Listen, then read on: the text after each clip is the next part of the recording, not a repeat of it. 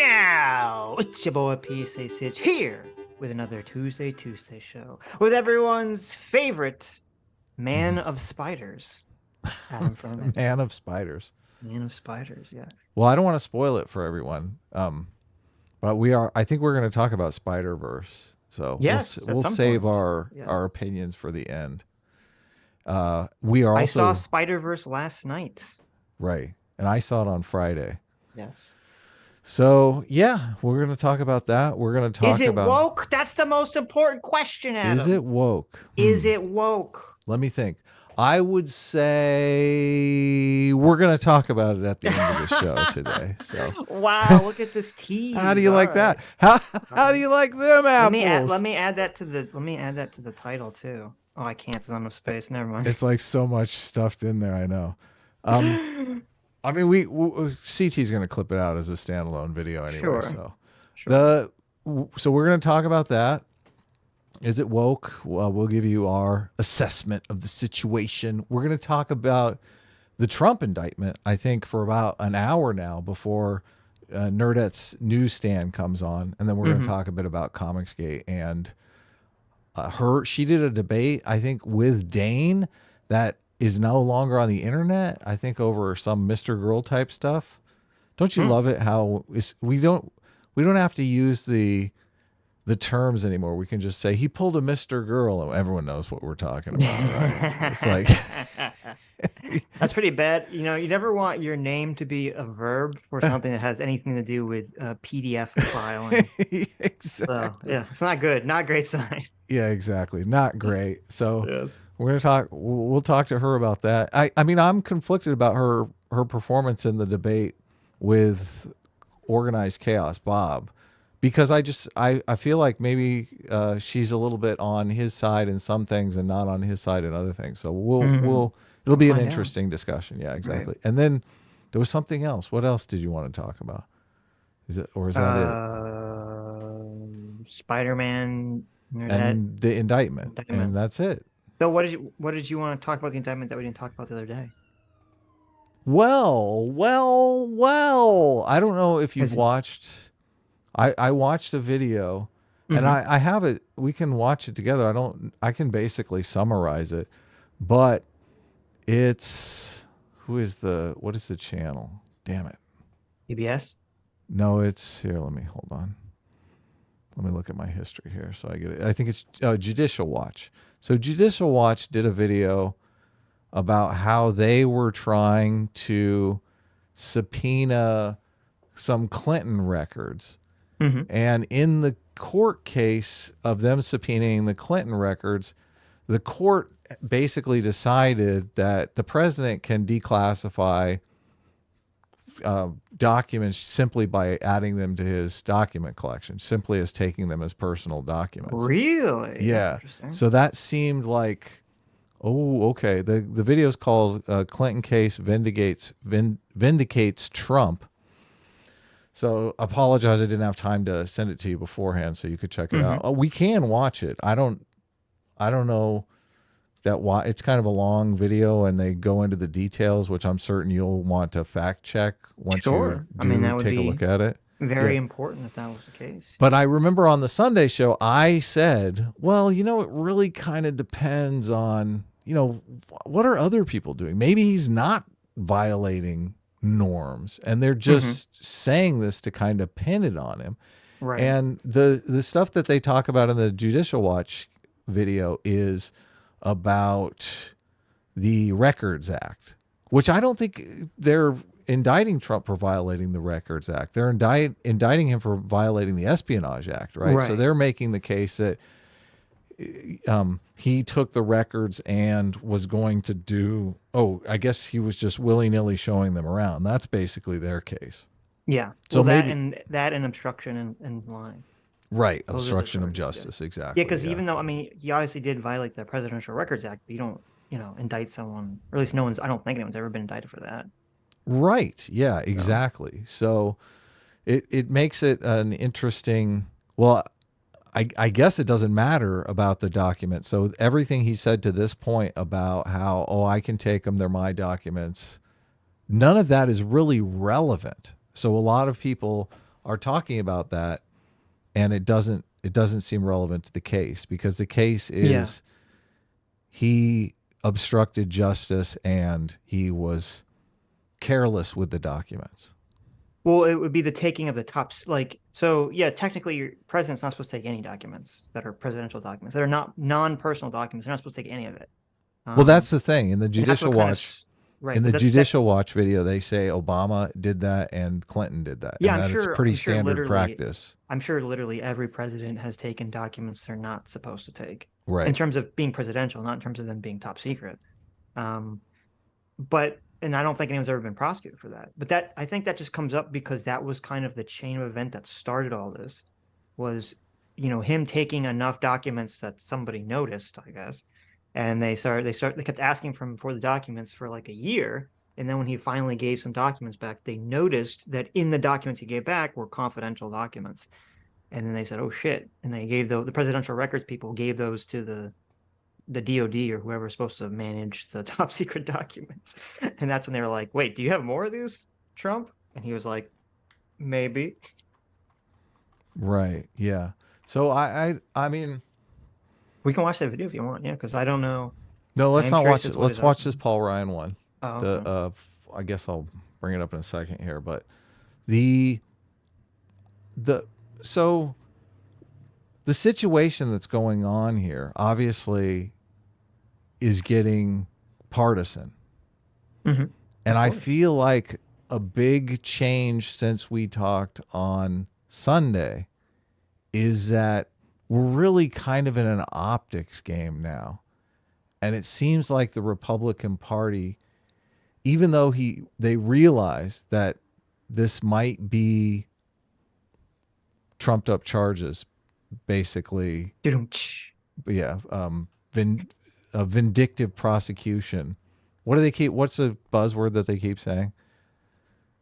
I don't know. Unfair prosecution. Double standard. Yeah, double standard prosecution. Two-tier justice. Two-tier justice system. That's the buzzword of the day. Right. The two-tier justice system. Right. Even though they keep saying that, they really have Trump over a barrel here because of the optics of sharing, military secrets.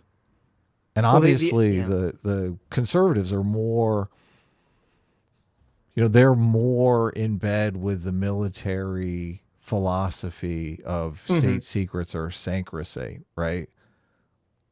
Well, I think it's interesting because people generally react to things, as you know, we all react to things emotionally, even if they don't even if it's not legally. So I think what everyone's reacting to this emotionally is because it was everyone said, and everyone kind of made the defense that was defending Trump, the whole, him taking the documents out declassifies them, right? Or him, he can declassify them in his mind.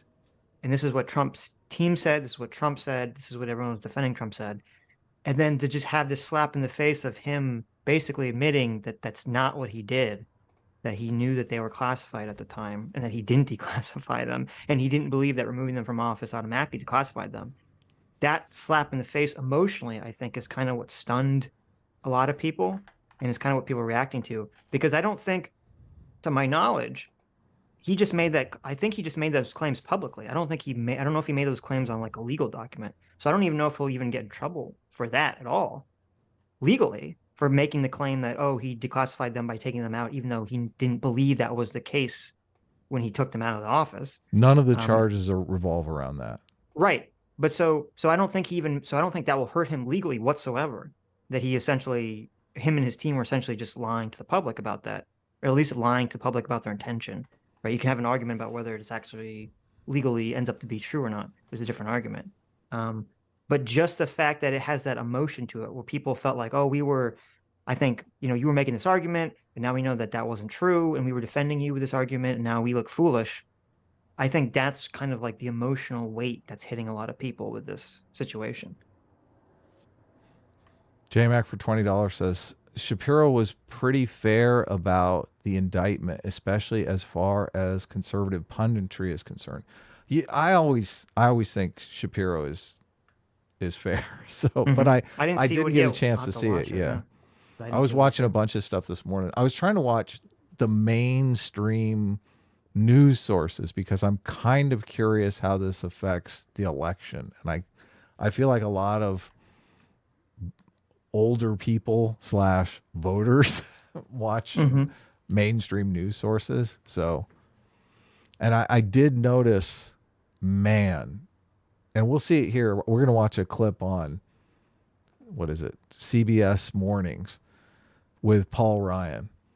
And I had mentioned, I think on the Sunday show, that Paul, I liked DeSantis on the woke stuff, but I found out recently that Paul Ryan, he's a devotee to Paul Ryan, that DeSantis is. And I haven't seen Paul Ryan or heard Paul Ryan in years and years and years. And suddenly he appears on CBS Mornings to talk smack about Trump. That's interesting. Yeah. And I immediately thought, oh man, he's out there doing the dirty work for DeSantis, so DeSantis can keep his hands clean. Right. Yeah. It's interesting. That's very fascinating. If that's, I mean, you're probably right. That's what's going on here. Yeah. So you want to jump into the video? Check it out? Sure. Okay, here we go. He appears in a Florida court. As you've heard, he faces 37 federal counts related to the alleged mishandling of some of America's most closely guarded national security secrets. He is expected to... See, that's the narrative that they're pushing.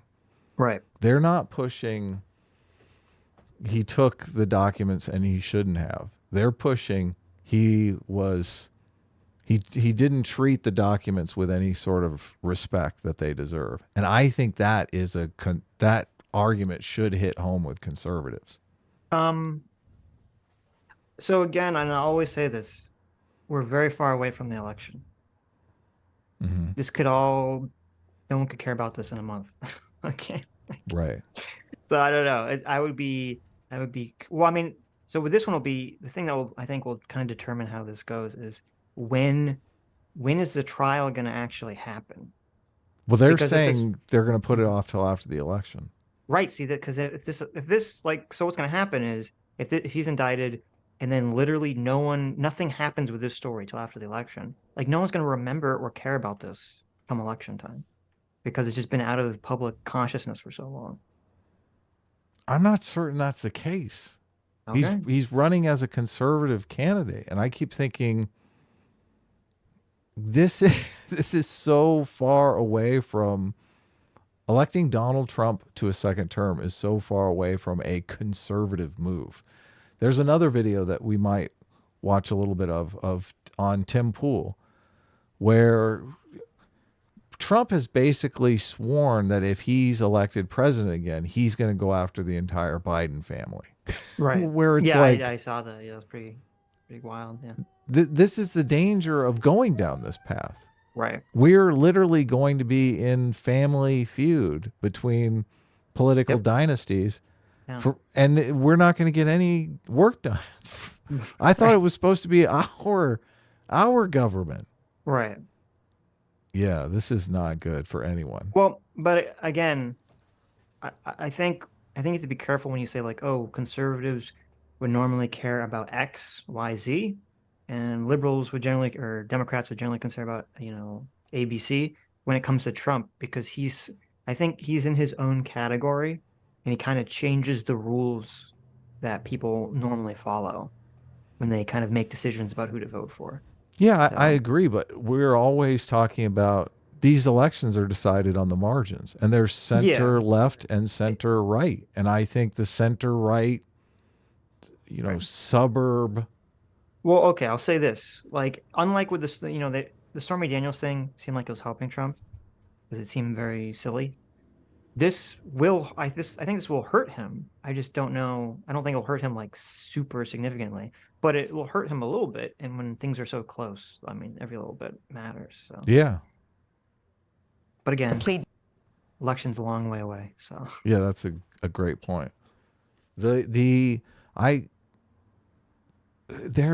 don't know that they're going to let this story go as long as he's got some competitor. This is going to come up in the debates. It will come up, but it's one of those things where like I can already picture it a year from now. Okay. when the election's coming and people are like, hey, remember last year when Trump got indicted for documents? People are like, why are you bringing up bullshit? Who cares about that? That was so long ago. That was fake news anyway. Like no one, like I just feel like I can just very easily picture in my mind how that will be dismissed a year from now. And people just won't care about it. I mean, they kept the fine people hoax alive for 4 years. I don't like this is their trump Oh card no, they'll here. try. They'll try. I just don't think it will have a huge effect. So okay, we'll see. I guess we'll find out. I'm like, All right, we'll see. well, I just so much, like I said, If there's like movement on this case during the election next year, so if there's movement on the case or new information comes out, and maybe that will be the move. Maybe things will keep getting leaked, finger quotes leaked next year, close to election time, then people will care. If there's new information coming out, people will care. But if it's just like he's indicted this year and then nothing happens for all of next year, I think it's going to be hard to get people to be motivated by this again. well, they can spin it however they want. I mean, they're going to come up with a narrative that as soon as he's in the Oval Office, he's going to be arrested. I mean, that's the thing. If it's unsettled business, they can spin any narrative about what the future holds. Yeah, we'll see. It'll be interesting. Not guilty, and he's getting a lot of support from fellow Republicans. Only on CBS Mornings, former Speaker, that would be Paul Ryan, is here to talk about that and some other things that we're mulling over today at the table. He was a Republican's vice presidential nominee back in 2012. We welcome you, Mr. Speaker. It's good to see you again. Good to see you again, really too. Really good to have you here. Thanks for having me. Nice to be with you. So we're saying, he's getting support from a lot of fellow Republicans. Are you one of those that are going, Donald Trump is my guy? Yeah, no, I've been a never again Trumper for some time now. Yeah. So no, I'm not a Trump fan. I want to win, and if we nominate Trump, we're going to lose. He hasn't won anything since 2016. Mm-hmm. We lost the House in 18. We lost the presidency in 20. We've lost the Senate. We would have won the Senate this time in 22 had it not been for Trump and his nominees in some of our key primary elections. And my guess is we probably would have picked up 10 to 15 seats in the House if it weren't for, his involvement. Well, when Marco Rubio was here yesterday, he said something very interesting. He said, even if Trump did something wrong, you have to weigh that against the harm indicting him could already cause a divided country. What do you think about that way of thinking? I think this one's different. I think you could make that case for this New York prosecutor. That one seemed, look, as a never again Trumper, that seemed pretty petty and political. I can't help but think if his name was Don Smith, he probably wouldn't have had that indictment. This one's national security. This one's different. I used to have these same documents myself as Speaker of the House. So I think this goes beyond just some petty thing. Now, my guess is Trump will play this politically pretty well and make this weaponization argument and make this about Joe Biden's Justice Department. And that's going to have some political saliency. So I don't think Marco's wrong in saying that there's some political sting here. Mm-hmm. But I can't help but think the weight and the baggage of all of this. And this one's national security. This one, I think we want a nominee who's not weighed down with so much baggage in order to win this election. And it's really clear a lot of our suburban voters will not vote for Donald Trump. I can tell you how it works in Wisconsin. Mm-hmm. I can't imagine Donald Trump winning Wisconsin. He lost it in 20. And do you think he's done things since 2020 election, like January 6th, that make those swing voters want to vote for him? But why do you think he still has the support that he has, though? Okay, so I guess before we get hit with a copyright, we should talk about or look for watching it. You think we'll get? I don't think we'll get hit with a copyright, but whatever. So, well, let's kind of process what we're saying here. Well, first of all, it's interesting. Well, I guess not that interesting because most people probably could tell that Paul Ryan is part of the pre-Trump, anti-populist, neoconservative, neoliberal Republican Party, right? Totally. He wants neoliberal economic policies.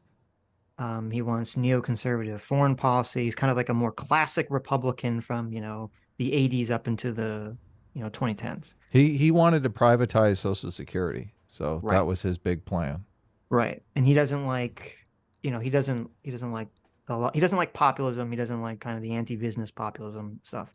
So it's not really surprising that he's anti-Trump. It's kind of interesting if he's pushing for DeSantis, because DeSantis is kind of trying to I think DeSantis is trying to wed the neoconservative neoliberals with the right-wing populists.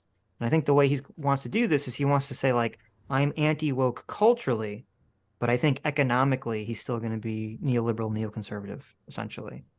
And I think that's kind of why a lot of people, high ups in the Republican Party, like him. They feel like he can wed these two, somewhat opposing Republican forces together.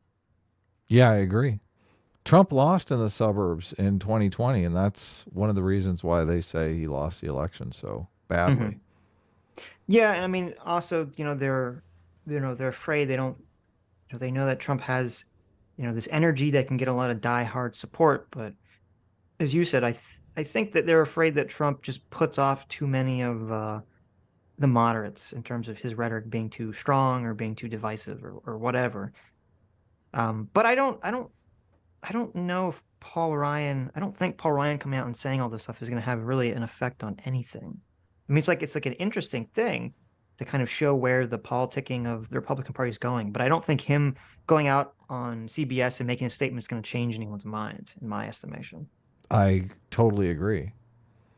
They're having him do it, obviously, because he's not in office now. Right. And is not, I mean, he's the one that can kind of take risks that other people can't necessarily take because they have an election coming up and nobody really wants to go against Trump. Well, and also, I mean, and maybe I shouldn't bring this up again. This kind of stems back to our authoritarian conversation the other day. I do think that most Republicans have a respect for law and for procedure that Trump doesn't have. And I think that does irk a lot of Republican politicians. Right. And I wouldn't be surprised if Paul Ryan's one of those people. People were really upset about your authoritarian comments. Of course. There's a lot of people that are very, very emotionally tied into the Trump. Well, no, I think it's more just authoritarian is a word that is really kind of nebulous as far as definitions go. Everyone seems to have their own personal definition for authoritarian. So it's not one of those things that you can just throw out there and pen down a definition and everyone is going to be on board with. So and I understand that, and that's true. And I was, giving Destiny criticism for using the word fascist, because fascist means something very specifically in my mind. Yeah, me too. Sort of this, adhering of an ethnic group, using authoritarian tactics to essentially adhere an ethnic group, tie that ethnic group into your country, and then they say that, your ethnic group is under attack from other ethnic groups in other countries, and you have to kind of like purge the other ethnic groups and the other, degenerate influences in your country and external forces that are trying to subvert your country, like away from a right-wing authoritarian perspective, which I don't see Trump doing anything like that. And I don't know. You can make an argument that, maybe it doesn't make sense to use the word authoritarian. But I don't know what the specific word would be. I think there is a specific word and there's a specific problem when you have a president who doesn't seem to really care at all about procedure and rule of law and following kind of the laws and rules of our institutions that kind of protect democracy. Whatever you want to call that, Some people definitely have an attitude that the rules don't apply to them. Yeah. And I think Trump is probably one of those people. Yeah, and I think even people that are very big Trump people have to and would admit to themselves and would admit that's part of what they liked about Trump, was that Trump doesn't play by the rules at all. I mean, that's what you liked about him from the beginning, was that he would come out and he would not play by the rules, the social convention rules, and he would say what he want and he would just do what he want. He'd go on stage and Hillary Clinton would say, you didn't pay your taxes. And he would say, well, that's because you didn't make me pay my taxes, right? He's basically admitting that he's like, yeah, I used the rules to my advantage, but it's your fault. People like that kind of attitude. And I've said this a million times, people's, greatest strengths are also their greatest weaknesses. You have to always keep that in mind. And so, I don't know, I think people, you can be a Trump fan, but you have to be kind of honest with what's happening here, or what's happening with his personality type. And, it all kind of lines up. It's not like any of this stuff's out of left field. So, Well, I would classify Elon Musk in that rule breaker category as well, but I wouldn't think of Elon Musk as an authoritarian. I don't think of Elon Musk as a rule breaker necessarily either. I don't know. Well, I mean, he's broken all kinds of rules as far as business goes. Has he? Yeah, Like a what? bunch of stuff. Like what? Like just various things. Okay, I don't know. I mean, I don't know enough he's evidently not paying his rent to kind of negotiate with the people in the building in Twitter.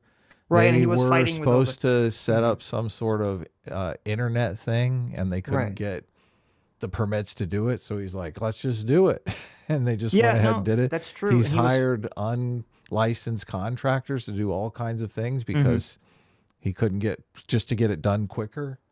Yeah. Right, and he was doing the whole like I'm violating all the COVID policy stuff. Yeah, totally. Right, and so but here's the thing, yeah, and that's true, but it's fine, or maybe it's not fine, but it's not really necessarily a big problem if you're running a business versus being president, right? Right. It's like these things operate very differently and have very different ramifications on the country overall. So So because that's the thing, like you could maybe, and this is why I say your greatest strengths, your greatest weaknesses, because you could be in a situation where you need the rule breaker, and that's actually exactly what you need at a specific point in time. You need a Trump or an Elon Musk to kind of break the rules or whatever, but then that same person in the wrong time or in the wrong situation could be completely have the exact opposite effect. I listened to Barnes and Viva and Barnes. Did you listen to their talk? No. So Barnes is saying that Trump took the documents because they prove Millie was the one trying to get them in a war with Iran, and Trump. Yeah, that was was the Trump's one claim. Yeah. Yeah, and Trump was the one that didn't. But we don't. Well, first trying of to put all, a stop to that. right. First of all, we don't know if that's true. Right. That's Trump's claim. We don't know if that's actually true. And I said this when I went over, supposedly the transcript of the conversation.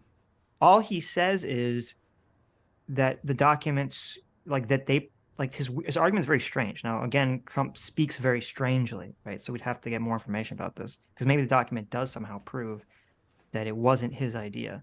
But as I said, just because the DOD created a document that was like how we would quote attack Iran, that doesn't mean that Trump himself didn't ask for them to produce it. Right, but you would assume, well, obviously Trump could be lying. But if he did in fact take it as proof that Millie was the one instigating conflict with Iran, I'm sure obviously the document will point to that. Otherwise, why would he take it? Unless he's just an imbecile. Well, the latter could be very possible. Well, I mean, because I'm thinking because I'm trying to think now. Again, I've never looked at top secret military plans, right? So I don't know what they would even possibly say or be formatted. Because I would think, the only thing. Well, they have to have recommendations in there. I'm sure of it. No. But right. But what I'm saying is, okay. So if Donald Trump says, give me plans to attack Iran, hypothetically, right? They're going to give it to him. It's going to have all sorts of recommendations. But unless it says General Mark Milley recommends that we attack Iran, tomorrow, right? or it says these plans were made at the behest of General Mark Milley, who definitely wants to attack Iran, which is possible. It could say something to that effect.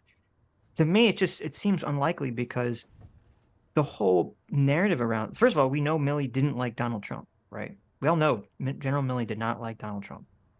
Right? Okay. I mean, I haven't heard that, but. Okay. Well, he seemed like he did not like Donald Trump. He seemed kind of woke. Remember there's a whole thing about, when he was talking about communism, we should learn about communism and stuff. I do remember that. I think we covered it. Yeah, and he's made very anti-Trump comments and things of that nature. And I think he was the one, I'm trying to remember, I don't know if it was him or someone else that made the claim that they were afraid that he was going to go to war with Iran, to kind of distract from, the January 6th stuff. So it wouldn't really make sense to me unless these plans were created like a year or two before the election stuff, it wouldn't really make sense to me that General Milley, who doesn't like Trump and was seemingly claiming he was afraid that Trump would use a war to kind of maintain power. I mean, he wouldn't be advocating for Trump to do that, at that time period, unless these plans were crafted, before the election stuff even came out. Right. Right. So, I mean, it's possible. Like, it's possible in 2018, they were saying, hey, maybe we should go to war with Iran, right? And Trump said no. And then 2 years later, they're like, oh shit, we wonder if Trump's going to try to go to war with Iran to, maintain power or whatever. The thing I didn't like about Viva and Barnes's coverage is that they focused primarily on the taking of the records, the Presidential Records Act, and supposedly Trump is on firm ground there, but none of this has to do with the Presidential Records Act. So he can be on as firm ground as possible, but right. Well, and even if it's true that the document, proves Trump, if the document says Donald Trump said he does not want to go to war with Iran, okay, like even if it said that, and it would show that his claim is accurate, I mean, that wouldn't give him the right to take it.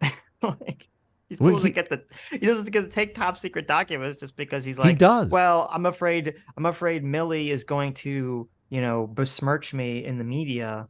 I get to take a top. Well, no, he'd have to declassify it. No, I'm convinced by the legal arguments for the declassification. Like, the former presidents have just taken documents and that declassifies them. They have other case law. Yeah, of course. Yeah. Well, I haven't seen this guy's. You're talking about the judicial one, right? Yeah, no. Yeah, but I haven't seen that argument or fact check thing. Okay, well, I'm skeptical. Dig in, fact check away. But I don't. They're not. If they thought they had a case there, wouldn't that be part of the indictment? That is part of the indictment. What are you talking about? Oh, okay.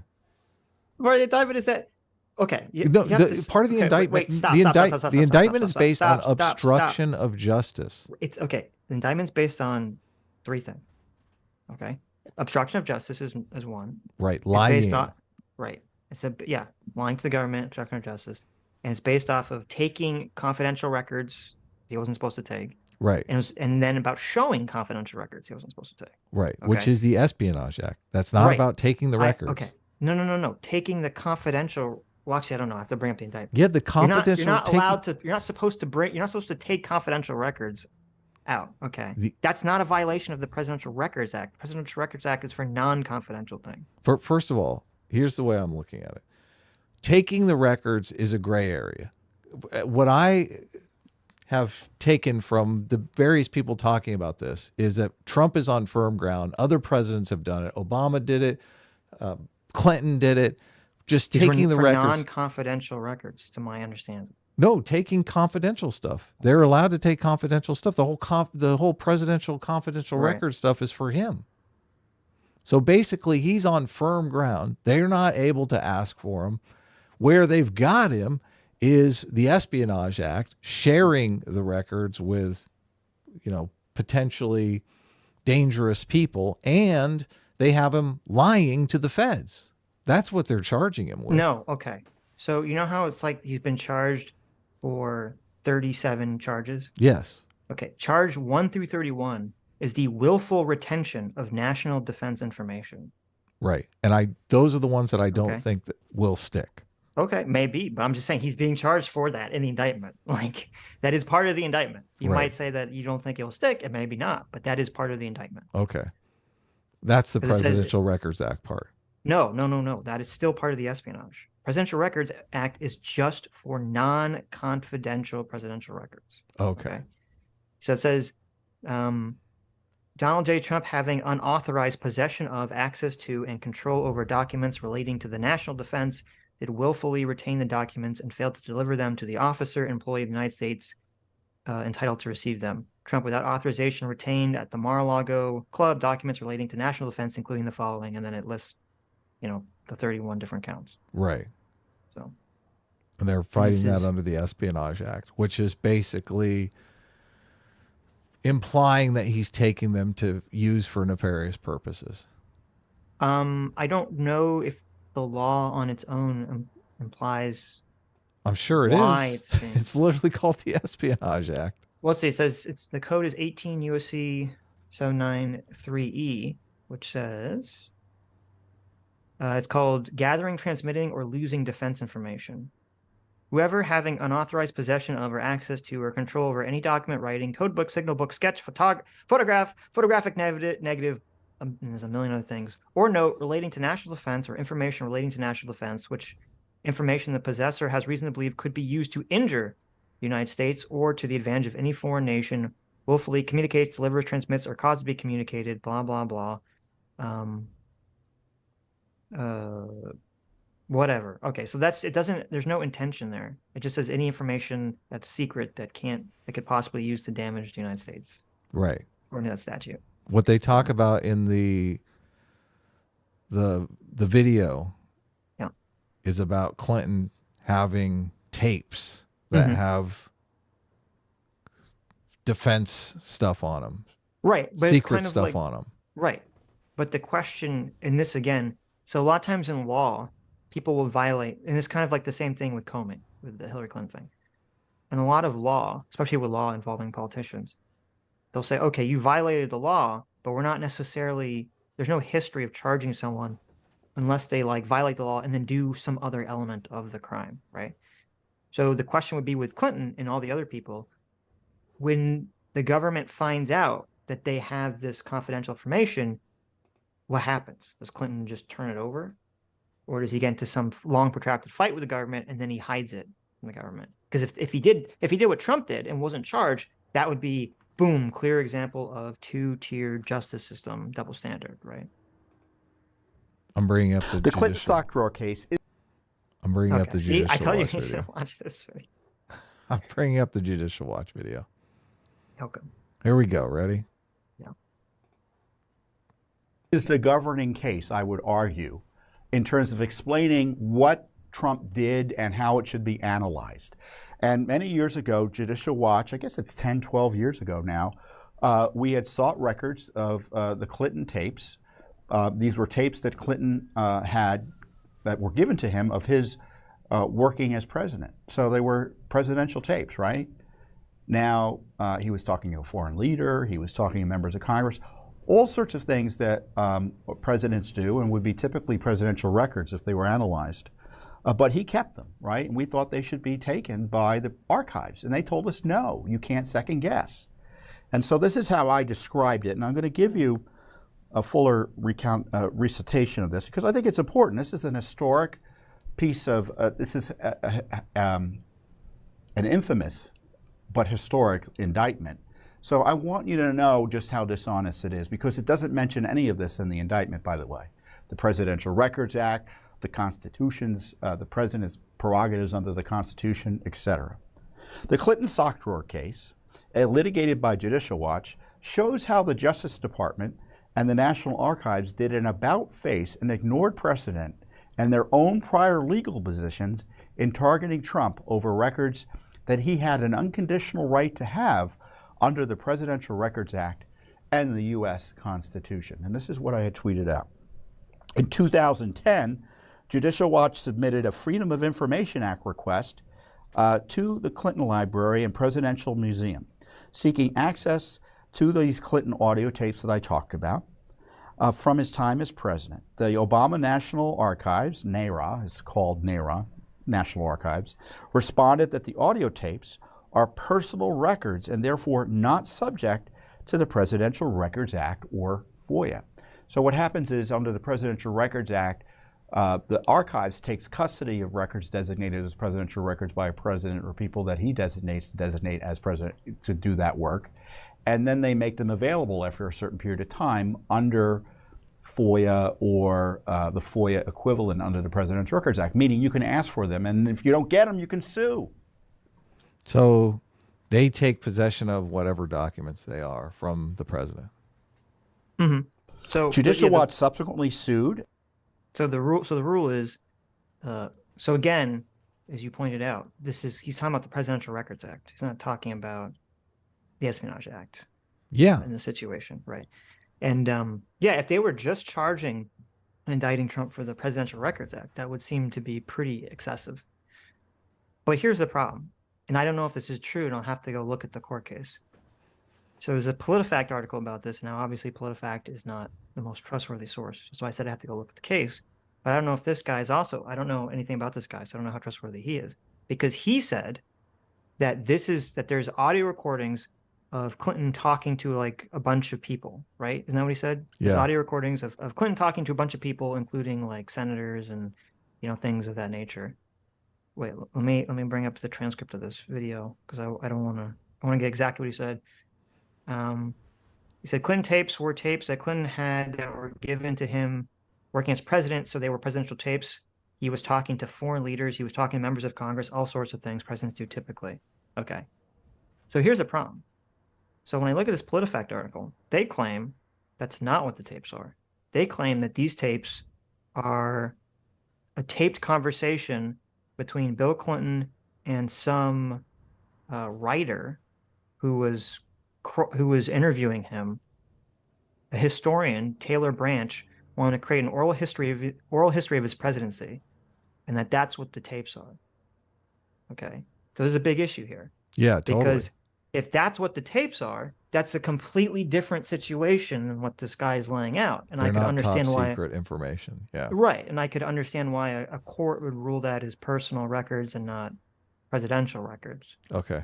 But I'd Great have to go catch. look at the case and see what the judge says. Great catch. Everyone needs a Sitch.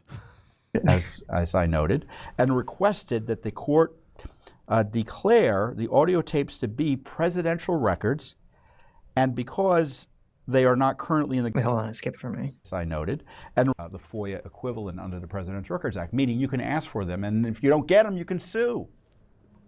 Judicial Watch subsequently sued, as I noted, and requested that the court declare the audio tapes to be presidential records, and because they are not currently in the government's possession, to compel the archives to assume custody and control over them. Doesn't that sound exactly like the Trump case? We took the Justice Department position they're now taking against Trump, against Clinton, and they opposed us. I don't understand the argument he's making. Do you understand what he's saying? He's saying that they asked for a return of the presidential records. Let him keep going because he lays out what the judge said. Okay, gotcha. Judge Amy Berman Jackson, who is far, far to the left on the judiciary. She's in the U.S. District Court here in the District of Columbia, so she's a D.C. judge, ruled against us. And in doing so, she explained, and I'm going to quote from the court opinion. Under the statutory scheme established by the Presidential Records Act, the decision to segregate personal materials from presidential records is made by the president during the president's term and in his sole discretion. And then she quotes the law, she gives a citation to the law. If you want to look it up, it's 4 U.S.C. Section 2203B. So the archives could not make a classification decision different from the president. I need that number. It's 4 U.S.C. Section 2203B. So the archives could not make a classification decision different from the president. I'll say it again. The archives could not make a classification decision different from the president. Since the president is completely entrusted with the management and even the disposal of presidential records during his time in office, it would be difficult for this court to conclude that Congress intended that he would have had less authority to do what he pleases with what he considers to be his personal records. So, okay, I'm going to have to look through this judge's opinion because first of all, it's hard for me to imagine that a judge would literally say the president is the person who decides whether something is a personal file or a presidential record. Maybe they did say that. That's kind of a shocking thing for me to think a judge would say that. Because if that was the case, then Trump could have made the claim. Yeah. He didn't make this claim, but he could have made the claim. He could have just say, I'm just deciding that these are all personal records. That's a claim he has been making. Well, no, he claimed that's not the claim. The claim he made was that by taking them out of office, it automatically declassifies them, or that he declassified them in his mind, not that they became personal records. Okay, yeah. But that, to me, that's like an insane ruling by a judge, that any president can just determine in their head what is a personal record and what is a presidential record. That seems well, and that's But this weird. is case law, right? Well, that it would be case law if a judge said that. But to me, that's totally wacky if that's the case. Well, he's reading from the opinion. That's why I was he's like, reading from a section of the opinion. So okay, so I mean, another section of the opinion could contradict this, or could give greater context to whatever the judge is saying. Okay. So, because I mean, that just sounds ludicrous to me. But maybe it happened. I don't know. Should we go further? Yeah. The Presidential Records Act contains no provision obligating or even permitting the archivist. Excuse me, I lost my time. I lost my place. I'll start over again. The Presidential Records Act contains no provision obligating or even permitting the archivist to assume control over records that the president categorized and filed separately as personal records. At the conclusion of the president's term, the archivist only assumes responsibility for the presidential record. So that's where the archivist's role ends. Plaintiff contends that its factual allegations about the nature and substance of the audio tapes clearly establishes them to be presidential records, regardless of how they were treated by President Clinton. Well, the court is not so sure. But even if the court were inclined to agree with the plaintiff's reassessment of President Clinton's decision, it would not alter the conclusion that the injury cannot be redressed. The Presidential Records Act does not confer any mandatory or discretionary authority on the archivist to classify records. Under the statute, this responsibility is left solely to the president. Well, I mean, that seems pretty decisive, Sitch. Yeah, no, if that's the case, that's how the law is or is interpreted. So they're out of would line. definitely help Trump a lot. Well, as soon as I saw this, I was like, Right. This is why Trump was saying what he was saying at the CNN town hall. He's like, they don't have the right to ask for it. And Sure. evidently, according to this, they don't have the right to ask for it. Well, here's part of the question, too. Because, again, as you said, he's not being charged for violating the presidential record. No, that's why I said they're going after him with the Espionage Act. They're saying he took them, made them personally his records, and then he was trying to do something nefarious with them. Right. Well, again, not nefarious. You're just not allowed to have them. Okay. Okay. So but that's part of the question, too. Can a president, without going through a proper declassification, without actually declassifying them, right? Assuming that you have to do something to declassify them and you can't just do it in your head.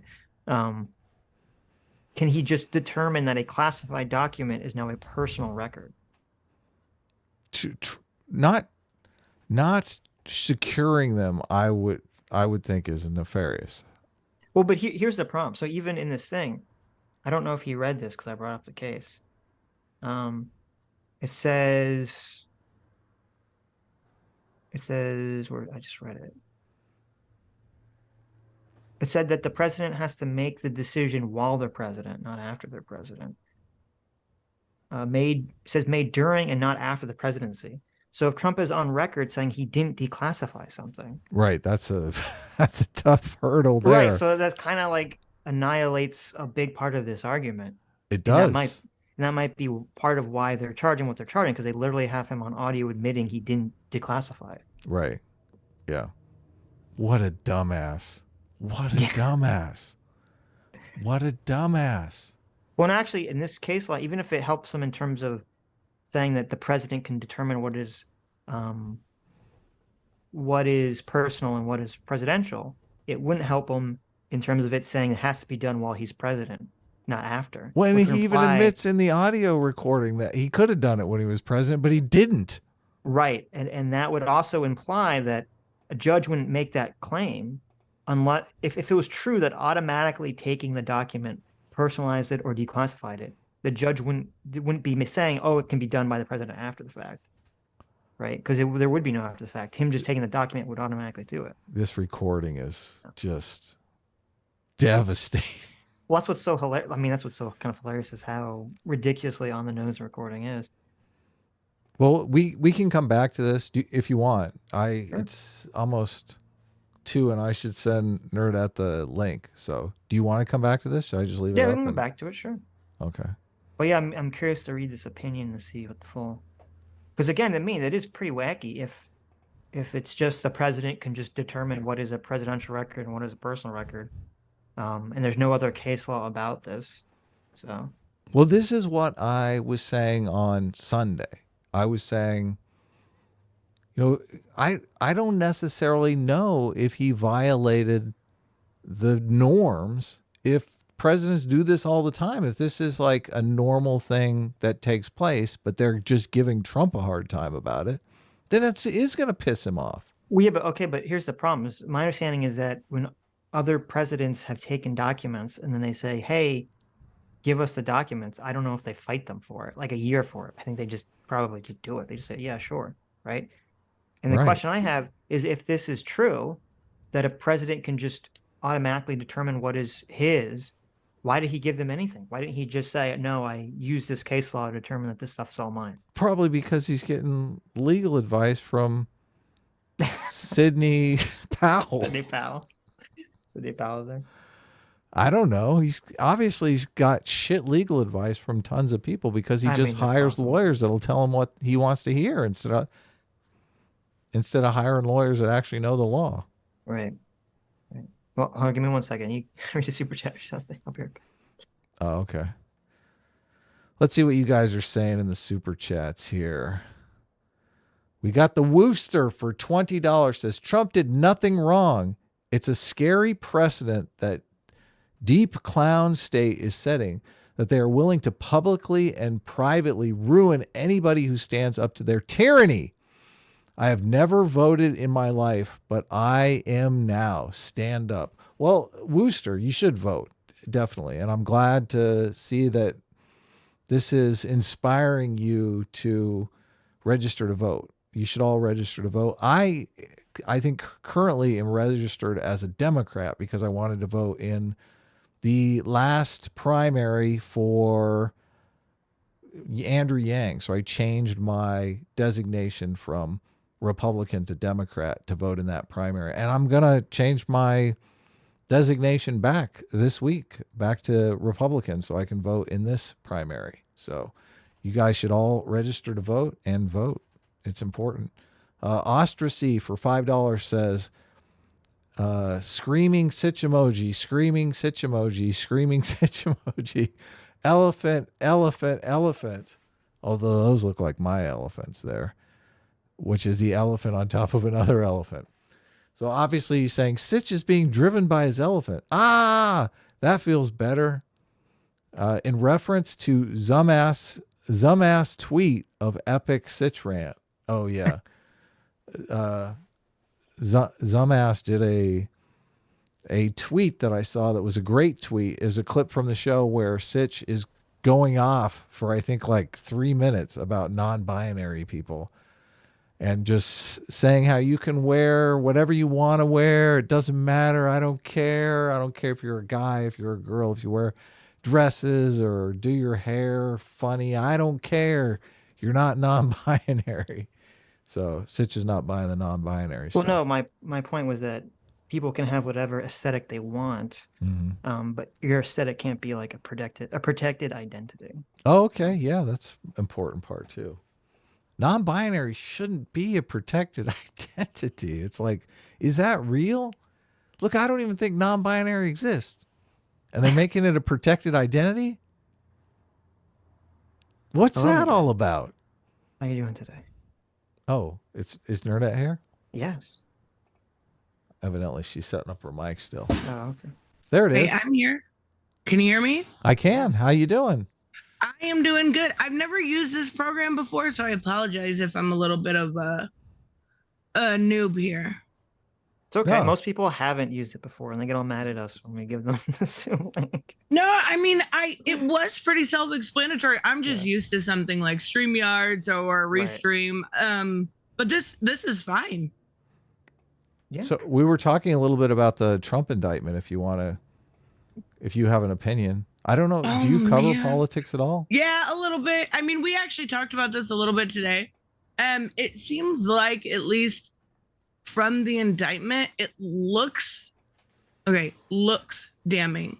But we don't know what is going to happen with like what was actually in those sealed documents. Did he unseal them? Like, he's the president. There is certain things that he has liberties to do with documents that are not necessarily what a normal citizen could do. So it all comes down to really what we see from the evidence. So I know a lot of people are like, I mean, probably not in your audience, but maybe in mine a little bit more like, yay, let's see Trump go. But like, I want actual accountability, not necessarily like, let's frame somebody and hope that it sticks. I don't know. Well, This one's a little odd.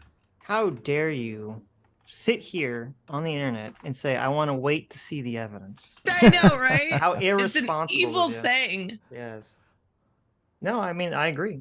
See what actually comes out, see what if they actually produce the things they say they can produce and what happens. But I think our audience and I don't is very think that they split. would.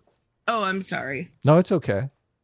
No, Go ahead. I don't think that they're going to go into this without anything, because I did see that there were some like recorded interviews that he said like this was confidential. And I think it's all going to come down to timing, because if he was president, the biggest thing I'm seeing here is him not replying to this to give, the documents over, right? right. So they're not going to get him on the documents necessarily themselves, because he was literally president. So maybe he should have just complied. Sorry, just saying. Yeah, the issue would be, they have a recording from 2021 of him supposedly claiming that he didn't declassify these top secret documents that he's not supposed to have after a presidency. And then they're claiming they have evidence that once they asked for them, that he did things to basically lie and essentially hide and give back some documents while claiming he gave back them all, but actually hiding some of the top secret documents still. So see, that's where the damning part comes in. Right. So that'll be interesting to see it play out. Yeah, exactly. Cool. So do you want to introduce yourself so people know kind of who we're talking to? I mean, I know you through Comicsgate, but you're not really like a Comicsgate fan, I think. So go ahead, introduce yourself. No, my name is Tristan. I have a channel called Nerdette NewsStand. Basically, we cover a lot of comics stuff in general, gaming, pop culture, some of the culture war stuff, though it gets tiring. But I mean, honestly, I used to be part of Comicsgate 5 years ago, probably. And there was it wasn't what I thought it was going to be. I thought initially they wanted to reform the mainstream industry, what we see from Marvel, DC, Image. And then it kind of turned into something else, and it wasn't necessarily for me. So that's when I dipped out. It's and not then I've had for you. No, it's not for me. Sorry, that we recently did a Freedom Tunes. I don't know if you watch Freedom Tunes or their cartoons. I do. They're hilarious. Yeah. Okay. So we did the voices, and the last Freedom Tune is about a movie where they're doing all of these race swaps in the movie, and the audience is constantly saying, "This is not for you. This is not for you." So that was the little voice that I did, and in the end, he says, "Well, this movie really wasn't for me." And they're like, "Oh my God, how can you say that, you racist?" Oh my God. Which we see a lot of, I think. So so you did a debate recently with Organized Chaos that I listened to. It was kind of a debate. It was more like a shit show, but yeah, a debate. Well, that's what we're into anyway. So that's cool. You did one with Dane, but I don't know if I couldn't find it. Is it still on the internet? I did not do a debate with Dane. I had a conversation with him. Right. And then he ended up being such a weirdo. I didn't want to associate myself with him. I thought it was still up on my channel. Okay. it did not take me long to realize what kind of a person he was. And then by extension, even giving other people a chance, because I like to judge people individually. Like, Organized Chaos. Okay, you seem okay, but you want to create this fandom initiative, I think. And your whole spiel here is basically, I hate other YouTubers. I was like, isn't this tiring? Like, isn't this boring? Mhm. In the fact that they act like they're the moral supporting and then go on and, I mean, say blatantly racist things. We've seen that. And then do doxing and stuff like this. I was like, you guys are a joke. You guys are just something funny to laugh at this point. Yeah, you did put the thumb screws to him on the doxing stuff, which I was happy to see. Who did he dox? He doxed Rags. Really? Wow, I had no clue. Oh shit. Yeah, and they were like all cool with it. They're like, Kiwi Farms is bad unless it's good for us. What an asshole. Yeah. Kind of a piece of shit move. Was but- that like recently, or just happened a while ago where he doxed Rags? It was probably about maybe 4 months ago. And Oh, I was okay. surprised because I'm like, Mhm. this is something you guys take Comicsgate to bat for all the time. Harassing people, doxing people, putting supposed targets on their back, right? Quote unquote targets. But then you're doing literally the exact same thing. And they don't see that as like rules for thee, but not for me. They literally think they're the moral superiority, which is amazing to me that they cannot see the hypocrisy in their own actions. Of course. Yeah, we had a debate with Organized Chaos and Dane, and it was. I watched. Okay, so you saw it. So it was kind of a shit did. show. It was kind of. Is everything they do a shit show? Come on. I guess Fair, so. fair, Yeah, yeah. basically. So, but I mean, there were some funny moments in there. I reached out to Bob recently to come back on to see if he wanted to do a part 2, but he didn't really respond. So I don't know. What is this fandom initiative thing? Can you give us a rundown on that? Yeah.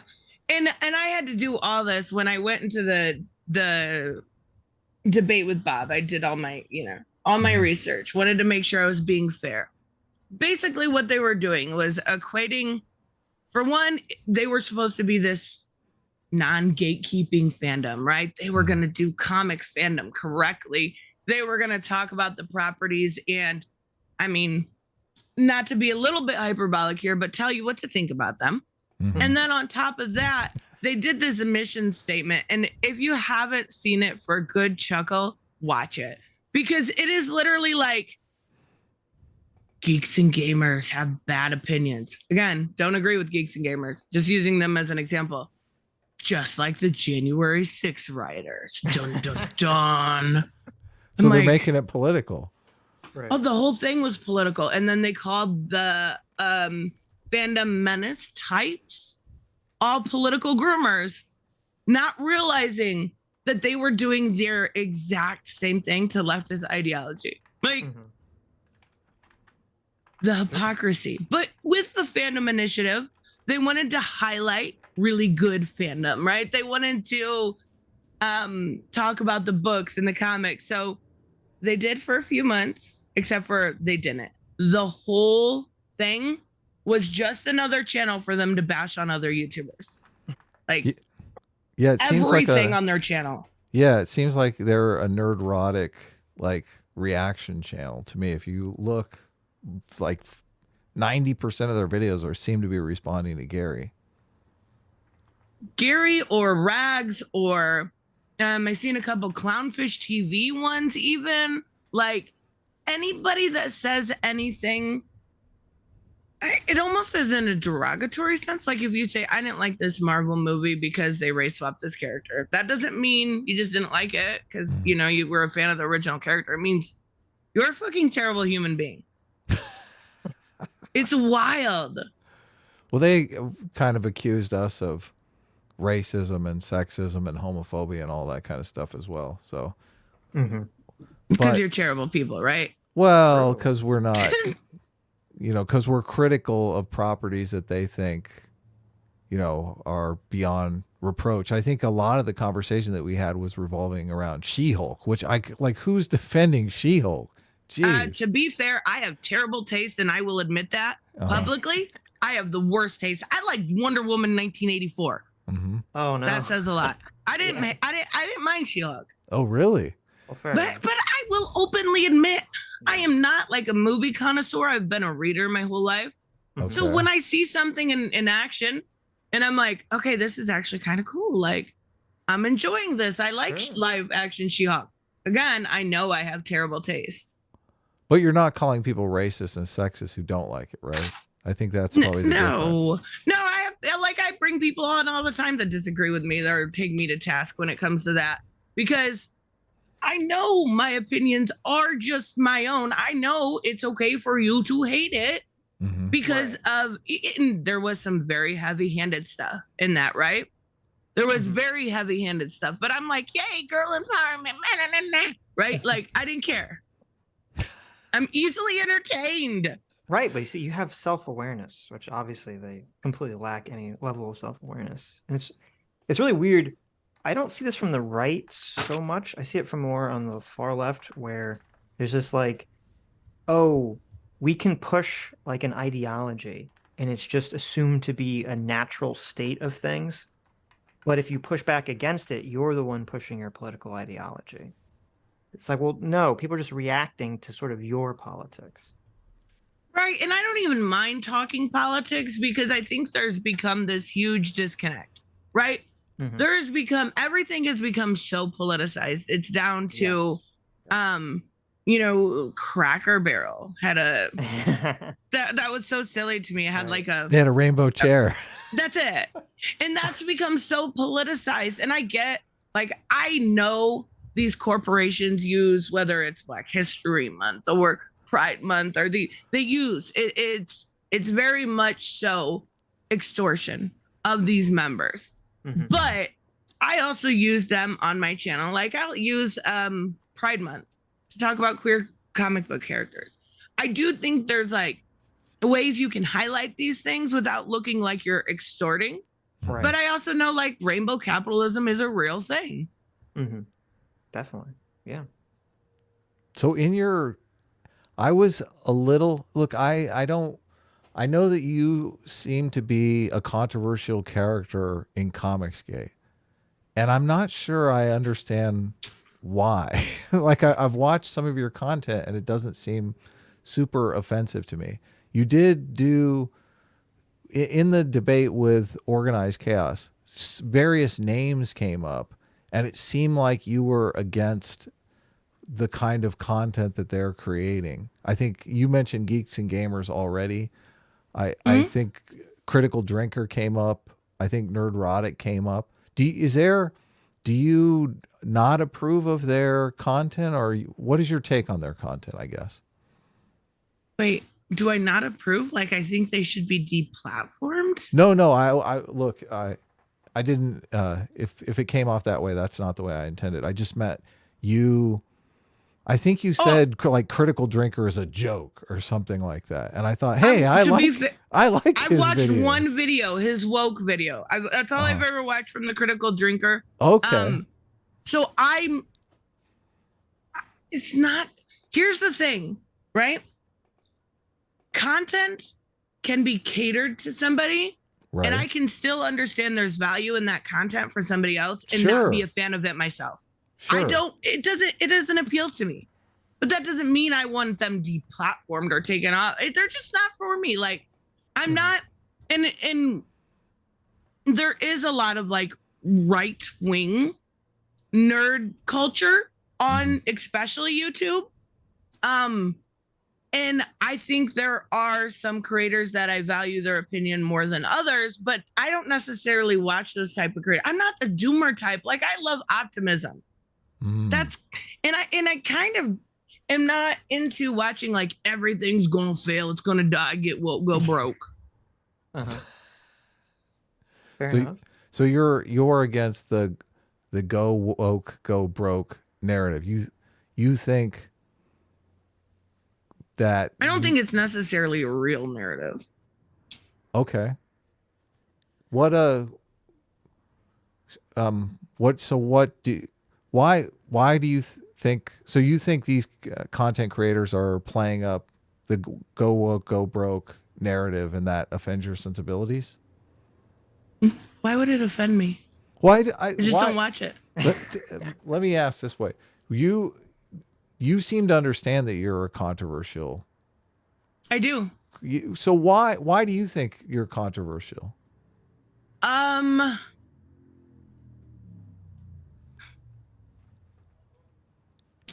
Look, you know you're controversial, but you don't know I'm why. loud. I'm opinionated. Right. I am very much so of like I'm very much so if somebody says, "Oh, hey, this person said this," I'll be like, "No, that's not true," and I'll fix it. There's been times where there's been like videos made that were flat out lies that I'll make fun of. I have no problem doing that. Right. But that doesn't mean in no way, shape, or form, I don't want this to be misconstrued. Do I think they should not have a platform? I have always been and will always be a free speech absolutist to a degree that's probably annoying. But I think that I would much rather know you're an asshole and be able to avoid you than have to hide it. Not you specifically, just be using an example. Mm-hmm. Sitch is terrible asshole all the time, so I always That is call him true. an elitist, and That is true. we can't avoid it on this show. But I think I've become more controversial simply because I've taken some of the bigger name to task, right? Like I had a debate with EVS where he just kind of trolled the whole time. Like can we open up with a prayer? Can we do that? Can we do a prayer? Well, that's hilarious. It was kind of funny, but like you should have bowed your head and say, "Sure, let's do a prayer." I said sure. Oh, nice. And I let him do it, but like I do think people find humor in trolling me, and I have no problem with that. Like you do you. I'm gonna use you for free content. That's just gonna be how it is. And I do think it's weirdly controversial for Comicsgate to still like have a creator that likes DC and Marvel and Image and AWA and Aftershock. Like it's weird. Why is it controversial to like comics? But I don't know. Yeah. So you have gone back and forth with EVS. What was the debate on that you had with him? Do you remember? Yeah, SJW comics. Oh, okay. Because SJW is totally a real thing. I think you also said in the video that you called Eric July's comic YouTuber merch. What's up with that? That's like a respected comic. Is it? Yeah, he sold like $3.7 million worth of comics. I'm not debating he sold 60,000 books. I said, did I say it was YouTuber merch or did I say it was his job to get those people to open the book and talk about it and have fun with it? Well, I don't remember that part, but if you said it, I believe you. I believe I just did a video where I clipped it today where I said that exact same thing. Because we looked at the ISOM 2 trailer, which that animation, fantastic. Yeah, it was great. It was great. I've never seen a trailer like that for a comic, and I was beyond impressed. I won't spend the money for it, but it was impressive. So have you bought Comicsgate books? Wait. You said in your conversation with Ethan Van Sciver, Yeah. Sciver, you don't think SJWs are a real thing. What do you mean? What do you mean? I mean, not to the degree it's made out to be. Like, there are these annoying, like, TikTok kids and super radicals on both sides. But I don't think a normal like, when you go out in the real world, how many SJWs do you actually come across? Like, this isn't like some industry that's been taken over and radicalized by the SJWs. Like, it's just comics. Not that serious, guys. Well, I mean, I agree sort of in terms of like, I don't think, you walk around outside in the real world, you get off the internet. And I agree that, most people are not SJWs or woke or whatever. Most people are just average people trying to live their lives. They just want to grill. So I agree with that. but it does seem to me that certain niche areas of society, like a lot of the programming, a lot of tech industry, and maybe also comics industry, does seem to have kind of a woke influence that is, coming from kind of a top-down structure in these areas of life. I would agree there's definitely radical areas, but if you look at comics in general, so focusing on that, there is a few creators that I personally won't buy from because they are stereotypical SJW type. But for the most part, you're going to get, I would say right now, 80%, 75% good books if you're looking at DC, at least, if you're looking at Image Comics. Mm-hmm. Well, I guess because the thing is, like, and I'll be honest, I haven't read comics in a while, so I can't really comment on the current industry. So, I mean, I would imagine that, even woke authors could potentially, if they're not being overtly political, could produce good comics. Oh, for sure. Like, right. if you look at Brian K. Vaughan, there's a book, I don't know if you are familiar with, like, Saga. No. It is a wonderful series that's sold really well, and it is woke as fuck. Like, and it's still very well written. It is one of the books that have lasted. And it's oddly political, where there's a planet you go get abortions. Like, it's the weirdest fucking thing ever. Like, it's so weird, but somehow he makes this, like, a leftist ideology in this work. And it's fascinating to me. I would be fascinated, though, if it were any side of the political spectrum. It's the idea that you're able to weave a good story while using politics. Right. And creating depth, characters with depth. Sure. But obviously people that were more center or more right, who don't agree with those politics, they're going to be, like, immediately put off by something like that in the comic. For sure. For sure. I don't disagree with that. Okay. I have Saga. I think I have like 3 or 4 books of Saga because it's good. You got to read it. Well, I mean, I started to read it, but it didn't really catch my fancy. A friend of mine who's like a super woke SJW was saying, you got to get this book Saga. You got to get this book Saga. So another friend of mine was having a signing at a comic book store here. I think it was in Pasadena. And that's where I bought the Saga books because a bunch of my SJW friends were there. So we were just all buying a bunch of comics, but I never really read it. It did seem kind of progressive out there. It is. I never got to the abortion planet part. Like, maybe that's more recent, but supposedly it is super popular. Yeah. And it's interesting because it's this, like, intergalactic Romeo and Juliet type story. And it's very cool, but, like, comics, and I know your audience is going to hate when I say this, but comics have always had a side of politics on it. If you can do the politics in a good way, there's no reason why you should have to separate that.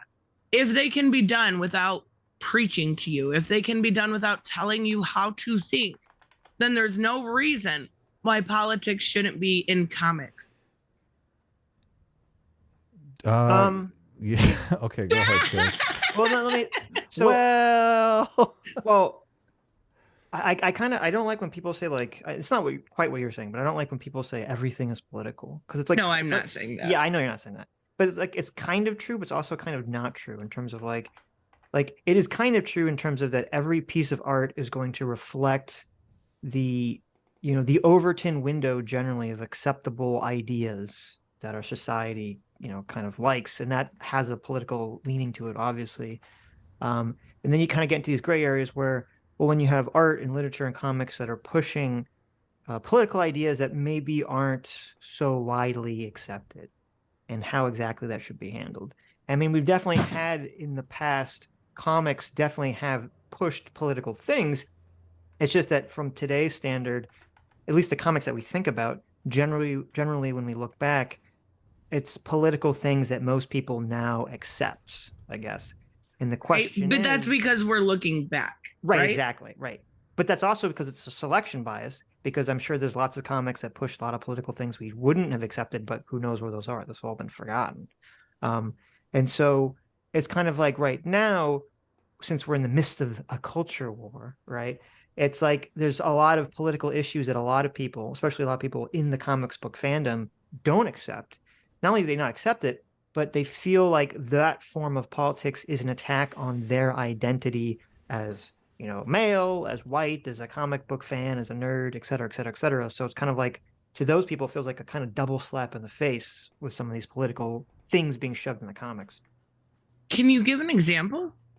Yeah, so like there seems to be, and I guess it's an example of a comic, but so it's kind of the thing that came up with, you know, with female Ghostbusters, where like the villain was, you know, a male nerd, right?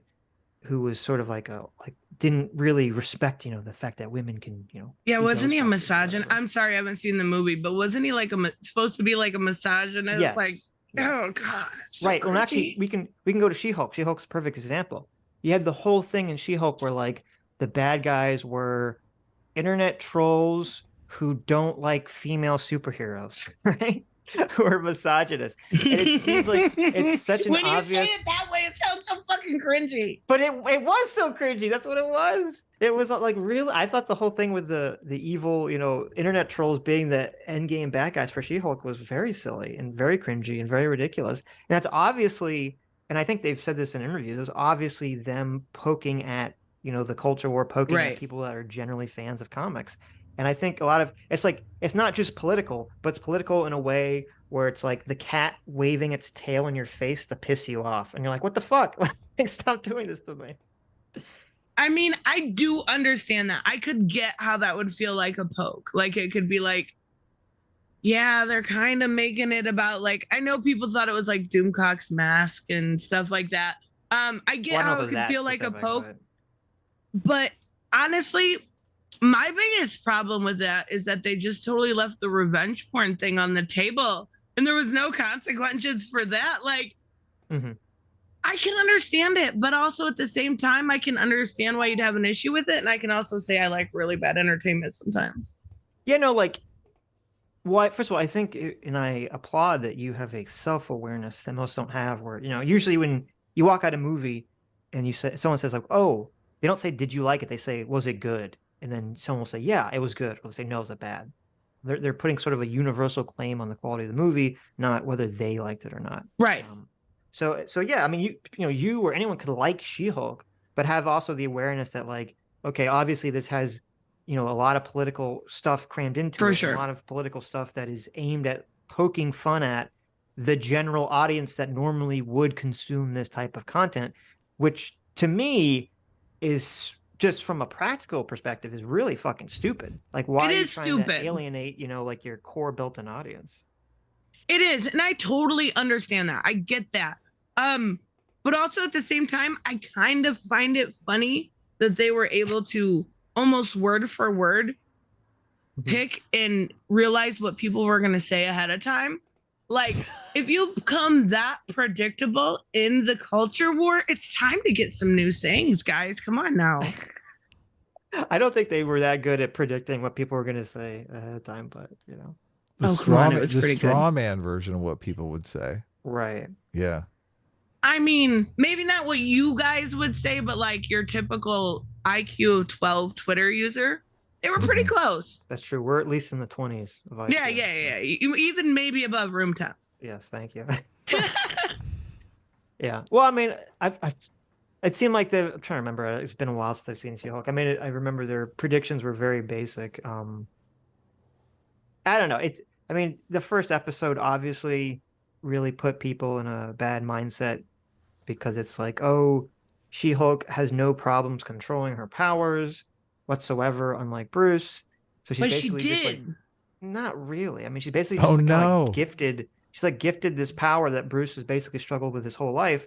Which, first of all, they could do that and that'd be fine. But there has to be some acknowledgement by the character or by the story that she's basically been privileged in this way that Bruce wasn't, and instead it was kind of transformed into this attack on Bruce's character, and not only attack on Bruce's character, an attack on men altogether, saying like, well, because of her nature as a woman, she's better able to control her emotions, which, seems pretty ridiculous. But I mean, I don't think there's anything like scientifically out there who control their emotions better or not. But she did have a little bit of learning curve, but I actually did not notice what you're speaking on so I hadn't watched all the Marvel movies. I'm more of a DC person in Image. Like, I stay on that side.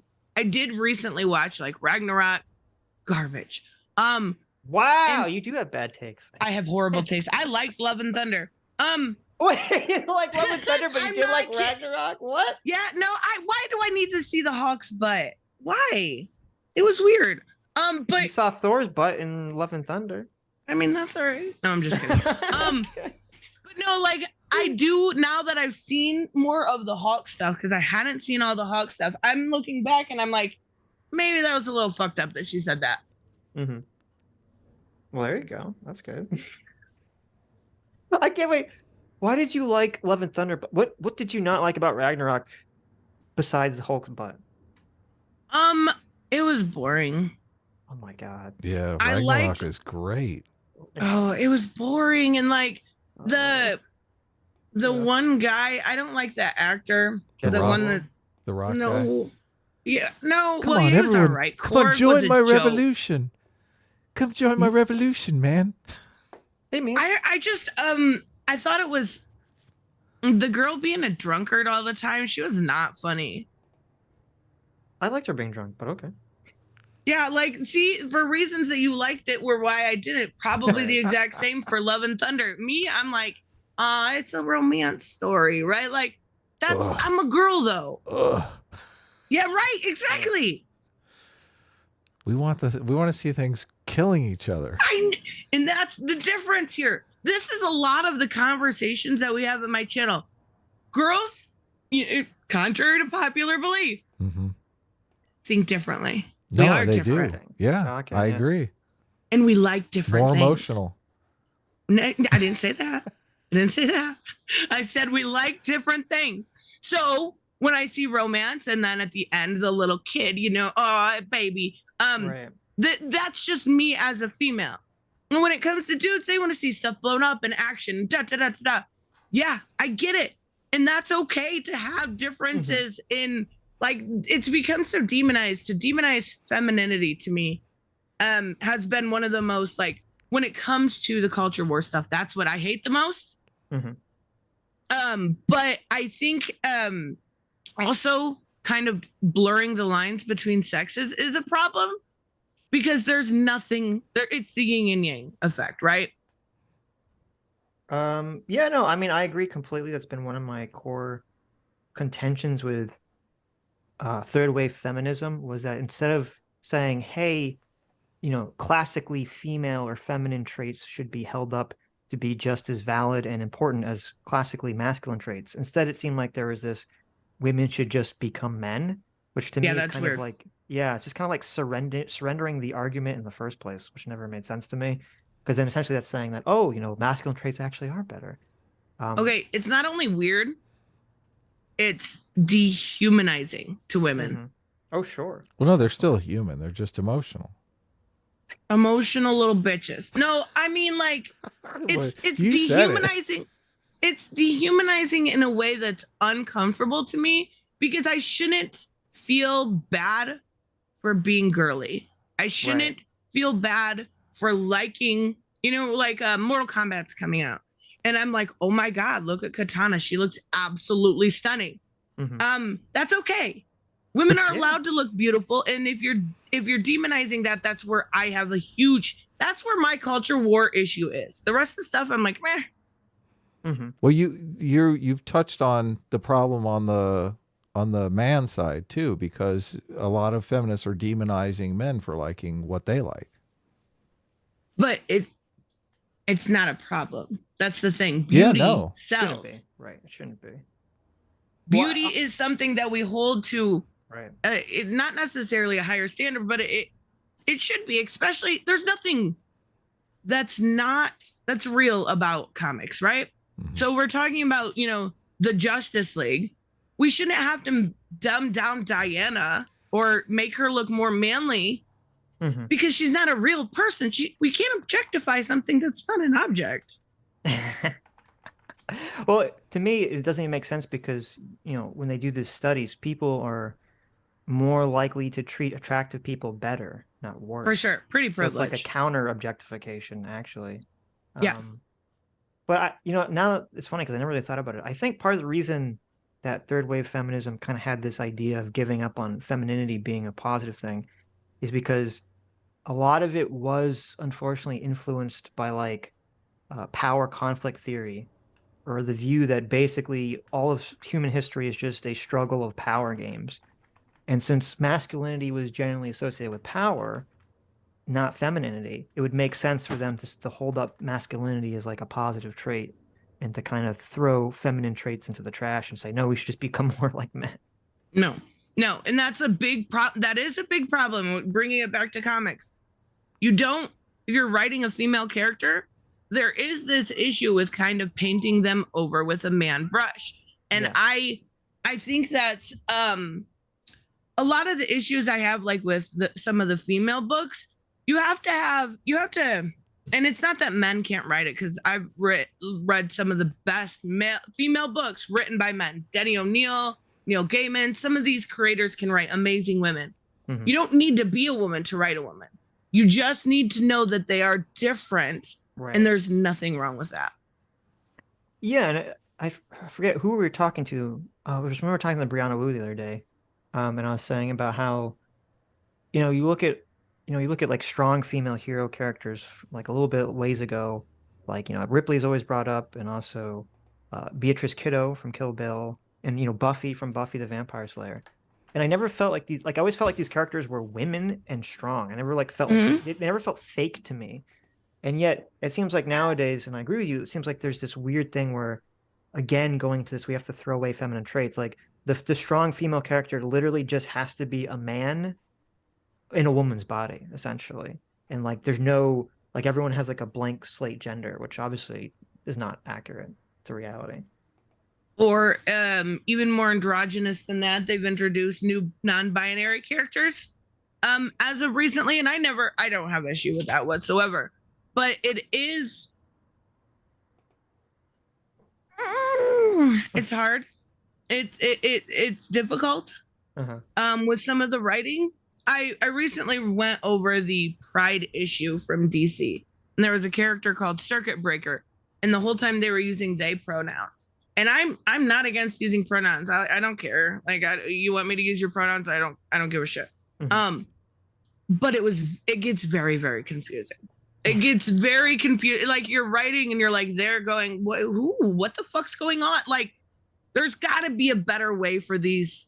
It could be a writer issue, could be an editor issue, but there's got to be a better way to do characters like that without making me have to read it 3 times. Right. True. Yeah, cool.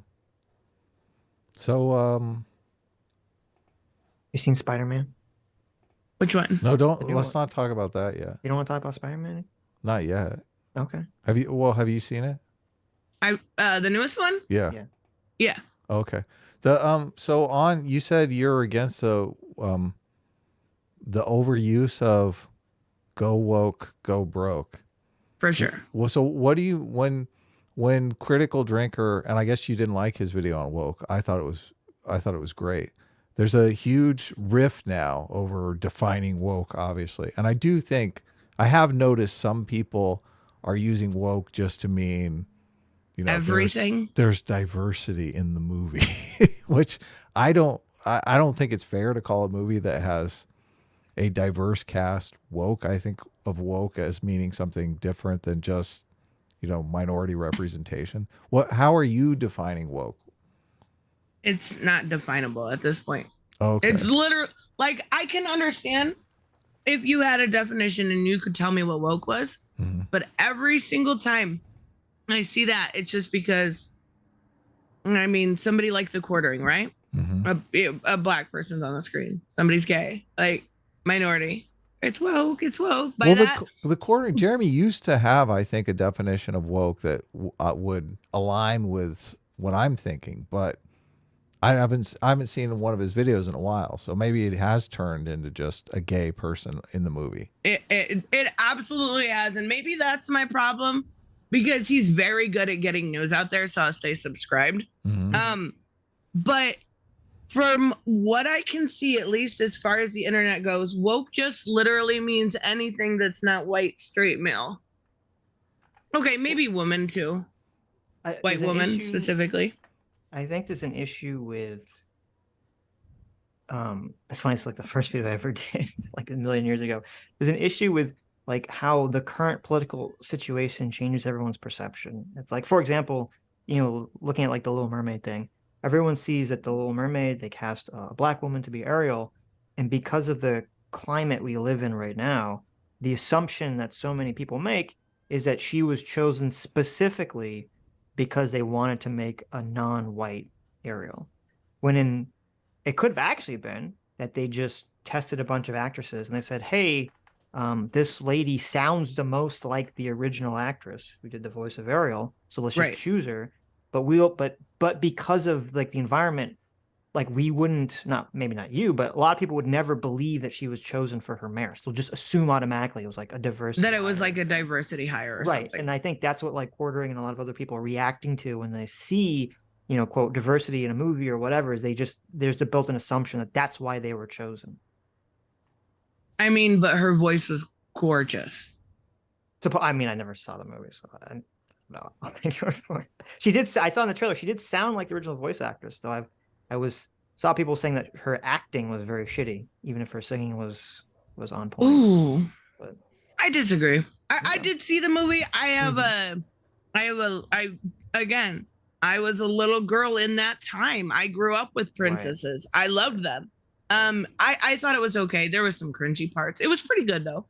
I mean, I think all the live action Disneys are horribly pointless and all inferior to the originals, but well, yeah, for sure. For sure. I'll try. You said something I wanted to. Oh, so kind of about like what is woke. Do you think that like left-wing politics have changed from some period in time in your life, or do you think like everything's based? Okay, so like, what do you think has changed? The trans debate has absolutely changed. That has become very, very centered to a lot of talking points. Acceptance has changed. It's either accept or accept or die. Like it's become very forceful in that way. I think with the trans stuff, I think there could be a lot more headway made if we weren't talking necessarily about children or bathrooms or sports. I think that's where a lot of people get hung up on. Oh, I agree.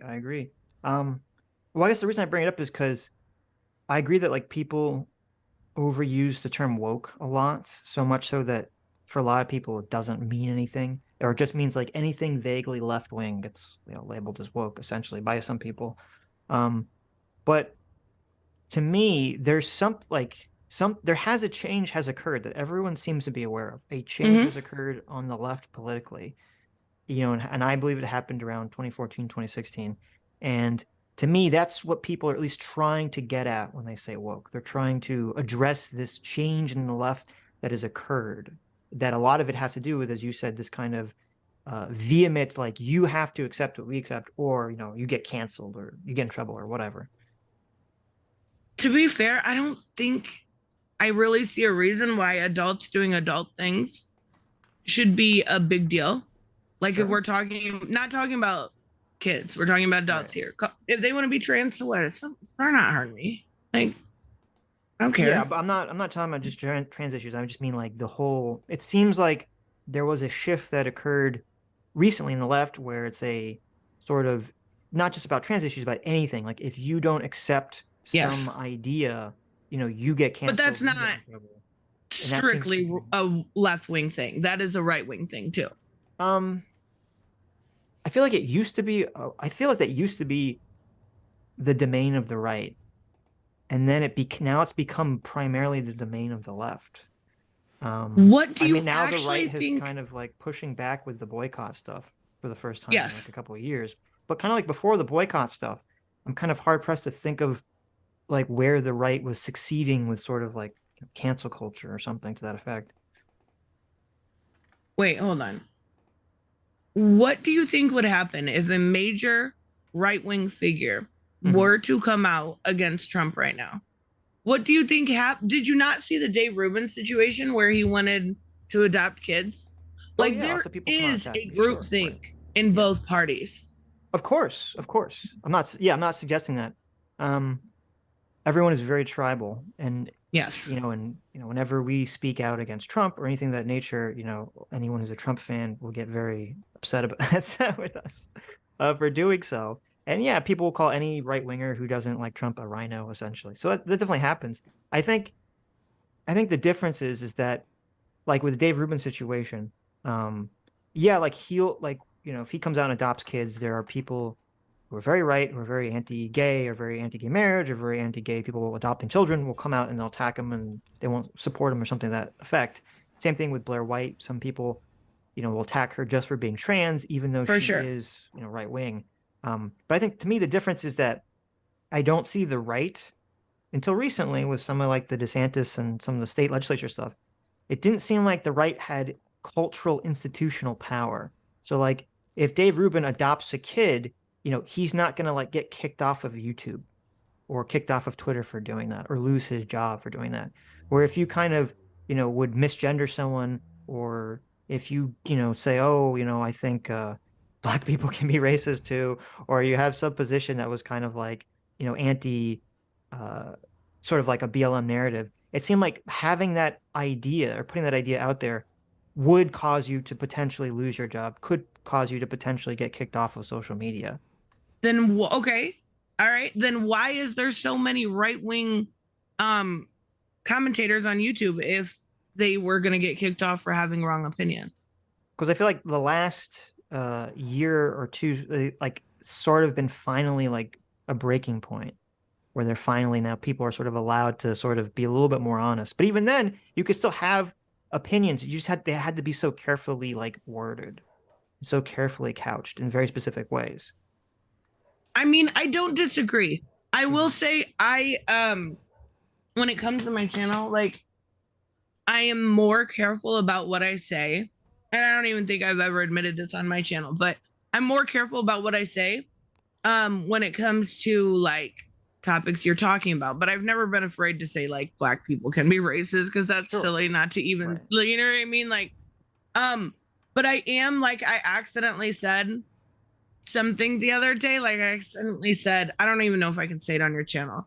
I said, what you say? It like I accidentally said the R word, but it means you're dumb. I don't know. You can say retarded. That's okay, retarded. And I was like, oh fuck, I know what's gonna happen. Like, so I don't disagree with you on a lot of that, but I do think there's enough of, I would say, normal liberals like me out there, not leftists, normal liberal people out there that don't get a voice and that kind of get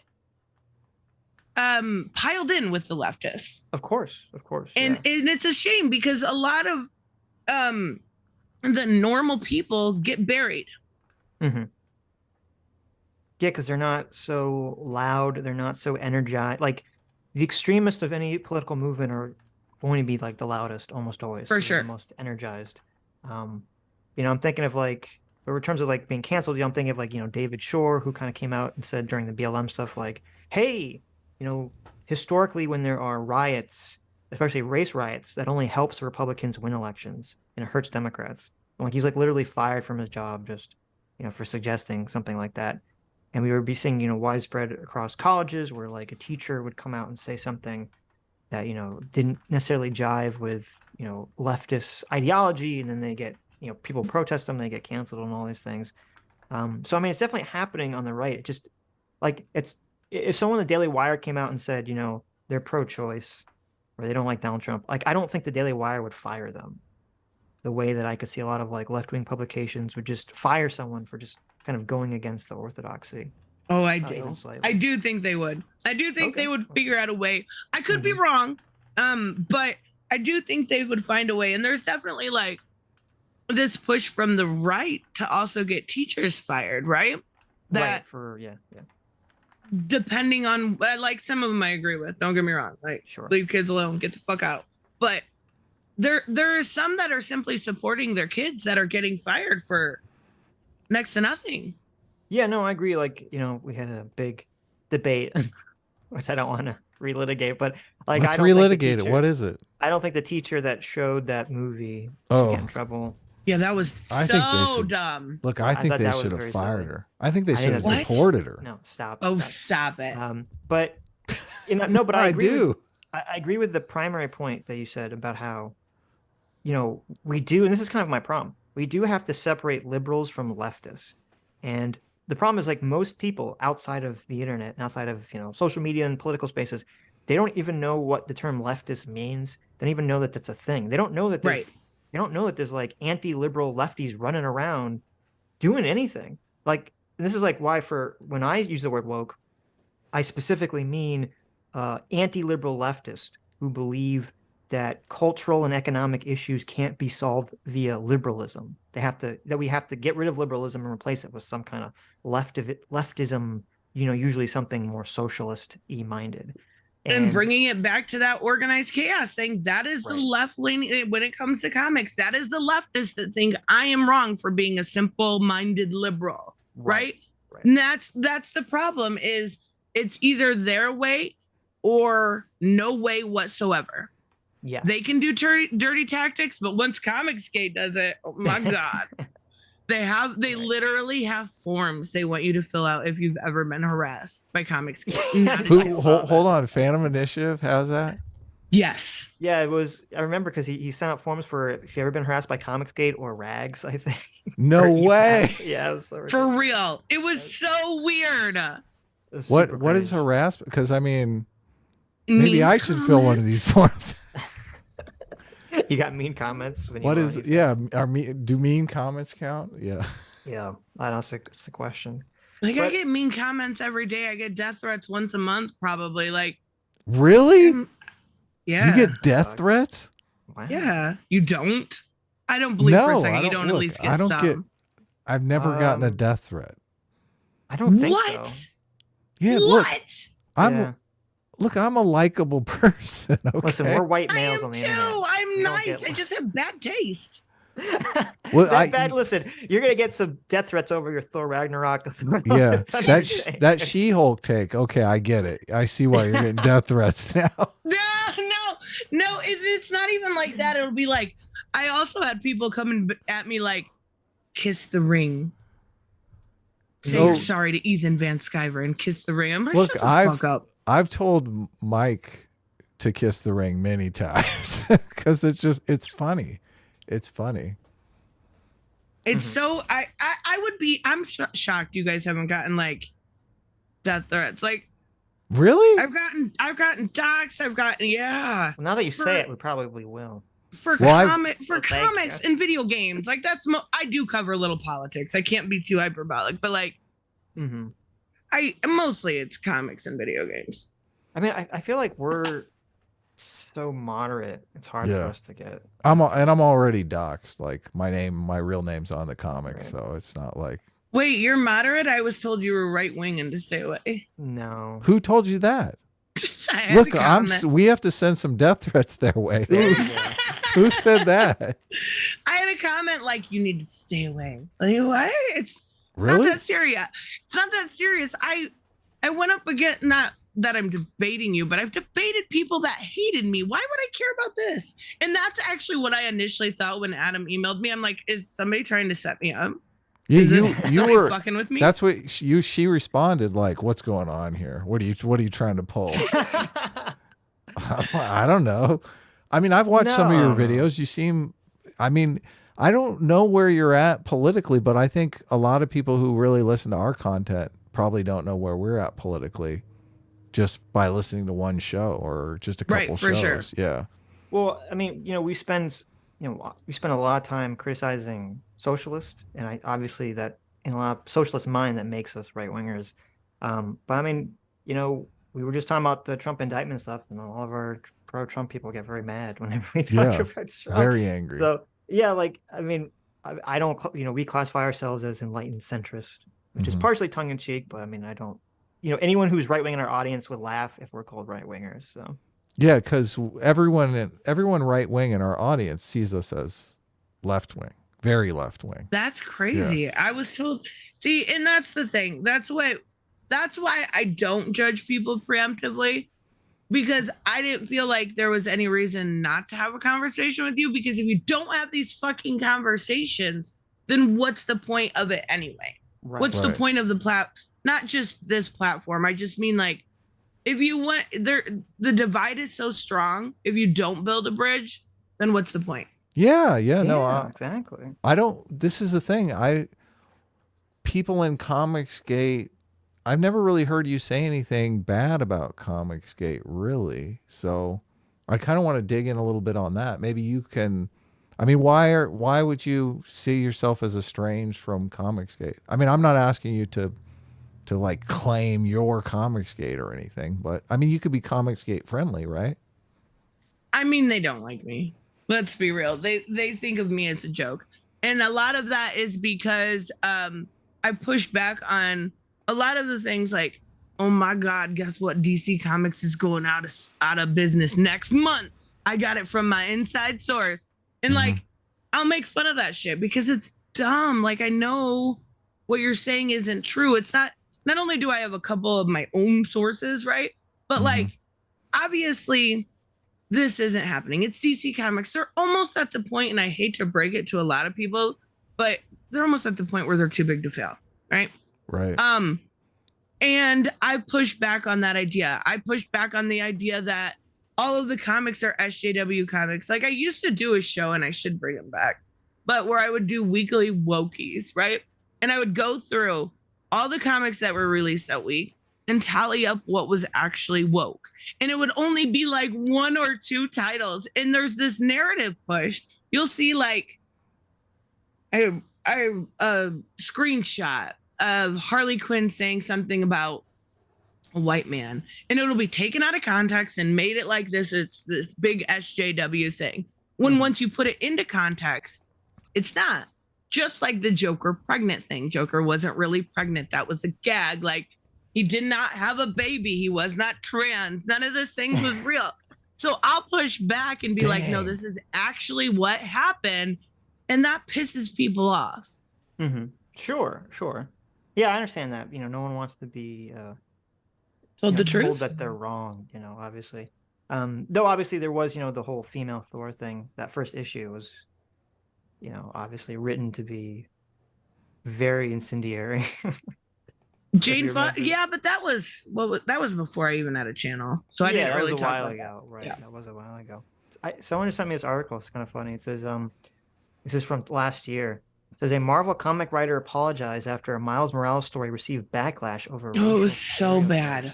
Oh, so you know about this story? Oh my God, he said, "By Odin's fade." Is that the article I sent you, Sitch? Oh, did you send this to me? What is that? Yehudi Mercado? Yes.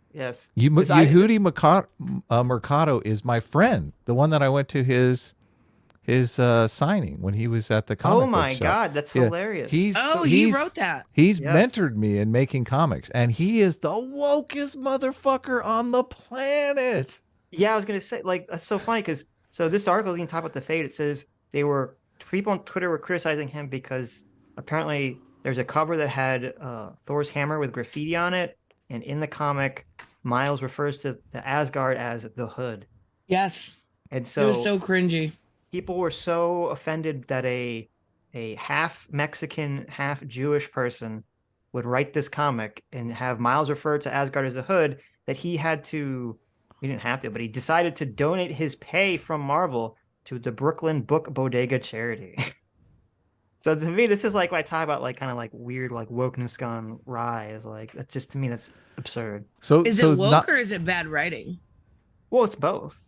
Yeah, that's true. Well, that one was so bad. I'll give you that one. I would say that him saying, like, referring to it as a hood or having a fade, that's not woke. But the backlash to saying that that's racist, and then him basically giving into that is the wokeness. Well, them extracting an apology out of someone that I know personally is crazy woke. I mean, he's the wokest person I know and I live in Los Angeles. So, I mean, we were tossing this article around when it happened because everyone was like, Yehudi, what? Yehudi's being canceled for being racist? It's just insane. Mm-hmm. But here's the thing. Have you noticed, okay, some of these very far left-leaning people, and I'm talking like straight up SJW, real leftists, actually end up being more racist a lot of the times. Like, look at that interview or debate I had with Organized Chaos. I asked him why he thought it was okay for his friend to call Eric July a chunky monkey and an Uncle Tom, and he was like, it's fine, it's fine, it's fine, it's fine. We got him on that one too. It was so bad. He just completely doubled down on it. I'm like, you think these things are okay, but if somebody said that on Twitter, you would fucking try to cancel them for it.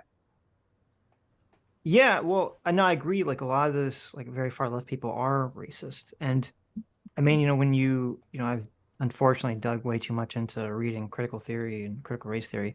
And it's kind of like the racism is built into a lot of the philosophy, because essentially, like the liberal notion of how to get along is we should live in a colorblind society. At least the goal should be a colorblind society where no one cares about, you know, their skin color. It's like Star Trek. No one cares about your skin color. It's just a relevant factor.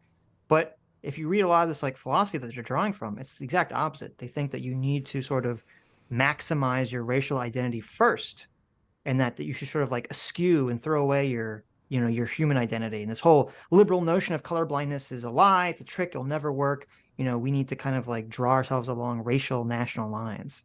So I think that's why a lot of them kind of get caught up in this. They're the ones that are actually like super racist.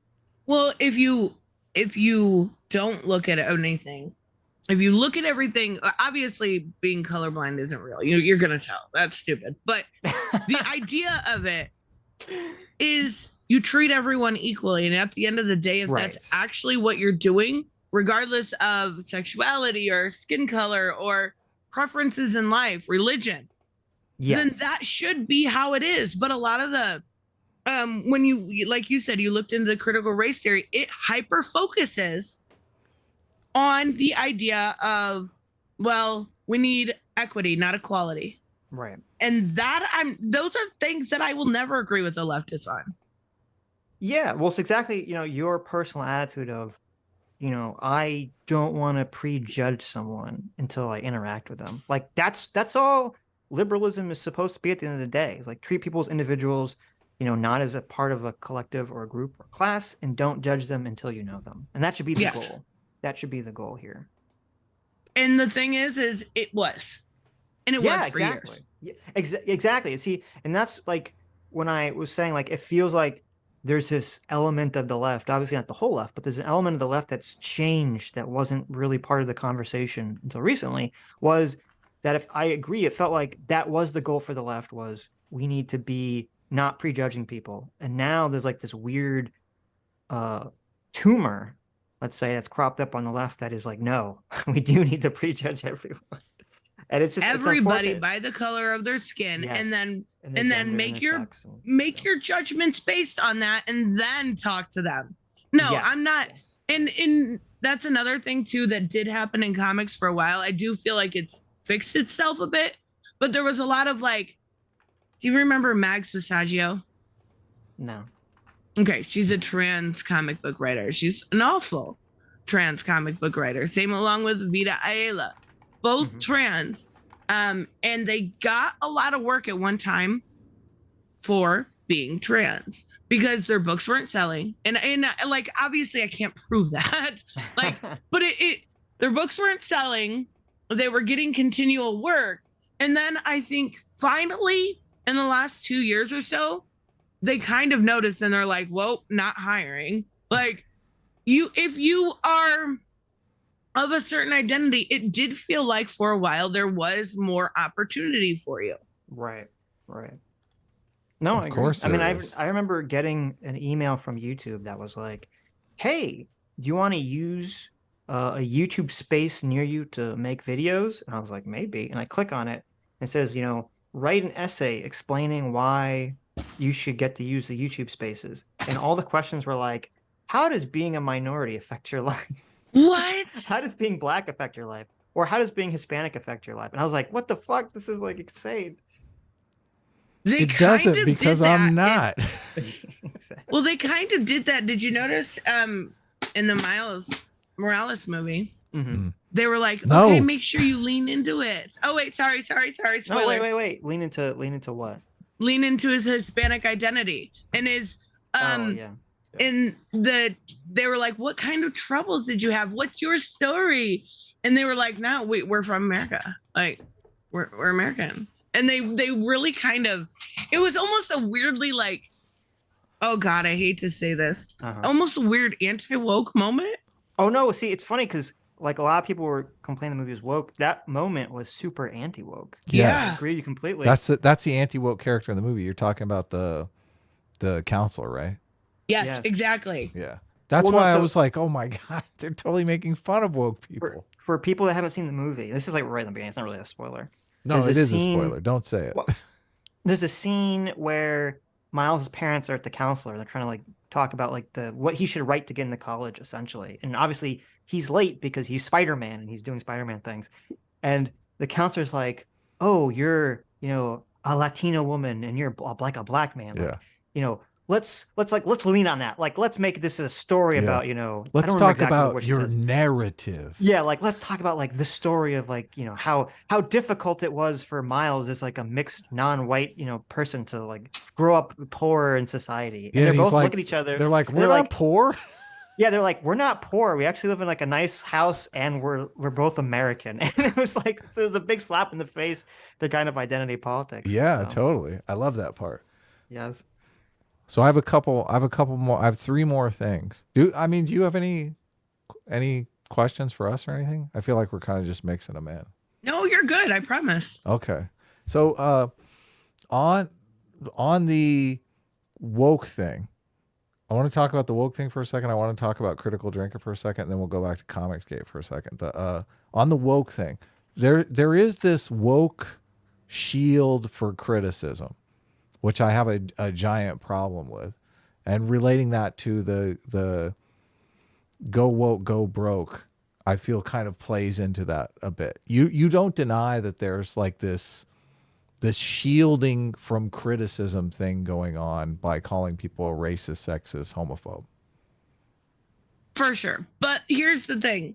People are going to criticize it anyway. Mm-hmm. So like, how many times have you been called a racist? Well, Like, honestly, this a was million. It doesn't matter. No, but it does matter. This is the crux of the disagreement with Bob. I'm like, we have legitimate criticism for She-Hulk, but we can't levy it because you're going to turn around and call us sexist.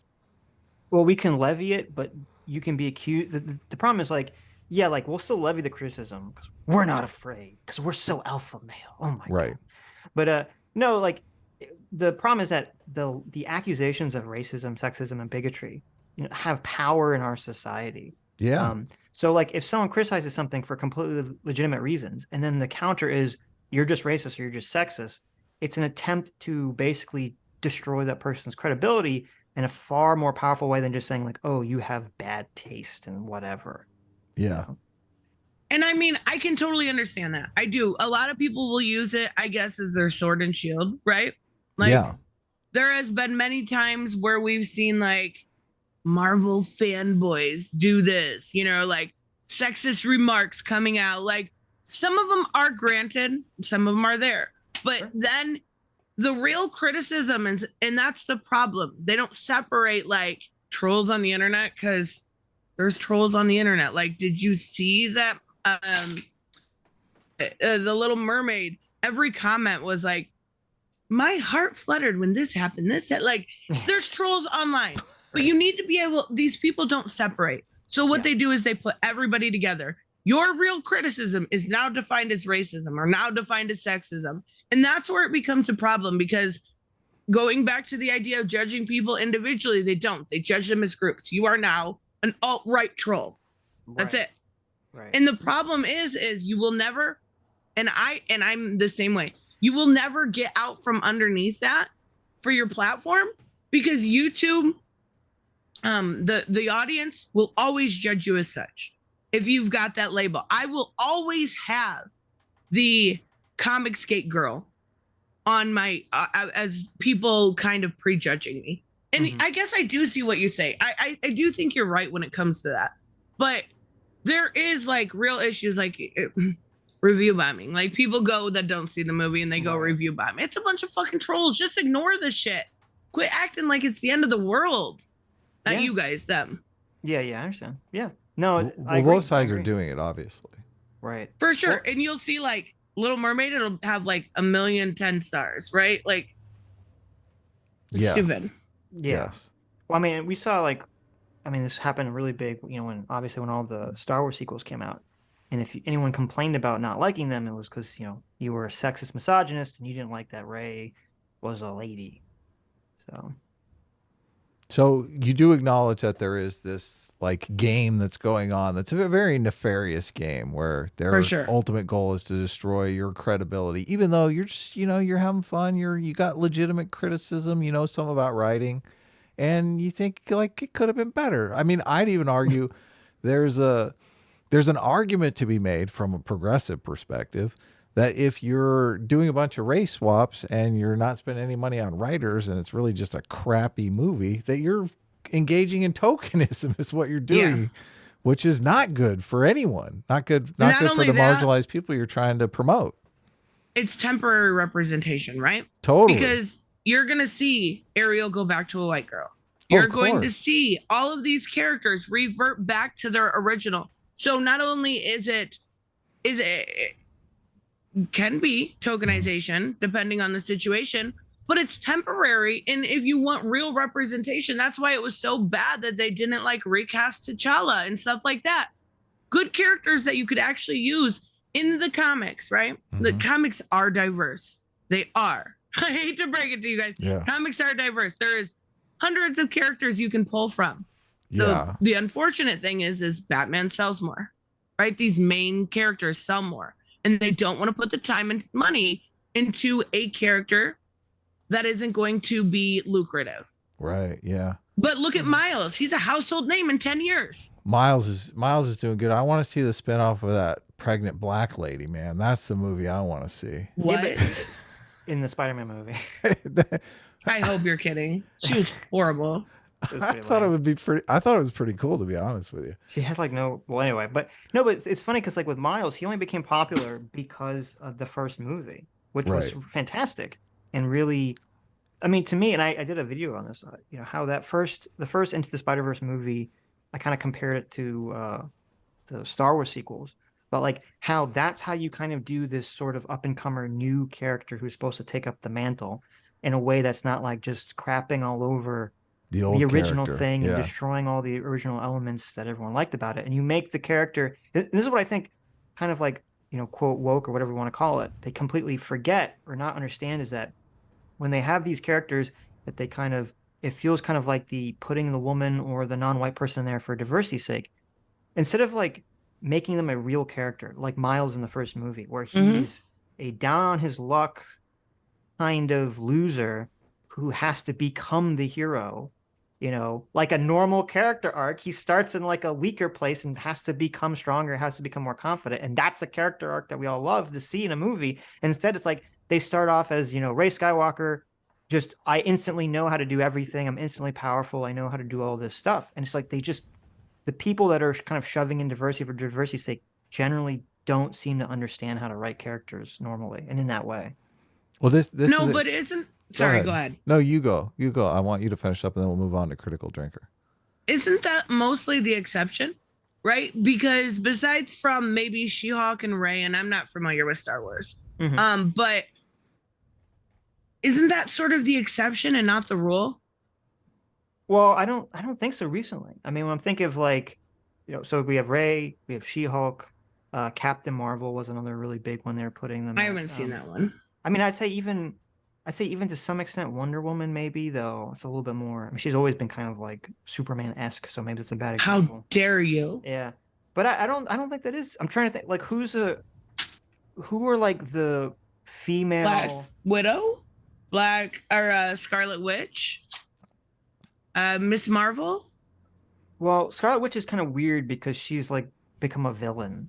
So I wouldn't really put her in like the standard like hero arc character. I'm trying to think of like who's like the female character that's, you know, accused of being the race swap or the gender swap that, you know, was done, you know, very well with the exception of Miles and, you know, Into the Spider-Verse. Nick Fury? Yeah, Nick Fury's fine, but he's not really like a main character. With Aquaman, he was a race swap. He's kind of a nothing character. Yeah, that's true. Shut up. I didn't think about that. And Nick Fury was race swapped years ago in the Ultimate Universe anyway. Right. As was Miles, obviously. So. Oh my God, why are you making me think and I'm not being able to... I think to me, that's the big problem. Like, you know, having Rey is fine, having Captain Marvel is fine, having all these female characters or non-white characters is fine, but they have to be... It's exactly like the problem I was saying with third wave feminism. It's like, the idea is in movies and in stories, you want your characters to start weak and then become strong. And it seems like they don't want to do that. They don't want these characters who are supposed to represent something, some minority or some gender or some group, to ever appear weak at any point in the movie. Yeah, I mean, I can see your point. I can think of a couple, but I don't think that... I think a lot of this is feelings of the ideology, right? Mm-hmm.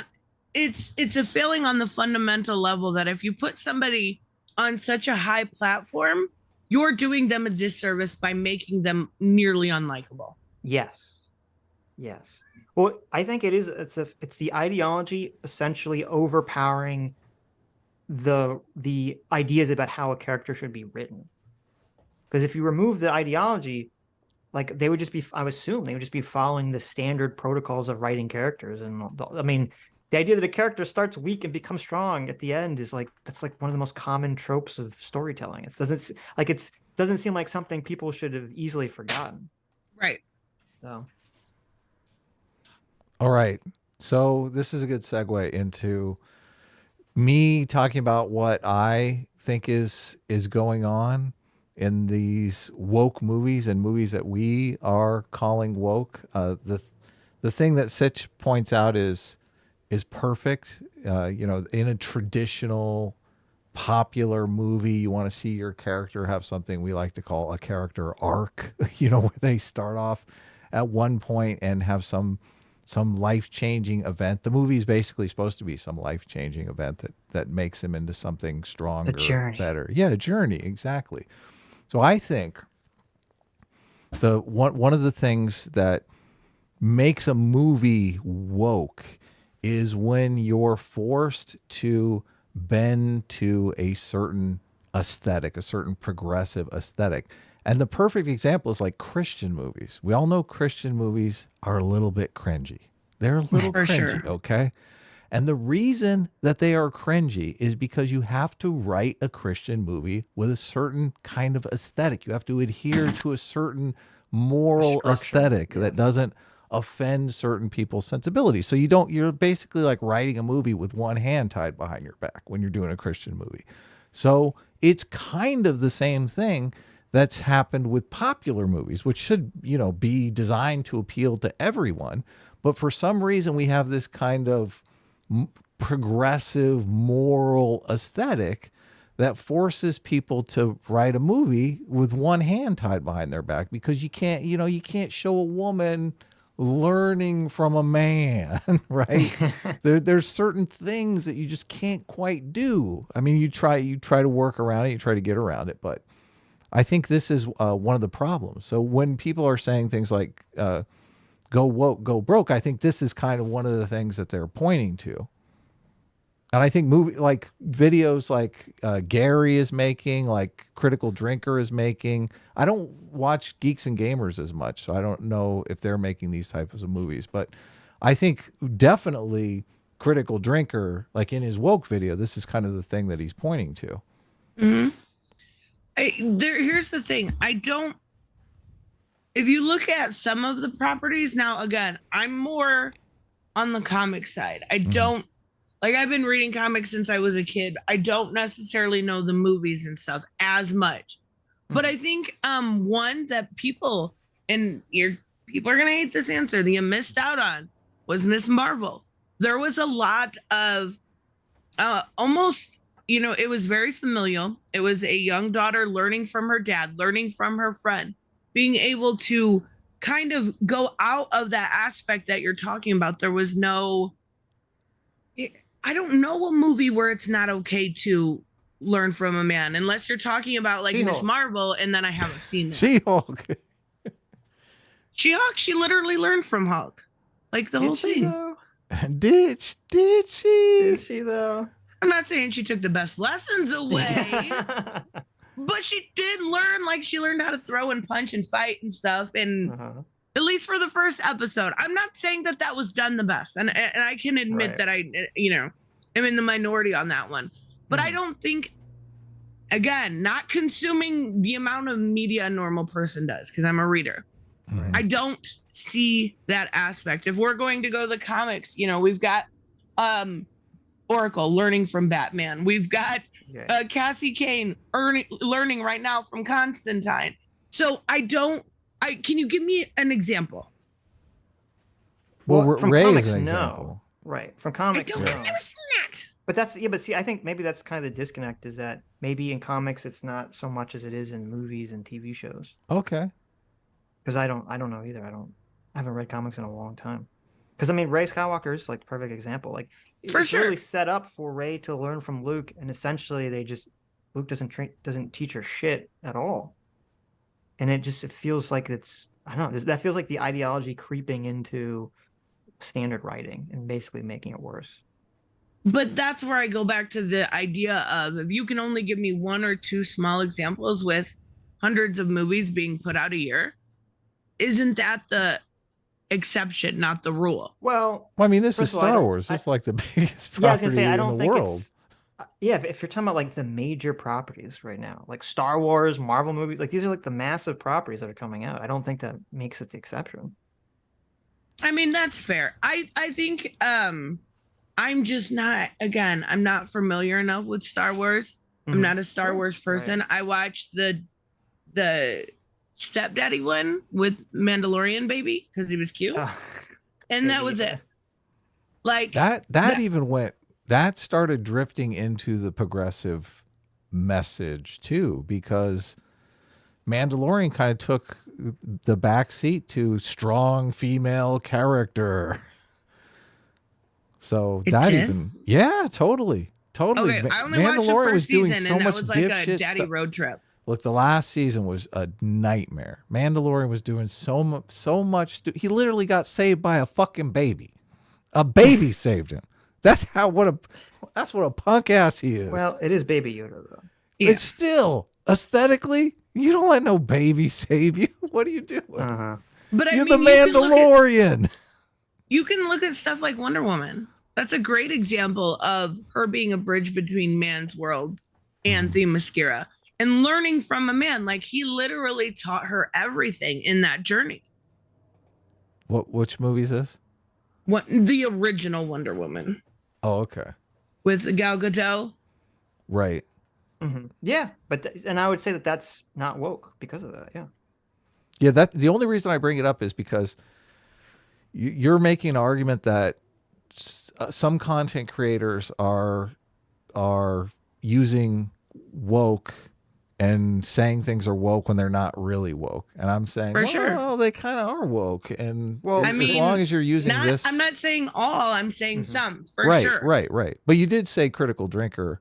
You did mention Critical Drinker, and I think Gary Nerdette, who I think are both content creators. Literally counted in Moon Knight. How many times a girl won a fight?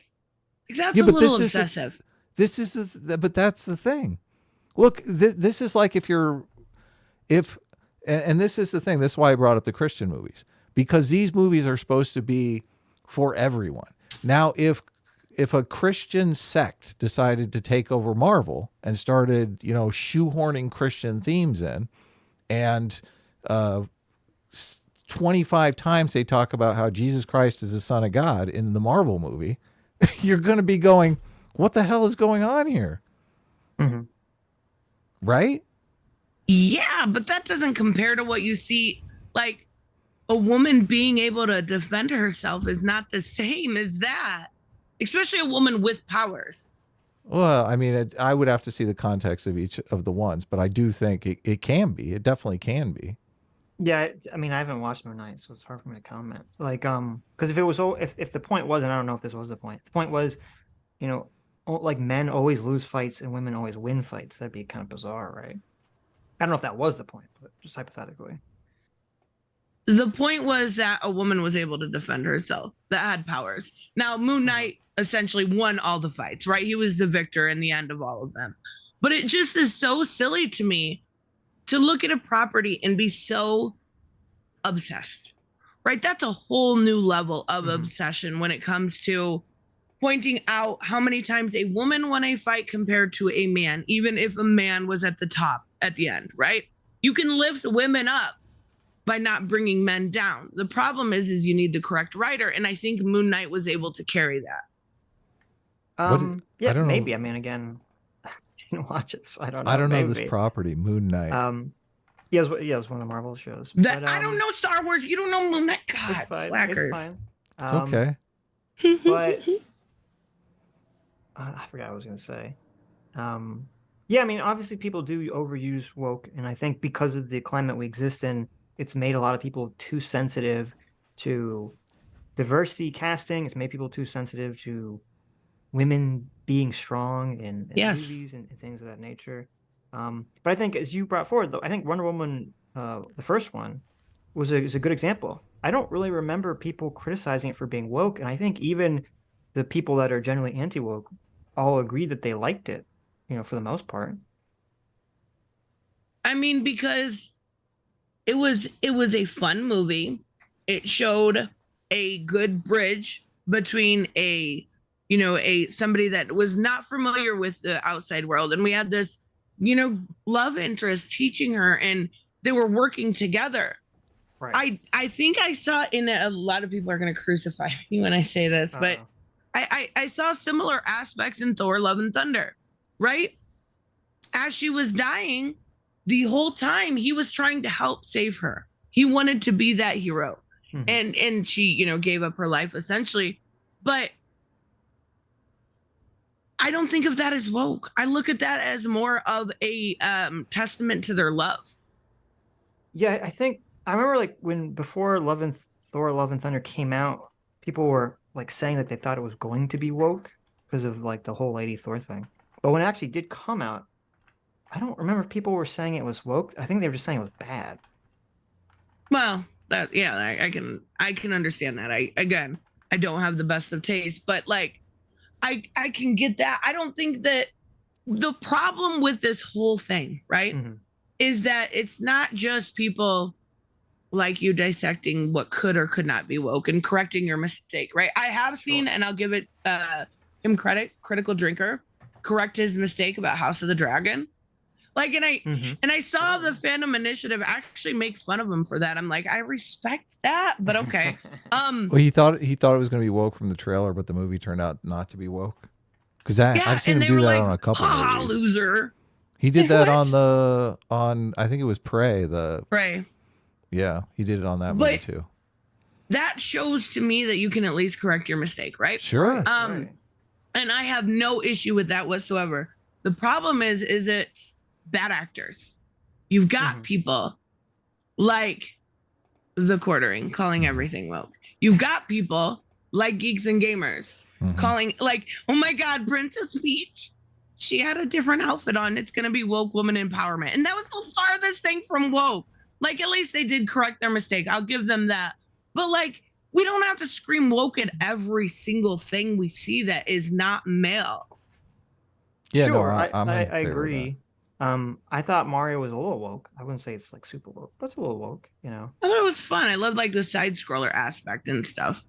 Yeah, I mean, you can. Peaches song. That was awesome. That was great. People can like things that either are woke or have woke aspects to them.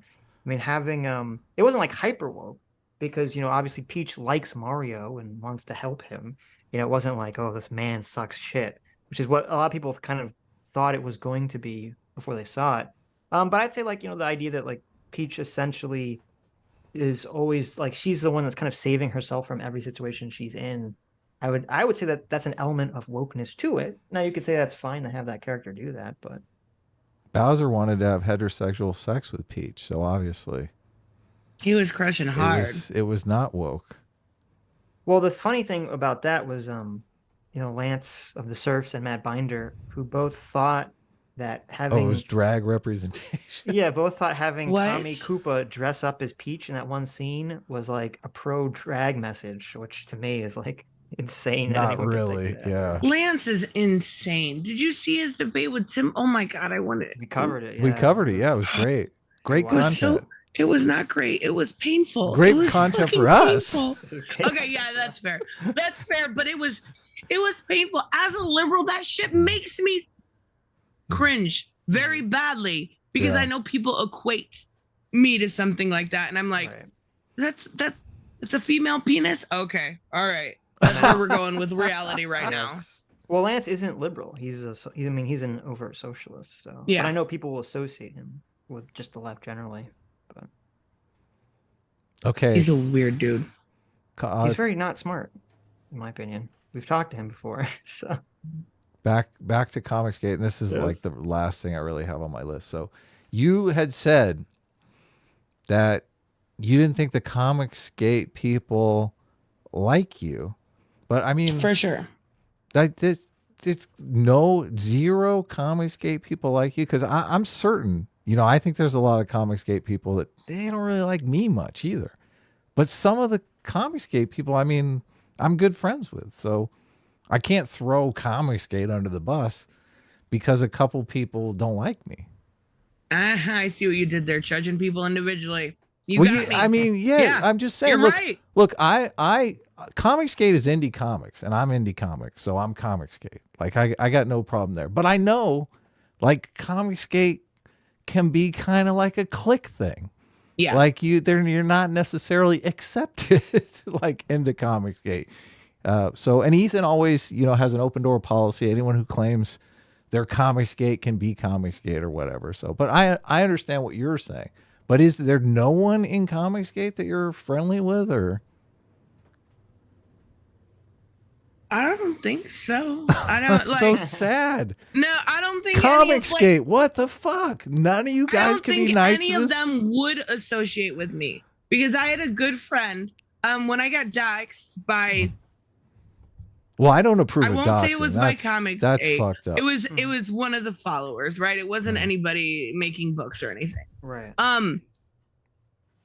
Basically, one of my friends that is Comicsgate, or at least Comicsgate adjacent, supported me and lost, like, he told me just for supporting me in a tweet, lost hundreds of followers. What? Like, Oh, that I sucks. think for some reason I have gotten this anti-Comicsgate aura Mhm. without even, and I'll tell you who I think it is. Like, honestly, I think a lot of it is John Delarose because he covers like the dumbest shit I say, and I say dumb shit online all the time. That's me. John Delarose was hated by Comicsgate. I know it's How weird. is this possible? Like, and now he's like Ethan's number 2, and they cover me. They covered the Organized Chaos stuff, and Ethan just sat there and was like bad mouthing me, calling me every name in the book. John did the same. They both always represent this aura of Nerdette is like this joke. So yeah, I think pretty much I don't hate anyone, but they pretty much don't like me. I can't think of one single person. Well, that's tough. Not even maybe. Mike Miller anymore that would come on my platform. Oh, really? We've had Mike on before. Mike Miller's been on our show. He couple went on times, I think. JDA's and in JDA's thing and just had a lot to say about me. Well, that sucks. That does suck. Yeah, it does, because I loved his Injustice.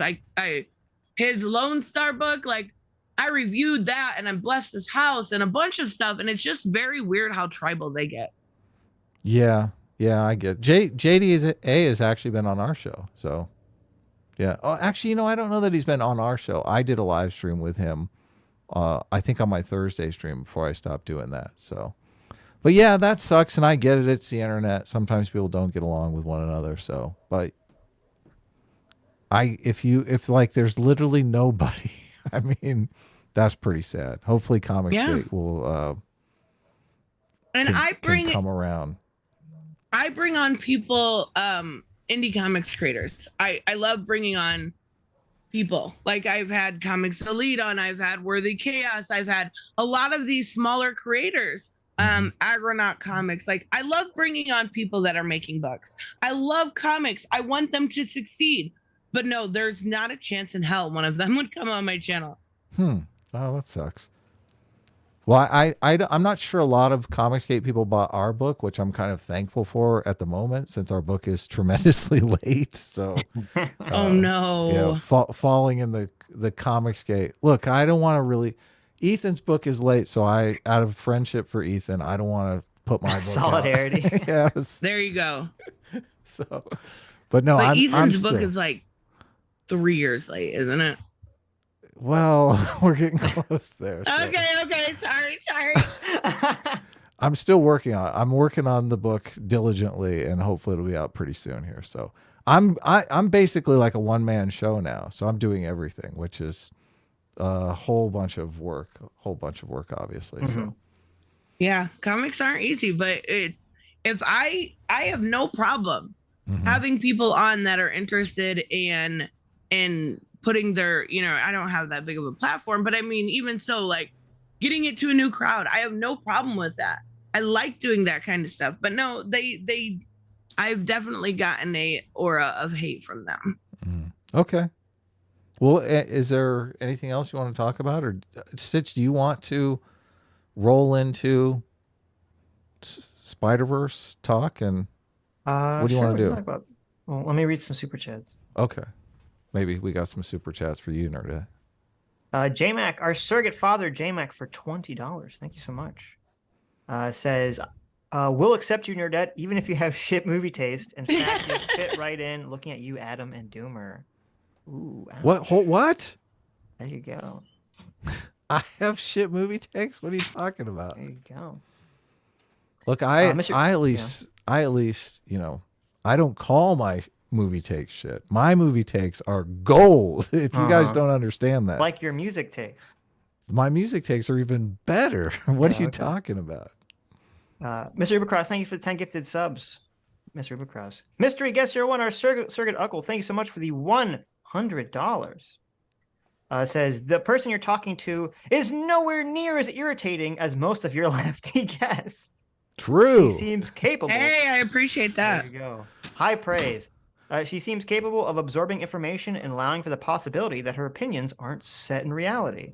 Or stone reality. Yeah. Thumbs up. Very impressive. Well, there you got a fan. There you go. Thank you. I appreciate. Of course, my opinions aren't set in stone. Like, if you ever go a day without learning, what is the point? Like, you always have to be absorbing information and learning new takes, and things change. You got to evolve as a person. I love it. I totally love it. I agree 100%. Yeah. Toxic Mix for $5 says, Ben Shapiro is one of the biggest anti-Trump commentators on the right. I don't think you can suggest that you wouldn't be safe at Daily Wire while also being anti-Trump.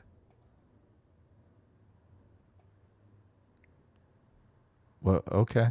Okay. Well, hold on. Can you read it again? I was kind of like... Ben Shapiro is one of the biggest anti-Trump commentators on the right. How can anyone suggest you wouldn't be safe at the Daily Wire while being anti-Trump? Oh, yeah. That's true. JMac, our circuit follower for $50 says, I watch the quartering from time to time. Ignoring his ridiculous thumbnails, he doesn't just call diversity woke. Often there's a question to why the change was made, but he's not as bad as the people or his thumbnails make him out to be. That happens a lot. I think a lot of people have, clickbait thumbnails and... Right. Stuck for $5 says, I'm going to be honest, I think the quartering gets an undeserved amount of crap. He can go overboard, but I really don't think he's as bad as some say. Yeah, I agree. I agree with that. Even though I stay subscribed because he is the quickest. Like, he is quick on the draw when it comes to news out there. So I get it. It's clickbait. We all do it as YouTubers, but it also muddies the water to the idea. Never do clickbait. Never, ever. How dare you say? Mm-hmm. Okay, yeah, guilty as charged. I call myself the clickbait king, so. What's your first thoughts for Two Canadians? Says even Chris Hemsworth said Thor: Love and Thunder was bad. Is that true? That's not true, is it? He didn't actually say it was bad, did he? I have not seen it yet, but my wife told me it was great, and I was like, doubt. Well, doesn't your wife have like really bad movie taste? Yes. Yeah. Okay. Yes. It's so I don't know. The tone of it's so weird, and I actually think this is part of I think there was an issue with the Spider-Man movie because Thor: Love and Thunder starts off with like literally one of the saddest scenes you've ever seen in a fucking superhero movie in the beginning, and then it just transitions into wacky comedy with the same tragic character. And it's very bizarre, and it just doesn't work in my opinion. The Zeus stuff in Thor: Love and Thunder could have been completely cut out, and it would have been a better movie. Yeah, I agree. I felt like the reason, like in Ragnarok, the jokes felt kind of natural to the situation or scene, and in Thor: Love and Thunder, it felt like the scenes were built around the jokes. Oh, that's bad. Yeah, I can see that.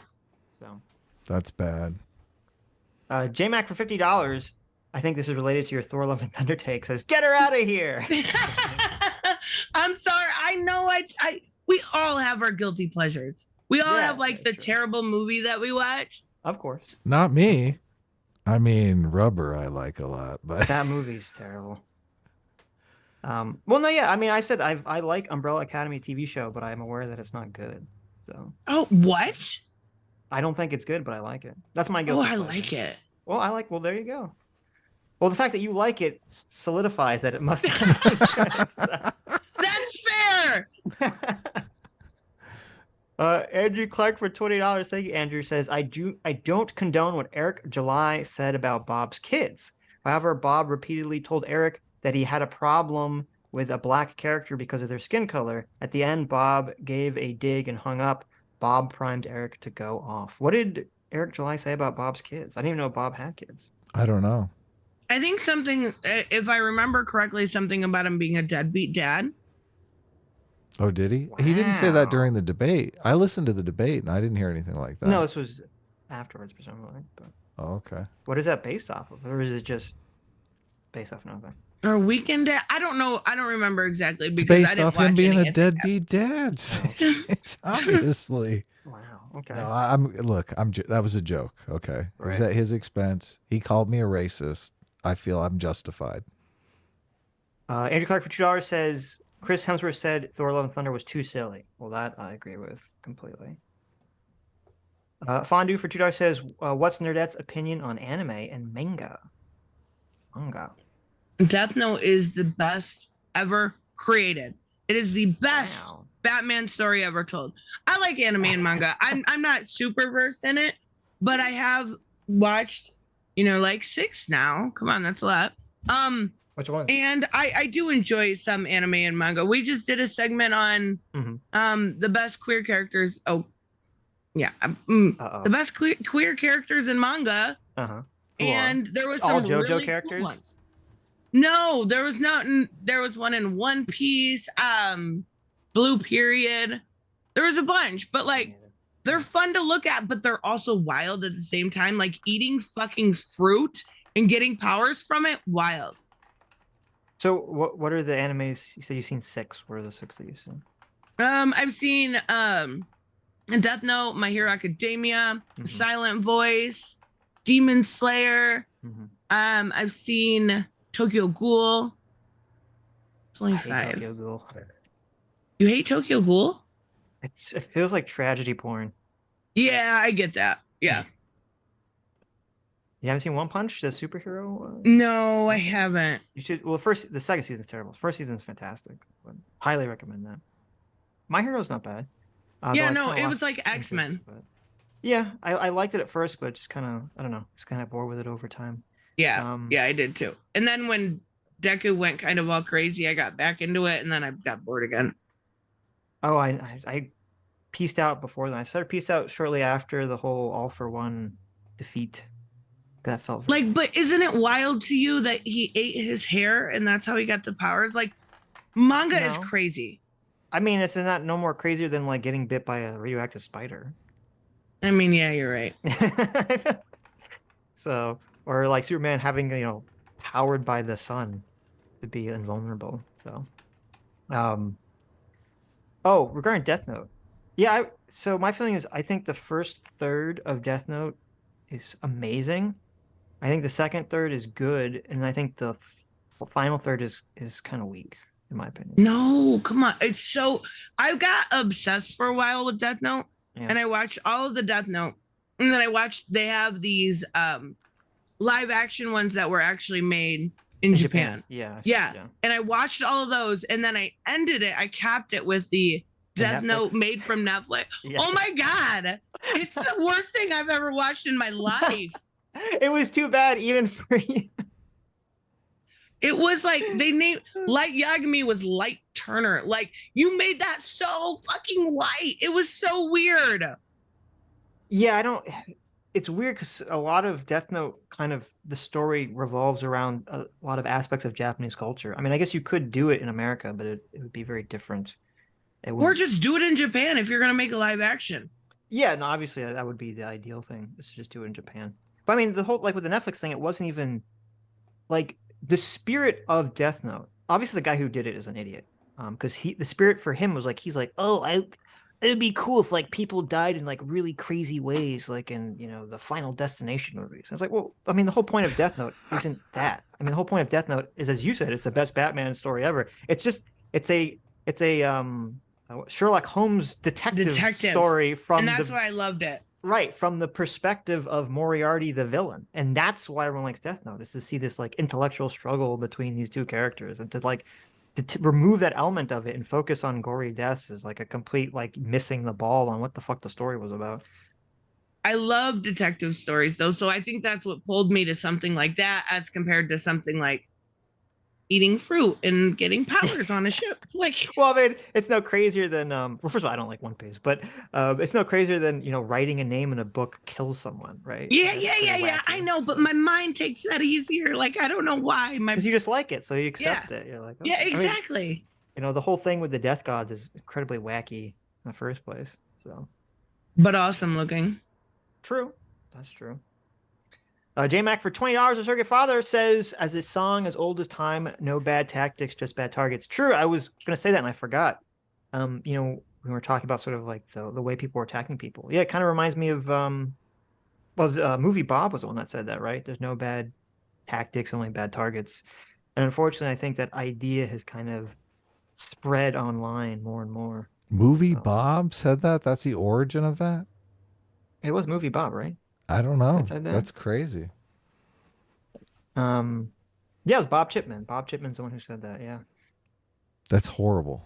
That's movie Blob. That's kind of like what originally got him, I think, put into the category of like insane asshole when he put out that tweet. Yeah, that's awful. That's totally awful. Oh, that him trying to like obviously hook up with Lindsay Ellis, which was very bizarre. But you got to take your shot. I mean, what the hell? He thought he had an opening. I guess it's like what's his name with ContraPoints. Mm-hmm. Who am I thinking of? I only remember the dead name. I'm not sure I can say it. Philosophy Tube. No, not Philosophy Tube. Is that dead naming? It's still Philosophy Tube, right? Isn't that the channel name? I mean, that's not dead. Abigail naming. Thorne is Abigail. Yeah. No. Well, obviously Abigail. Well, no. The rumors Abigail and ContraPoints actually were together at some point. No, I'm thinking of the guy who did the Garfield video, who seemed like he wanted to bone ContraPoints. Oh yeah. You know what I'm talking about? Chris Hayes. Oh my god. Chris Hayes didn't seem like he was necking ContraPoints. That's true. Chris Hayes wanted to bone her. Oh my god. Look, yes. everyone's after that. Right. Chat, help me out. I'm sure someone in chat knows what I'm talking about. Nobody cares. Let's move on. Okay, let's move on. Joe the Mig for $20 says, cheers. Though I don't agree with all of Nerdette's takes on Comicsgate and Fandom Menace, it was great to see her principled, meticulous takedown of organized chaos in the recent discussion. She caught him on so many lies.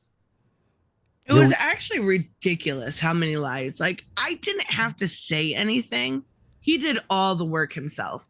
And it was to a point where it was like, I don't know what you're defending. And it got to a point afterwards, because like that Dane was so mad at that debate. And then he started going on this rant about defending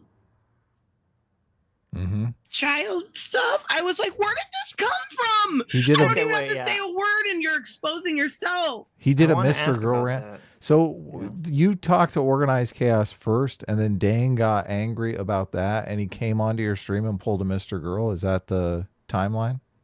And after my stream, they were still live, right? Okay. So I didn't know till the next day what had happened, but he was like, first off, he compared destigmatizing PDF files to destigmatizing rape. And then he was talking about it should be destigmatized. Yes, it should be destigmatized. What? I was like, you want to destigmatize that? That had nothing to do with the debate. He brought that all up himself. That's Wait, I'm sorry, insane. is this Bob or Dane has said this? It was Dane, but Bob was like, yep, yes, sir. What the fuck? Is he like a rapist or something? I'm sure he can't go buy a school. That's all I'm gonna say. So what did they? Okay, so he brought this up unprompted. It had nothing to do with the conversation. He just brought Nothing it up at all. He was just mad and started talking about PDF files. What is was the there destigmatizing rape though? What's the context there? He said that rape has been destigmatized. His words, not mine. He said that? Yes. Okay, Wait, I don't agree with that. What the fuck? Yeah, Like, in if what you world is he go- living in? I don't know. If you go to Bob's version of the stream, he didn't end it. He started talking to Dane, and I didn't realize that until I was sent it. And he talks about you can destigmatize PDF files in the same way you can destigmatize rape. And I think he meant rape victims, to be fair, but he went on this long rant about, like, I was like, you know what destigmatize means, right? You know what that word means, right? Like, it was unprompted and horrifying all at the same time. Well, it's super weird and super ultra suspect. I mean, extra suspect. Obviously, the whole thing's suspect, but ultra suspect that, like, he brought it up out of nowhere. There was no context in which this was even. We were talking about fucking nerdy channels, right? Like, we were talking about comic books and comics, and it was ridiculous. Well, and I'm assuming he gave the same argument. I think it's a bad argument, but he gave the same argument that Mr. Girl gave about how, like, you know, he thinks that they should destigmatize it because that would allow people to seek treatment or something. Exactly. Easier. That would allow. I think it's a bad argument. Agreed. I think destigmatizing it would actually make more people engage in the behavior. It would lead to a point of normalization, and that's where you have to look at yourself and go, are we the baddies? Yeah, you're the baddie. Right. Yeah. Right. We had Mr. Girl on one time. Sitch got mad and threw him off. I mean, I don't blame you. I saw that Cuties video and I was so disturbed. You know, it's weird. So I made a Cuties video where I kind of had the exact opposite of the take that he did. And in our conversation, he essentially seemed like he conceded to my argument. So I don't know. Even though that conversation went very poorly and I don't like Mr. Girl, it seemed like maybe he conceded that he was wrong about Cuties. It was funny. Yeah, and it's really weird because one of the sources that Dane actually used in that, like, mission statement video was from somebody that's in Protasia and works towards normalizing it. Yeah, it was really disgusting. Wait. What he works and on? I was like, no, how far? Like, I understand you're a leftist, but this is a whole new level of creepy. And you've had that out there for years. You know, once you normalize gay marriage, it's gonna be a slippery slope. Dude, you're making it worse. Stop talking. Yeah, I feel bad for the gay people. He works at what, you said? No, I said he's making it worse. No, like, he has a friend that works for some organization. He used the source from Protasia. Oh, I don't know. Because it was like, Comicsgate bad. It's but like like this dude is literally a PDF file. He's a pedo apologist who's a writer and he writes. Yes. He writes for some big magazines and stuff. I think Shu called him out. Yes, she did. Yeah. Okay. Interesting. Okay. Well, if we ever talk to him again, we can bring this up. God, that conversation. I would feel bad for you. I mean, it'll be good content. Yeah, that's fair. Robert Willing for $2 says, I've been harassed to get at Tris because I'm autistic. Yeah, absolutely. Like they have many times. Robert's a normal on my channel. He has his own channel where he does gaming and comics. Also, they have many times went into his chat and made fun of him for being autistic. Like Yellow Flash said, I think he's mentally retarded. Like just some of the worst things you can say to somebody. To this, I mean, isn't super everyone chatter autistic nowadays? Yes, to Robert. I mean, Sitch is basically like weaponized autism for the show. It's awesome. That is true. Thank you. I mean, I don't know Vince if you Martin- saw before we started, but I mean, he was going to town on that Trump indictment shit. It was great. I did not, but that's funny. Vince Martin for $5 says, talk about the new Watchmen. Sitch did the videos on it, and so did Nerdette. Oh, there's the Watchmen TV show. Did you like the Watchmen TV show? I mean, I'd have to rewatch it. I don't Like remember having. Well, do you remember liking it? Not really. Okay, good. Well, listen, we agree. I thought it was terrible. Yeah, there was some weird stuff at the end with like super like over the top preachiness with the villain. I remember, and it was like I tried to like it because I love Watchmen. I love that. I love Before Watchmen. I even like Zack Snyder's Watchmen. Like I really like this IP, and it's like it got weird. It got weird. How do you feel about so my somewhat controversial, I don't think it's controversial at all. My take is that I think Zack Snyder not having the squid at the end of the movie, it means he completely doesn't understand what Watchmen's about and misses the point of the comic. Okay. For sure, but it was pretty. You got to admit, like it was gorgeous. Yeah, it was a pretty movie. I will say that. See, this is what I mean. Girls like different things. I like it was pretty, so it was good. Like it doesn't make sense, but it works. That's Adam's feeling. No comment. Things. No That's comment. Adam's feeling on things. What are you talking about? I mean, you're usually way more into the visual aesthetic of a movie, and I'm usually way more into like. I've always said I'm 20% soy. What of it? Oh, look, I live in Los Angeles. Okay, chicks like that. I think Zack Snyder is a very good visual director for the style he wants, but I don't think he understands story at all. So. No, look at his Man of Steel. Ooh. Right, exactly. So. Oh, it's painful. Where was I? Got sidetracked. Chats. Majin for 11 months says, "Hey, my sweetums. Hey, Majin. I've made Organized Chaos my DSP. A pattern is a pattern when there's a pattern. Don't you think so? What's a DSP stand for?" I don't know. But he's recognizing the pattern. It's Dane that was doing the Mr. Girl stuff, not Bob, so. Dane seems more radical, or at least For sure. He seemed more radical in our conversation. He was trying to get. He Bob also seems like he pushes Bob into his thoughts. He did do most of the talking when he was on, so. DSP is Dark Side Phil. Oh. I don't know who that is. That's beyond my meme knowledge. Sorry. Let's see. Are there any ones that are related to this conversation? JMac, our surrogate father, for $20 says, vote CP 2024. I was asked to super chat this. Wow, JMac. Vote for CP? I can't believe you'd say such a thing. Who said J-Max said You're referring to Calvin Pafford, our other super chatter, not referring to CP. Very I was bad so timing. Confused. ContraPoints. No, Calvin Pafford.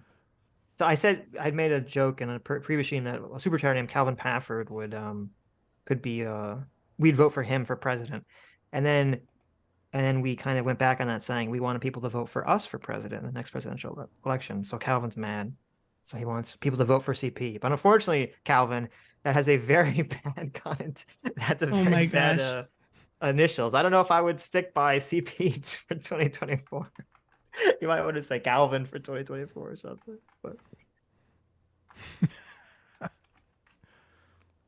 let's see. Okay, well, the other ones are about Trump stuff. So if we want to talk about Spider-Man, we can talk about Spider-Man now. Adam. We can. I mean, are we going to clip it out? I don't know. Sure. Yeah, of course. So we have to do it like professionally. No, we don't. We don't do anything professionally. CT can just edit around it. It's our job. Okay. If This is actually a perfect time for me to go, if you don't mind. Oh, okay. Okay. I was going to Yeah, say, if if Nerdette you- says anything dumb, CT, please, Come on, I would. please edit it out. Is that what you're afraid of? No, I gotta go, but I really enjoyed this. Well, this I was fun. Yeah. I put on my members post today. I'm nervous I'm gonna get grilled for being a liberal, but this was good. Nah, we're liberals. What are you talking about? I didn't know. You know what? Again, that whole judgmental thing. I should have been better about it. All you have to do is ask any right winger in our audience, and they'll say, "Yeah, they're fucking liberal." Well, thanks for coming on. It was great talking to you. No problem. Thank you both. You both have a great night. Yeah, take Thanks care. everyone for dealing with my screechy voice. Bye guys. Bye-bye. Andrew Clark for $5 says Bob regularly streams with Charles Peterson, who regularly that? makes CP jokes. He's a stand-up comedian. What? That's weird. Interesting. Anyway, should I read? There's some more $20 about Trump. Sure, Should let's we get back into Trump stuff, or do you want to do Spider-Man stuff? Let's do Trump first. Let's finish Okay. Trump stuff up. The Wooster for $20 says Trump did nothing wrong. It's a scary precedent that deep clown state is setting, that they're willing to publicly and privately ruin anybody who stands up to their tyranny. I have never voted in my life, but now I am. Stand up. There you go. Wooster has very strong feelings about this. If it drives him to vote, I'm in favor of it. There you go. Why have you never Indict voted 'em before, all. Wooster? Come on. Come on, Wooster. Are you registered Republican? Me? No. Oh, are you gonna change your your designation, your registration? I should check. I don't know. Does my state have an open primary? I don't know what the. Oh yeah. I don't know that my state is an open primary. It might be, but Yeah, I don't know. I'm gonna change. I've changed like a dozen times. Just like whichever primary I want to vote in, I just change my designation. So I think it doesn't. So maybe I would just to vote for yeah, DeSantis or somebody else. vote for Trump. What are you talking about? To vote for DeSantis. What are in you the talking- primary or something? You're not gonna vote for Trump? I'm not going to vote for. I'm not going to change my party affiliation just to vote for Trump in the primary. No, that's not going to happen. I wonder what they got to see that in their party notes. I wonder what they think when they call me up and they're like, "Oh my God, Republican, Libertarian, Democrat, Libertarian, Republican." It's like, oh shit, Yeah. what's this guy doing? He's a solid vote. I do get an annoying amount of spam text messages that are like, I don't know how I got on this list, where it's like, I've never donated to a politician ever, and yet they all text me for like political donations. Last time I talked to them, because I did pick up the phone, I saw it was Democrats or whatever. Mhm. I picked up the phone just to call them racist. Racist pieces of shit. I was like, why would I vote for a bunch of racist pieces of shit? He's like, oh, okay, bye. That's funny. They've never called back. I got a text message that says, breaking news, fascist Ron DeSantis is running for president. Really? And it says, this is from Maxwell Frost, congressman. Fascist? And first a Gen Z member of Congress. I ran because I was sick of watching fascists like Ron DeSantis try to destroy my beloved home state of Florida. Wow. DeSantis's Jesus, this text is like a million. This is so long. DeSantis's policies have harmed millions, including people of color, women, immigrants, LGBTQ plus people, students in the working class, and so many more. So once again, we have to rise up and stop him from destroying not just the Florida, but the whole country. It's always about rising up. Yeah, Wooster. As the first Gen Z member of Congress, I'm going to do everything in my power to organize the youth vote across the country. Also, this could be more important. I'm aiming to raise $25,000 before midnight. Would you like to donate $25 to prevent Ron DeSantis, the fascist, from becoming president? Hilarious. Oh, I love it. It's funny. Let me delete and block that number. That's good. Okay. Daniel the Bruce for $20 says the previous statement about his power to declassify documents as president are moot because he wasn't president when the alleged crimes took place, and he stated on tape he didn't declassify them, at least one of the documents shown. Yeah, I mean, obviously it looks very damning. I mean, I guess the damn it. Someone could make a claim that even if Trump didn't think he did declassify them, and even if he didn't think he had the power to declassify them, they could still make the argument that simply by moving the documents automatically declassifies them, whether he's aware of it or not. I guess that would be the argument. Now, I don't think that's a strong argument, but that would be an argument that someone could give. His presidential subconscious declassified the documents, even if his conscious mind did not know that the documents were declassified. Mm-hmm. What do you think? I could be a lawyer, right? I don't think that's a great argument. No, I don't think that's a good argument. Oh, okay. Damn. I thought Cameraman 502 for $20. Thank you. Says, I don't see how JW helps Trump, as no one doubts Trump can dispose of documents how he wishes, but he needs to do it correctly by putting it in personal records first or declassifying them properly. I sent you the case in your DMs. Oh, thank you, cameraman. Did you? Oh, here you go. Here it is. Are you gonna look into that case? That you guy meant was talking Judicial about? Watch. Yeah, this is. Oh no, thank you. I didn't have this open. This is Judicial Watch versus National Archives Records Administration. I'll read it. Thank you. Yeah, I'm curious. I'm curious of that argument. Because obviously, if the argument is as Judicial Watch presented, that would significantly help Trump. I just am skeptical that that is the argument that was presented. What's your first thoughts for 20 Canadian, 22 Canadian? Thank you. It says, depends on how the case goes. If he's found guilty, he is screwed. But if this turns into a slap on the wrist, it could spin as a political witch hunt. He would probably gain support to win. It's all or nothing game. I agree with that. Like, if he's found innocent, I would agree. It would definitely help Trump. But as you said, this probably won't get tried till after the election anyway. So if that's the case, that would be kind of a moot question. Yeah. We'll see what happens. It'd be super weird if, like, how weird is it going to be if they're like literally doing the trial in the middle of the election? I don't think they can do that. Yeah, but see, that's the problem, because if they don't do it, which would makes sense, obviously, right? From a biased perspective, you wouldn't want to have a criminal trial for a candidate running for president. The verdict is on election day. Right. Like, that makes obviously sense why you wouldn't want to do that. But then it gets into the weird situation, because if the Justice Department doesn't want to try him criminally while he's president, well, they're just going to wait. If he wins, they're just going to wait for 4 more years and then try him. Well, he can pardon himself, like you were saying. So. Well, then, yeah. And then you get the whole question of pardoning yourself. I don't know. It seems real wacky. It seems like a real wacky situation. So. Right. Yeah.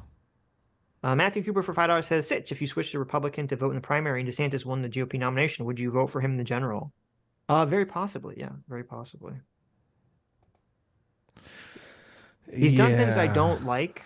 I really don't like the Disney thing. To me, that's very egregious, but I would be possibly willing to overlook it for some of the anti-woke stuff that he's pushing. What if he wants to privatize Social Security? I would not vote for him if that was the case. I don't think he will, though.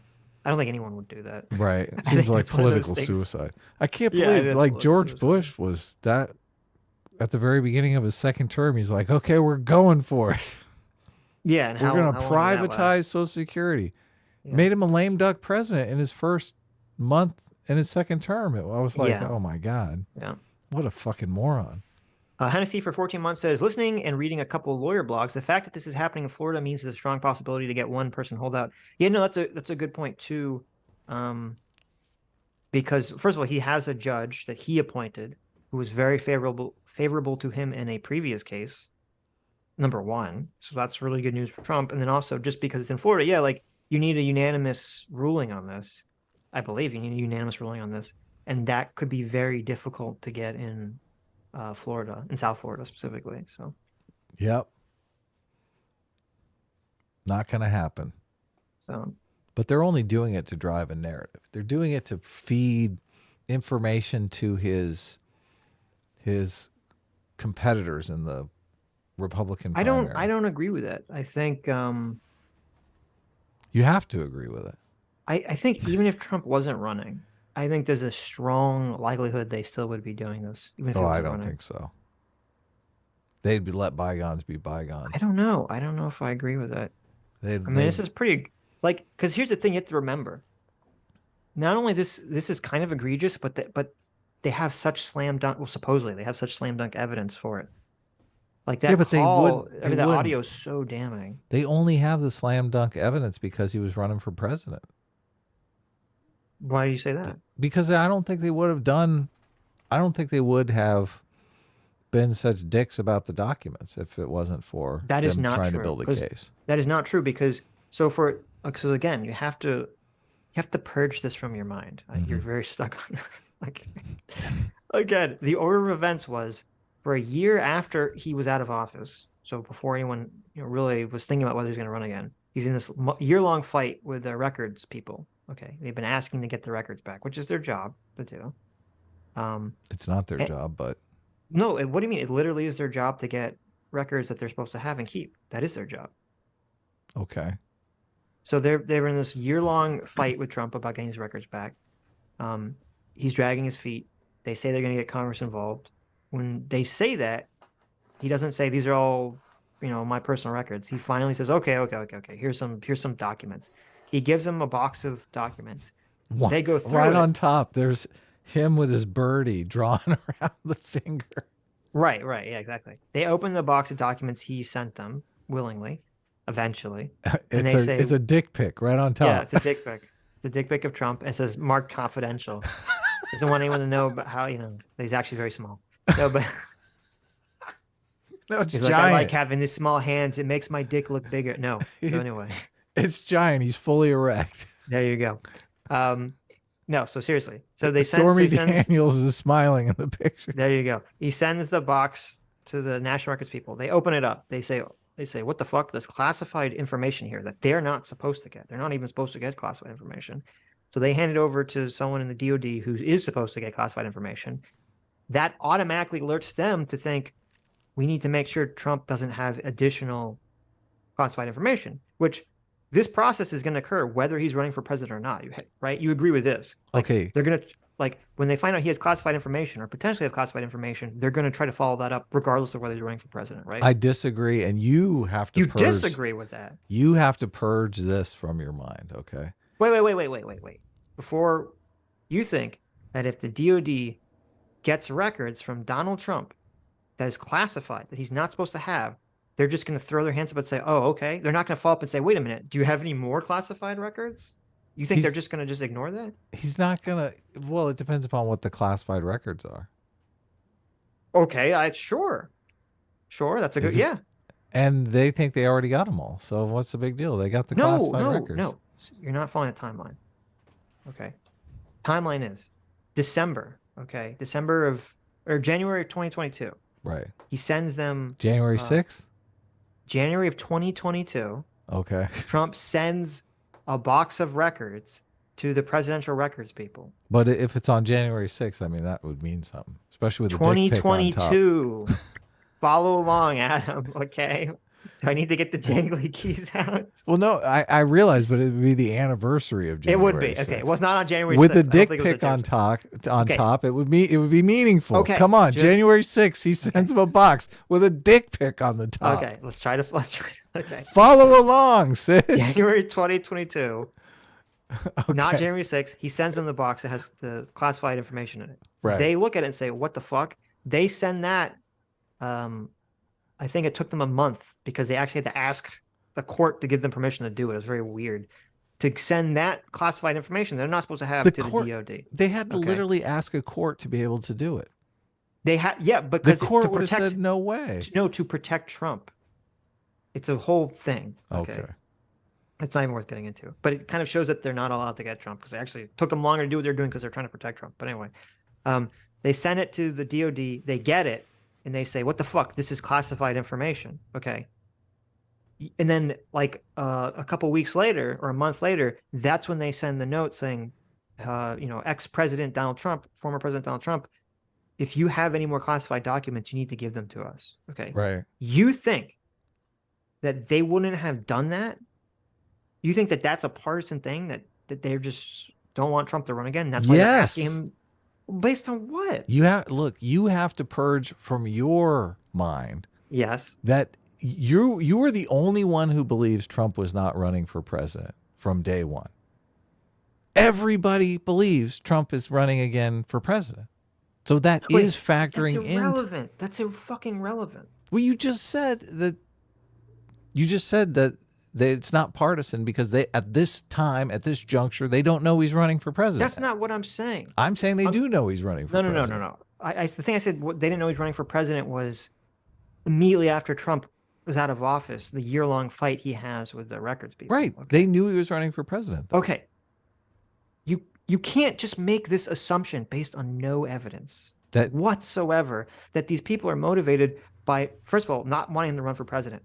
Okay, so you honestly think, say Trump wins and it's his second term. Mm-hmm. Same situation happens. He has a bunch of documents, okay? And he has confidential documents. You don't think the government's going to try to get those confidential documents back just because he can't run for president again? I don't think so, no. Of course they will. Because at the very least, even if they are biased against Trump, as you are claiming they are without evidence, they're going to think he's going to steal them and sell them. Or they're going to think that he's going to be irresponsible, as he fucking was with these documents, and just leaves them on the floor for people to find. Because of partisanship. Well, he literally did have them there's literally a picture of the guy who moved the boxes, took a picture that that box with top secret documents fell onto the floor of the storage room, which a bunch of employees had access to, and it was just laying out there, and it just says top secret, just on the fucking floor. That was AI generated. In the storage room. Like, this is okay. AI generated. I'm so shocked to hear you say that based on your feels, you think that the DOD would find out that Trump had top secret documents he wasn't supposed to have, and they'd just shrug and be like, well, it's fine. First of all, I don't know that I haven't seen enough of these documents to know that they're this giant deal for them to go after. It doesn't matter what the documents are. If they say, what the fuck, he has top secret documents, you're going to try to get that back. It's like wild to me that you don't think that that's the case. Every single ex-president can get the daily brief, the daily security brief, and read it for life. What the fuck? He can see top secret documents still. There's a difference between them saying, here, we'll tell you the daily brief, and you have top secret documents, some which could include fucking battle plans for a potential invasion of a foreign country, and we're just going to let you, like, hang on to those. Why do you believe that? Believe what? Why do you believe that it's like battle plans? Well, what do you mean? That's what Trump said they were. Okay. That's what Trump said they were. Trump said that they were battle plans? In the audio recording. That's the thing. He was like, oh, look, the thing he said absolved him from the fact that he wanted to invade Iran. They're fucking battle plans to invade Iran. I don't know. It didn't say these are battle plans to invade a country. That's what they're supposed to be. They're supposed to be the government plans to invade Iran. If the government were to invade, or if the military were to invade Iran. Supposedly. We don't know that for a fact. Yes, supposedly. Okay. It could have been to invade Cuba. It says like Nation A or Nation... Okay. It could have been to invade Cuba. It could have been invade to Greenland. Maybe Trump wanted to get it by force. I think it was Greenland. You're onto something there. No, but my problem is, Adam, that you're just... And I'm going to have to start, like, banning people, honestly, because this actually really upsets me. Don't ban anyone. No, okay, like, look. the fact... Stop trolling, you motherfuckers. No, the fact... You can disagree with me, but you need to give me an argument, okay? Yeah, Adam, I totally agree. Okay. Like, the chat is giving me an argument. Oh, someone said, come on. Can I ban the come on Adam lol? Can I ban that guy? You're just saying that you don't think the DOD would give a shit about trying to reclaim classified documents from an ex-president. that's based on nothing. Well, literally you're basing that off basing of nothing. You're basing your thing off of nothing too. Like I said, No, I'm basing it off of the law. It's but the law is you're not supposed to have those fucking documents. listen, Obviously they're going to try to get them back. That's the most obvious thing in the world. It's like I don't understand. Do you What understand? you're basing this Do you off understand my argument? Steelman my argument. Okay, go ahead. Your argument is every president just has top secret documents and they don't care. And I'm just like, what the fuck is that based off of? Well, I'm saying that's based off of my speculation. Yeah. Okay. What the fuck? Well, Okay, if that's true, though, if that's true, it completely changes the situation, does it not? Yes, of course. Listen. Okay, so it does. So I am giving you an argument. So it is a logical argument that I'm giving you. Wait.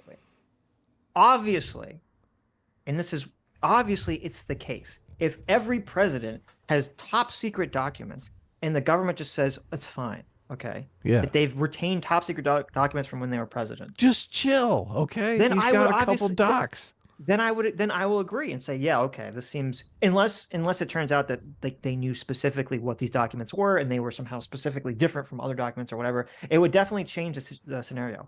I'm saying is we have no evidence whatsoever has been presented to us that every president just wanders around with top secret documents and the government doesn't even try to get them back. They just shrug and say, that's fine. We do have evidence from the video I showed. Except I read thing that contradicted it completely, saying that it was really an audio recording of him giving an interview to a historian, which obviously I'm presuming Bill Clinton's not going to be telling a historian and a journalist top secret information. I mean, maybe he did. Trump was showing the top secret documents to a fucking writer, so I don't know. But if it turns out that past presidents have not done this and it hasn't been, this isn't just like the status quo, then yeah, I'll agree with you. But for right now, it looks as though past presidents have done this, and we just don't know how many past presidents have done this. It does. Okay, you're saying, you're assuming, you're saying it looks like it. It doesn't. We don't. You could say, listen, I'll give you the benefit of the doubt. You can say you don't know. Okay, I don't think you can say it looks like it. I think you can say you don't know, and you're waiting for more information. He has a lifetime security clearance as an ex-president. That's why I'm saying, I'm like, I don't understand. I mean, it's okay. First of all, I don't know if that's. Wait, is that even true? Do you have lifetime security clearance as an ex-president? Yeah, you can look at the Daily Brief. You can look at the Daily Brief Security doesn't necessarily Brief. mean it's going to have confidential information in it. It does. It's top secret. Well, I don't know. I'll have to look into that. The president of the United States and any former director of the CIA or maybe the FBI. I'm not sure about the FBI, but they all have access to this. No, I understand that the ex-presidents have. Sometimes they send them off. They're like, "Look, I'm in a really tough bind here. I want your feedback on this. Sure. On this Daily Brief thing. So they're, Clinton will help out Obama or whatever. I doubt they're sending it to Trump. Oh yeah, Biden here. Trump, will you read this? I think I might be in trouble with this bribe I took from Ukraine. Can you give me some legal advice here? What would you do? Well, okay, I'm trying to read this article really quick while you're talking, but even if that's the case, okay, let's say just hypothetically that is the case, that all ex-presidents have full for life security clearance. Unless it gets revoked from them, right? Just yeah. Like if they're impeached, they probably revoke it. Right. Okay. Having security clearance doesn't mean you get to retain top secret documents. You understand that? That just means you get to look at them. You keep saying that. You're saying it's because it's a law, and I'm saying sometimes there are laws that people look the other way on and don't like. The norm is to break the law. Okay, I don't disagree with that, and I even said that in the beginning of this conversation. Okay. And I said the thing that made this extra egregious was the fact that when they asked for them, he lied. Yes. Said, here's all the documents and then retained some. Right. He shouldn't have lied to them. He should have said, listen, these are my documents, motherfucker. I know the law and go fuck yourself. And he should have sent him the box with the dick pic. Right. But the fact that he didn't say that implies that he knew that the law wasn't on his side there. Number one, because he got bad legal advice. The conversation that we were fixating on was, again, I don't know where you're drawing this from, and I don't believe this idea that the DOD and the government wouldn't try to regain classified documents from an ex-president. Well, I don't Like, think they would do it. If they found out that Obama had classified documents, I think they would say, "Hey, Obama, send us back these classified documents." I don't think they just shrug and say, "Whatever, it's Obama, it's fine." Okay, maybe. I don't know. Okay. Well, that was the area of disagreement. I mean, I would hope so, but I don't know. He lied he lied because he had his lawyer go through the documents, to go through the stack of documents and say, "Hey, pull out all of these top secret documents and send it back to the government." And when he did that, he knew, this is what's being claimed, obviously. I don't know if this is true. The government is claiming that when he did that, Trump intentionally removed about 30 boxes from the stack for his lawyer to go through and put them in a different location so his lawyer wouldn't look through them. And therefore, when his lawyer had signed the thing that said, "Yes, we in good faith have turned over all of our classified documents," Trump knew that that wasn't the case because he was hiding 30 boxes. He knew the lawyer lied. They set the lawyer up to lie. The lawyer didn't even know they were lying. I mean, it's fucked up. It's totally fucked up. Well, it's weird because like the way the indictment's written, it seems like you wonder if the lawyer knew he was lying, because it's not clear. It seemed like the lawyer didn't know, and it seems like his lawyer that did that will probably testify against Trump. But then it's even weirder because that lawyer obviously knew something was up, because he didn't even sign the paper himself. He got some other lawyer to sign the paper. Yeah, that's what I mean. Who didn't even look at the boxes personally. So the whole thing is highly suspect. The first lawyer, it feels like the first lawyer knew they were lying, and the second lawyer didn't know that they were lying. They kind of just set him up to be the patsy. But isn't there client attorney confidentiality? There is, unless it can be waived by a judge if I don't know. I don't know if it's like if it's in the commission of a crime or if it's like, yeah, it's something about like in the commission. I'm sure Mr. Ubercross knows. It's something about like in the commission of a crime, or if you're trying to either conspire with your lawyer to commit a crime or you get your lawyer to commit a crime, that can be waived by a judge, and that's what they did in the situation. Joe the Meg. John A. Wait. John A. What? Okay, John don't A. Don't ban John. anyone. Wait.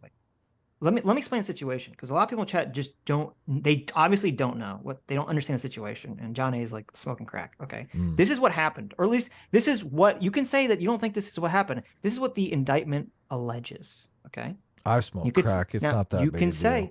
You can say that, well, you can say you want to wait and see what facts come out, and that's totally fine, right? Because it's just an indictment.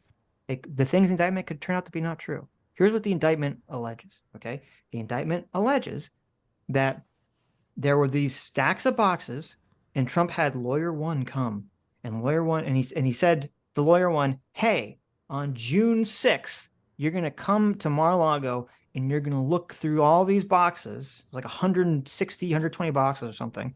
You're going to pull out all the classified documents, and then you're going to send them back to the government." Okay.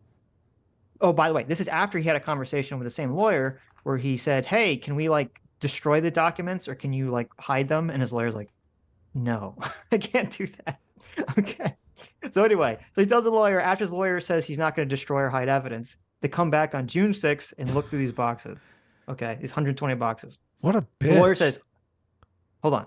Lawyer one says, "Okay, I'll go do that." Okay. Lawyer one goes away because that's like a week away. In the intermedium, Trump has his personal aide come and remove 60 boxes from the stack of 120 and bring them to Trump's house for Trump, or Trump's residency, for Trump to look through those boxes personally. Okay. Before the lawyer actually gets to come back and check all the boxes, his aide only brings back 30 boxes. So there's 30 boxes that are still at Trump's residency that have never been brought back to the pile. The lawyer goes, he looks through the pile of 120 boxes somehow in 2 hours and says, "Okay, I pulled out all the top secret documents from the pile."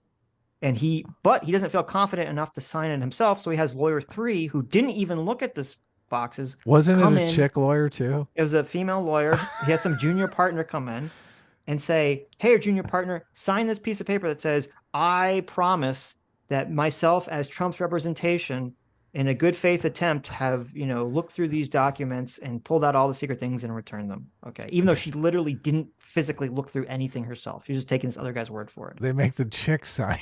Right. Now the problem with Trump here is that Trump is setting up his lawyer to lie, because Trump knows that there's at least 30 boxes that lawyer never went through. that are at Trump's residency, which, by the way, when they did the raid, they looked through those boxes and they found top secret documents there too. Okay, so if you don't understand that, you don't understand the story and you're smoking copium.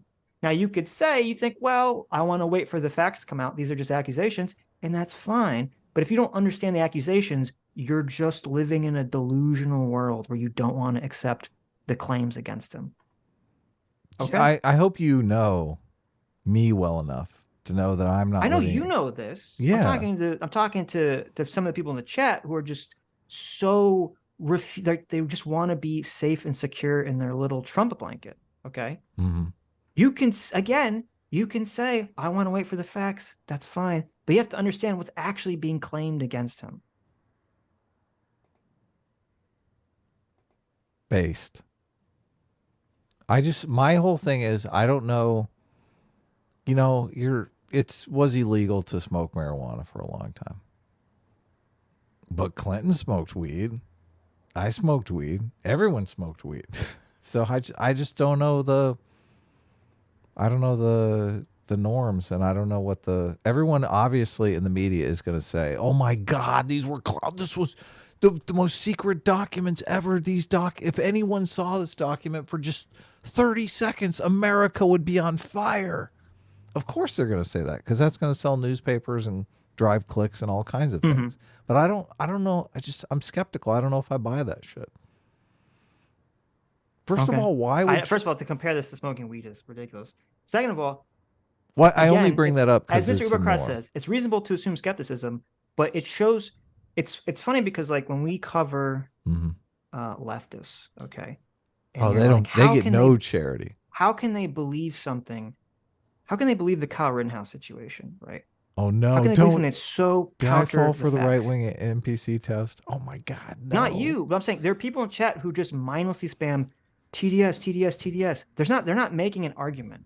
Well, I give you permission to ban anyone that says TDS. Wait, I'm literally just explaining the accusations. Okay, right. You can say you don't think that these accusations will bear fruit, but they're the accusations. If just hearing the accusations, and you think that just hearing what the accusations are is TDS, I'm sorry. We should ban those people. You're literally coped on TDS to 1,000%. Look, Mr. Ubercross says TDS. Let's ban. Oh wait, no, he says this is not TDS. Okay, good.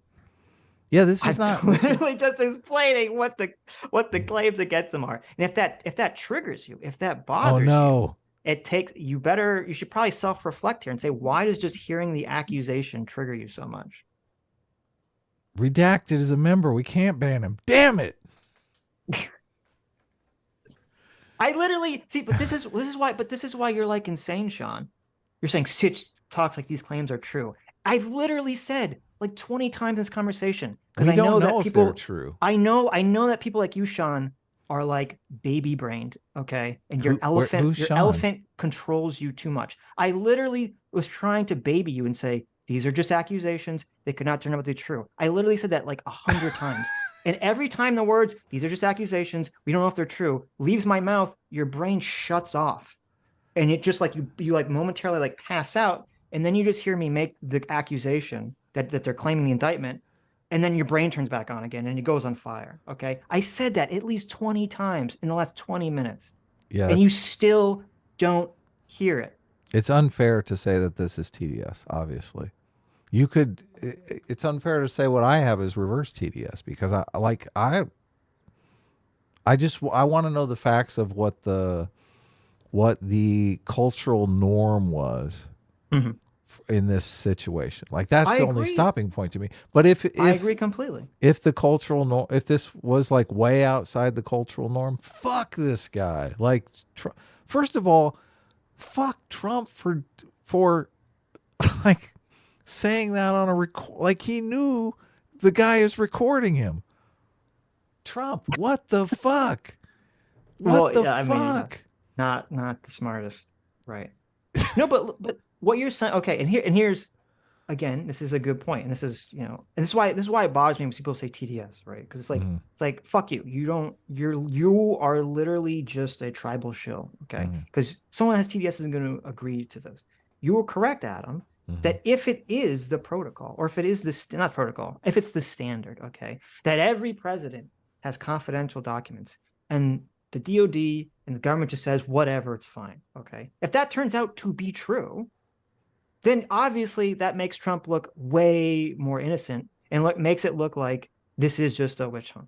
Right. And maybe it is just a witch hunt. If that's and the you case. would say that. You would admit. Yeah, and I would say, I don't have a that. problem saying that. I'd say, wow, there is like this massive double standard. You know, if that's the case, that, you know, every fucking ex-president just gets confidential information, and when the government finds out that they have top secret information, they just shrug and say, we don't care. We don't care that Obama and Bush and, you know, and Biden going forward in the future will have confidential information on their ex-president. Then I'd agree. I'd say, wow, that's massive double standard, massive witch hunt. Okay. Mm-hmm. But you also have to agree by that logic. Well, then if it turns out that's not the case, and when they find out that ex-presidents do have this information and they ask for it and ex-presidents hand it over, and then that's the end of the scenario, then it is a big deal. Then Trump looks like a Right. fool and yes. is completely outside the norms. And the problem is there's like this constant goalpost shifting. And if you can recognize this in lefties and you don't recognize it in yourself, you're basically failing the NPC test. Because the goalpost shift was when they first raided Mar-a-Lago, it was, oh my God, this is a politicized action because Donald Trump was, you know, he was playing ball with the government. He was handing over documents. This was what every person on the right said. They said there was no reason for the FBI to raid Mar-a-Lago. All he had to do was ask Trump. Trump was compliant. Okay. We heard this repeatedly again and again and again and again and again during the whole Mar-a-Lago raid thing.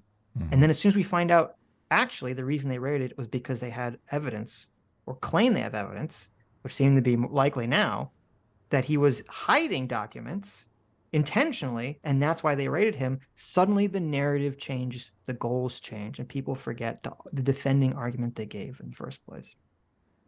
And they shift to a different point completely. All right, I haven't seen this, but I feel like would be a good example of TDS. I saw last night that Sam Harris just dropped a brand new Making Sense. I don't, it doesn't look like it has anything to do with Trump. I know, but what do you want to bet? There's some TDS in the beginning of this. Well, I'm just going to go to a random spot here, okay? Let's go in just a minute and 28 seconds in, okay? Okay. Let's see what he's saying. I would definitely be happier if you were being prosecuted for something related to January 6th. That is, for something where there really is no comparison to make to any other political figure. Okay, now I just picked randomly. Right. And this doesn't even look like it has anything to do. This is called Predicting Reality, a conversation with Andy Clark. So I just scrolled through the transcript with a control F for Trump. Uh-huh. In the beginning minute, 43 seconds to like 2-3 minutes, he's talking about the Trump indictment thing, I guess, because this is like just the news he's going over. And then I don't think it comes up again. Oh, okay. Oh. Okay, well, we don't have to watch it. I'm just saying. Like, I wanted to give a good example of TDS, so this is not Sitch. Okay, it bothers me. That's like, whatever. It just bothers me. That's like, okay, I'm gonna go out of my way to be like, obviously there should be a trial. Obviously there could, you know, this information could turn out. There could be additional context to all the stuff that, you know, validates Trump or whatever.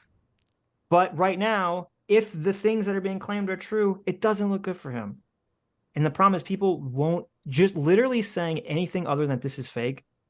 In some people's minds, their NPC elephant takes over. And they have reverse TDS. Reverse TDS is a thing too, where Trump can do absolutely no wrong. Like anything Trump does, he's completely innocent. Obviously, you're falling for the look. Yes, Sitch and Adam, you're falling for the theatrics of the January 6th hearings. Look, it's all just a dog and pony show. Right. Yeah, but you know, obviously, look, there are a lot of people that aren't that way. But if you want to ban the TDS people, have at it. At least ban a couple of them. If you want to make an argument, you can make an argument. Okay. Let's see how bad this Sam Harris TDS is. I haven't listened to this, but I just saw it dropping it. Okay, we'll move on. We want to go back to the video? Or you want to do More super chats? What do you want to do? Just a little bit. Hold on. Just Alleging Mr. a Supercross double for standard. $20 says It seems clear that such comparisons in this case are specious, because while they mishandled documents, Clinton and Biden and Pence did not behave the way Trump has behaved here. But the political optics are very easily distorted and are actively being distorted now. Anyway, I'm going to keep my powder dry on Trump. He's like, I'm not. Look, I don't There want to you get go. called TDS Sam Harris There again. you So go. here, I'm going to chill. Mr. Ubercross for $20 says, you can't use your lawyer to commit crimes and then use attorney-client privilege as a shield to discovering the crimes. Well, there you go. Well, that's fucked up. Why do I even have an attorney? What am I paying you for? Mr. Ubercross. Right. Adam's First Black Fan for $10 says, they didn't ask for Biden or Pence's secret documents until Trump got in trouble. So I don't know what precipitated them asking for Biden or Pence documents. But again, and this is why I went through the timeline, and I was getting upset with sort of the way that you were framing this, Adam. Mm-hmm. They didn't. The Justice Department and the government didn't just walk up to Trump and say, "Hey, do you have any secret documents? Give us documents." It was incidental. No, I know. He fucked up. They just They the stumbled presidential upon him. records people just incidentally got documents a box of documents that had top secret documents, and they alerted the government that they had these top secret documents, and that's why the government even cared in the first place. They said, So I what do could we bel- do? We can't make these presidential records. They're fucking top secret. Right. We have to give them over to the proper authorities, right? Or the proper executive branch. And Right. so, or executive organization. And so the issue is, I can totally believe that there are presidents that have confidential documents that the government just doesn't know about because it doesn't seem to be routine. It wasn't with Trump either. It doesn't seem to be routine for the government to just walk up to ex-presidents and say, "Hey, do you have any classified documents?" and ask them for this in the first place. But They I only don't. asked Trump because they got evidence that he did have them in the first place. I don't. This is a thing. I am completely flying blind here because Right. I don't know the status quo when you leave the White House. That's why I'm Right. that's why I'm skeptical, because I don't know the situation. Like if somebody says, for all I know, he asked and they said, "Oh yeah, whatever." Everyone takes whatever they want. So I don't know. Maybe you got legal advice. I've heard plenty of legal advice on YouTube saying he didn't do anything wrong. So Yeah, but the problem is that, and this is the problem, it's so partisan. Oh, I know. There's no lawyers that I follow or know, except for Mr. Bookross, of course.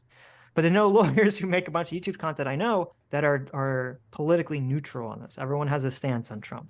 Oh yeah. So all the lawyers that are saying it's not a big deal are like the pro-Trump lawyers, and all the lawyers saying this is the biggest deal to ever happen are all the anti-Trump lawyers. Right.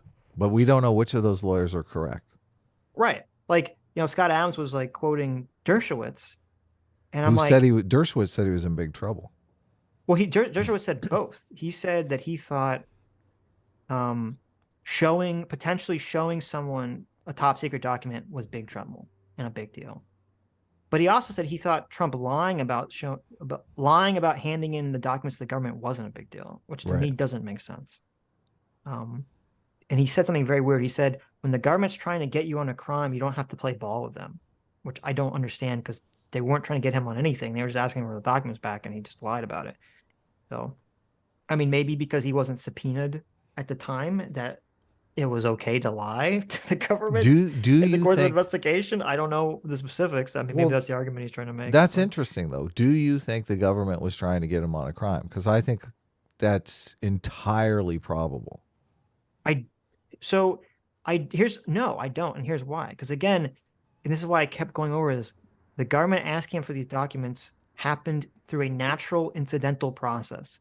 Let's just say, hypothetically, it was a different situation, and for no reason, the Justice Department walks up to Donald Trump and says, "Do you have any classified documents?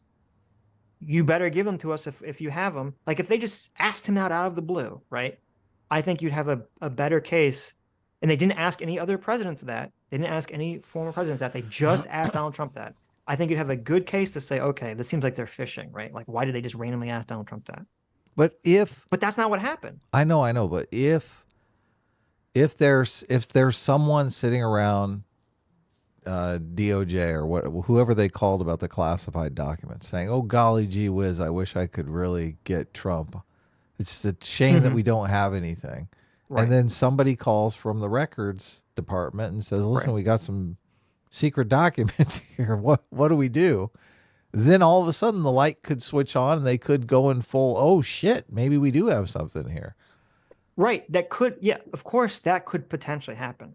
Right. Yeah. But again, that's why I'm saying, even if that's the case, even if the people are motivated because they hate Trump, to me, when they find out that he has top secret documents, they're good to go. Well, no, they didn't. It's not like, I think to make that argument, they act maliciously. It'd have to be like, as soon as they find out that Trump has top secret documents, they don't give him a chance to respond, right? They just immediately raid his place. Like, if that's the order of events, they get the top secret documents from the Department of Records, they immediately raid his place, and then they try to hit him with a crime. Then I 100% agree with you. That seems highly suspect. That seems highly politically motivated. But that's not what happened. Maybe they can't do that, though. Maybe that by law they're required. You know, obviously with defamation laws, you're required to ask them to retract and remove. Well, I don't know if that has anything to do with defamation. But, well, no, I'm just saying certain laws have certain procedures that you have to follow in order to have a case.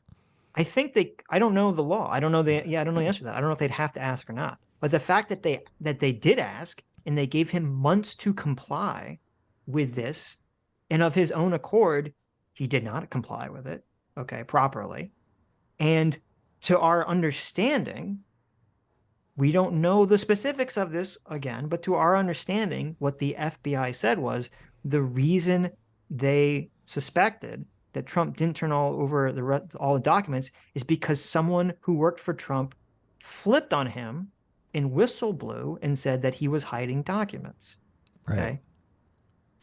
So to turn this around and say, oh, this was obviously political, it was obviously a fishing expedition, when we follow the natural course of events, everything seems to fall into the FBI's lap, and they seem to be acting the exact way you would anticipate they would act in any other situation, you can't make the claim that, well, in their heart of hearts, they were just acting for politically motivated reasons. It doesn't have to be a fishing expedition, though.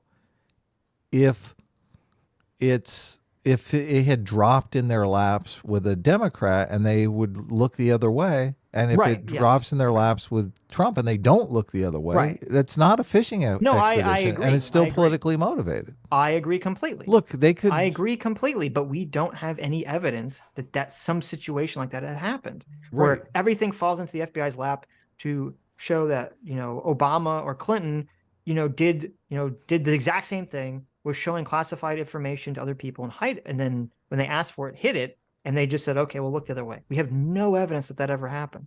Right. But that's the issue. It is, yeah. Okay. I guess we'll find out if there's any evidence for that. I'm sure every single Republican on the planet is looking for that evidence. They'll probably manufacture some if it's not out there, which I guess we'll have to pick through and see if it's real or imagined. So Libertarian Sasquatch for 2 months says James Comey literally said he didn't prosecute Hillary on her intent. He deleted whose servers of information. How can we tell Trump's intent? So that's not okay. So James Comey said that in order to prosecute someone for the crime that Hillary did, it needed a combination of either her intentionally showing classified information to people, or intent to intentionally delete information herself, or to order deletion of information to not go along with a lawful subpoena. That's what Comey said. And as I went through on Sunday, even though the Hillary Clinton deleting the email stuff was very suspect, they couldn't tie it to Hillary ordering the person to do it. They couldn't tie it. They couldn't find information or evidence that Hillary Clinton intentionally deleted information to not go along with a lawful subpoena. They couldn't find that information. They couldn't find that evidence. Okay. The guy who deleted the emails gave his explanation of why he deleted the emails, and that was the end of it. They couldn't find contradictory evidence that showed that wasn't the case. Now you could think that Hillary called them up and told them to delete the emails, but the FBI couldn't find evidence of it. Okay. So I don't know what to tell you. But with this, supposedly, the FBI has evidence from firsthand accounts that Donald Trump ordered these boxes to be removed from the pile that he knew his lawyer was going to go through, that his lawyer was going to go through the pile with the express intent of looking through them and sending back top secret information. Okay. And didn't tell his lawyer. That's where the intent comes in. Like if you had a situation, this is, I don't know, to me, this is very clear, but maybe people were having trouble in here. Okay. If you had a situation where all the, say Trump has a pile of all the documents, all the boxes of documents, and his lawyer goes through them and he says, okay, lawyer, go through all these documents, pull out the top secret things and send them back to the government. His lawyer says, okay. And say his lawyer does like a shit job. Okay. Does a real shit job. His lawyer doesn't really give a shit. He's half-assing it, whatever. So he misses a bunch of documents. If that was the case, Trump would have a really powerful defense. He would say, I told my lawyer to go through the boxes. It's his fuck up. I didn't double check his work. It's entirely his fuck up. There's no evidence that I intentionally told my lawyer to hide documents, right? If that was the scenario. But that's the problem for Trump, is that that's not the scenario. Trump knowingly ordered someone to remove boxes of documents from the pile he knew were being checked for the express intent of sending them back to the government. Okay. And that's where that's where the intention rolls into play here. Are there any more Trump super chats so we can move on? There's a bunch more. Oh, really? Credo for $5 says, Sitch, my brother in Christ, you put too much faith in the FBI. The problem isn't me putting faith in the FBI. The problem is we have an investigatory institution that's involved in these situations, okay? And people, based on their politics and based on their gut, want to start to say, well, I think that they're just hiding information for one side and they're just damning the other side. And they could be doing that, but I need to see fucking evidence that that's actually occurring in this specific scenario. And so far, no one has produced that. It's not a question of me putting faith in the FBI. It's a question of me putting faith in our institutions that we have to put faith into because they're the ones operating these investigations. If you're going to throw this is like, so Counterpoints had a conversation with Destiny and Brianna and Dylan and Rob Noir and some other people who are defending Trump. And everything their defense to literally everything was, it's a conspiracy. The FBI just hates Donald Trump. And if that's your argument, then there's no reason to have a conversation about anything, because anything can just be a conspiracy. They're just out to get Donald Trump. Okay, I don't have an argument against that. I don't know. It's possible. But I'm not going to sit here and just say, well, I'm going to automatically assume it's a conspiracy. They're automatically out to get Trump. Therefore, that negates everything. I need to get some animated smoke. Libertarian Sasquatch for 2 hours says, I have nothing to hide, so I just deleted my text. Again, you could, do I have to re-explain this? I think the story sounds really stupid that the guy gave, that when they separated the emails from the personal emails to the government emails, that she told him to delete the personal emails and he forgot to do it. I think it's a stupid story. I think it is suspect. You said it was stupid. Yeah, I said it was stupid on Sunday. I think it's a suspect story, but that was a story that was given. And if the FBI or whatever investigatory body can't find counter evidence, including when the Republicans were doing their own investigation in this, they couldn't find counter evidence to it, then I don't know what to tell you. Okay. We live in a country where it's innocent until proven guilty. I don't know what to tell you. God bless America. Yes. Zen Man for 9 months says, we only have to wait to Sitch to be proven wrong about the documents, like he was proven wrong about Hunter's laptop or the Burisma bribes. Yeah, what's the deal with the Burisma bribes? Well, first of all, what was I wrong about with Hunter Biden's laptop? Nothing. I don't even know what that's supposed to mean. Burisma bribes have got me to reconsider the Shokin thing The because Burisma bribes is hilarious. Okay. To me, the Burisma bribes prove how tribally oriented people's thinking are here. And it was funny because I remember when this accusation first came out that they said, someone tweeted this to me. They said, Sitch, did you hear the news? An FBI informant is claiming that they have evidence that Burisma bribed Joe Biden. Yeah. And I said, oh, we believe FBI informants now?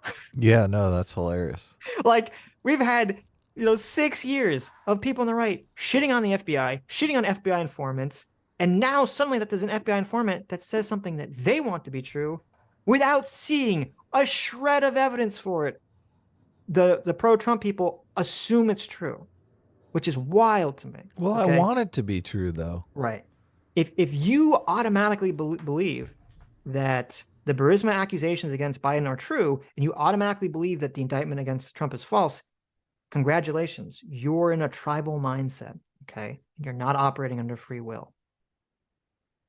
So with the accusations is that there's some accusation that an FBI informant claims that they have audio recordings of Hunter Biden and Joe Biden having some kind of meeting with someone that works at Burisma, and they talk about, paying Joe Biden off or bribing him to get rid of the, Shokin or the Burisma investigations or something, or the investigations against Burisma. Okay.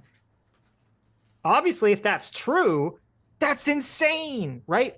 And I'll be the first person to tell you, if that audio exists where Joe Biden is receiving payments from Burisma to get investigation into them closed down, he should obviously be impeached. 100%, no question. But why the fuck would anyone believe that exists until they actually see evidence that these audios exist, as opposed to someone just claiming they exist? Yeah, we got to see him. Remember the P tape that never happened? Exactly. That's exactly what I was thinking. Everyone was criticizing. Remember when the media went crazy with the P tape? Oh my God, it's a tape of Donald Trump peeing on a bed that Obama slept in. Well, show me the fucking tape. So we'll see. Now we'll see what happens with this. To me, this sounds like a too good to be true scenario. But then again, I would have thought the Trump audio of him talking about not declassifying the record would have been too good to be true. Like if you told me that there was an audio file that existed of Donald Trump saying that he could declassify things when he was president, but didn't declassify something, and here it is, and showed someone, I would tell you that there's such a low likelihood that that's real. And yet it is real, supposedly. The simulation people are literally just writing this shit to fuck with us now. Right, exactly. So listen, it could come out to be true. They could have this audio, but that's the thing. We'll see. If that audio comes out, then boom, there you go. Solid evidence against Biden. And I'll say, yeah, I was wrong in that situation. But if you're assuming I'm wrong based on someone making a claim, I'm sorry, you're operating in the NPC tribal no free will space. God's Joke for $20 says, you do clarify that they are accusations, but to some it might sound like you're believing them. I do not agree with them, but to them, the way you quote the prosecution makes it sound like you low-key are on their side. So I do think that there's a higher likelihood that the accusations in the indictment are true than not true. I do think there's a higher likelihood that just makes sense. I mean, obviously they have to show them in court. Right, because I don't think that they would say we have an audio recording with these words in it if that was just completely made up. Now, there could be additional context that makes it sound better. That's possible. And I don't think that the amount of when you look at the indictment, the amount of claims and evidence that they're claiming they have is so overwhelming that it does correspond with the fact that someone who was involved with this flipped, including the lawyer who supposedly was working with Trump on this. So I believe there's a higher chance than not that these accusations in the indictment are true, but you can say they're not true. That's fine. You could say you want to wait for the trial to come out. Everyone gets their day in court. Okay, that's totally fine. They cut off the recording right afterwards. He says, I'm just kidding. I declassified all of these documents. Right, exactly. the thing that bothers me is that it's like the people who just literally don't understand the story, and just explaining the story is like they can't handle it. Because the story, it's like, unless you come out and say this is all a witch, this is all a witch trial, this is all fake, blah blah blah blah blah. Unless you come out saying that from the beginning, they're like, oh, they can't handle it. So, Mr. Ubercross for $10 says, I think counts 1 through 31 are nothing. Really, only the last 3 counts are meaningful to me. Those are the 3 ones that cannot be dismissed out of hand. 18 USC 1001 is a problem for Trump. Okay, let me bring up. Those are the phone call ones, or no? Let me bring up the audio recording ones. So, well, the first counts are just possession of the documents. 1 through 31 are just possession of the document. That's what I was saying. Yeah. The last 3 accounts are count 35, concealing a document in a federal investigation. Count 36, scheme to conceal. And count 38, false statements and representations. Yeah, I mean, I agree. That was my interpretation when I looked at the indictment. That's what I honed in on as being like the big deal, would be not necessarily having the stuff, but lying about it. So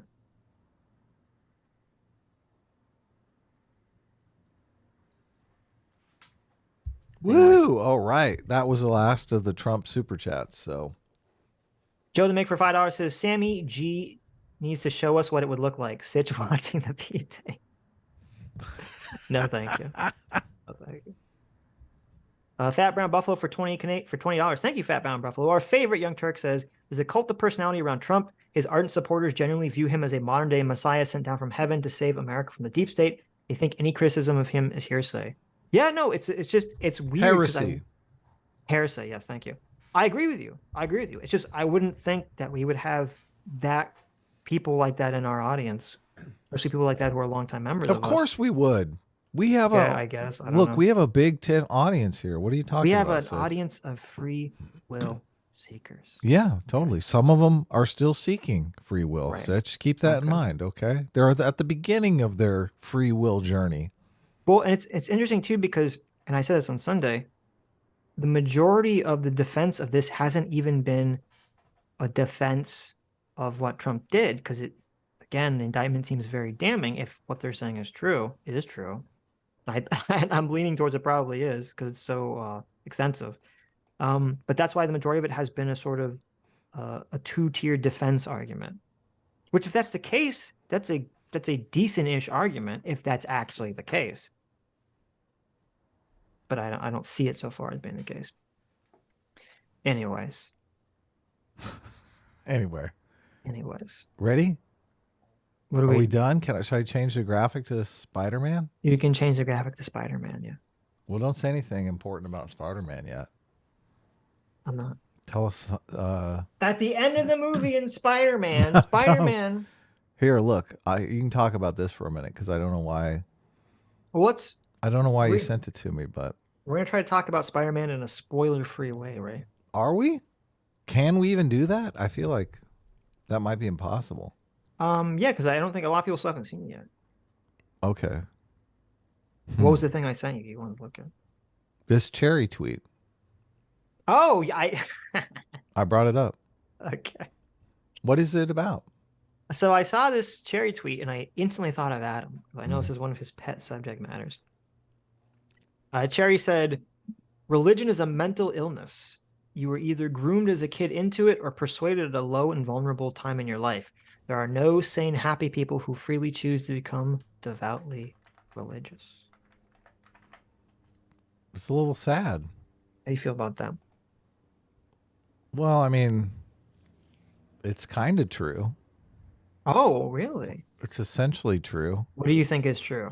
You think religion is a mental illness is true, or do you think the... Oh, yeah, that part. Yeah, you gotta be careful with what you're saying. Yeah, here, okay. let me hold on. You've been very vehemently critical of the sort of anti-theist. All right, let me amend my statement here. Anti-religious, yeah. Religion is a mental illness. That is completely untrue. That part, 0% agreement. You were either groomed as a kid into it or persuaded at a low, vulnerable time in your life. That part is essentially true. Yeah.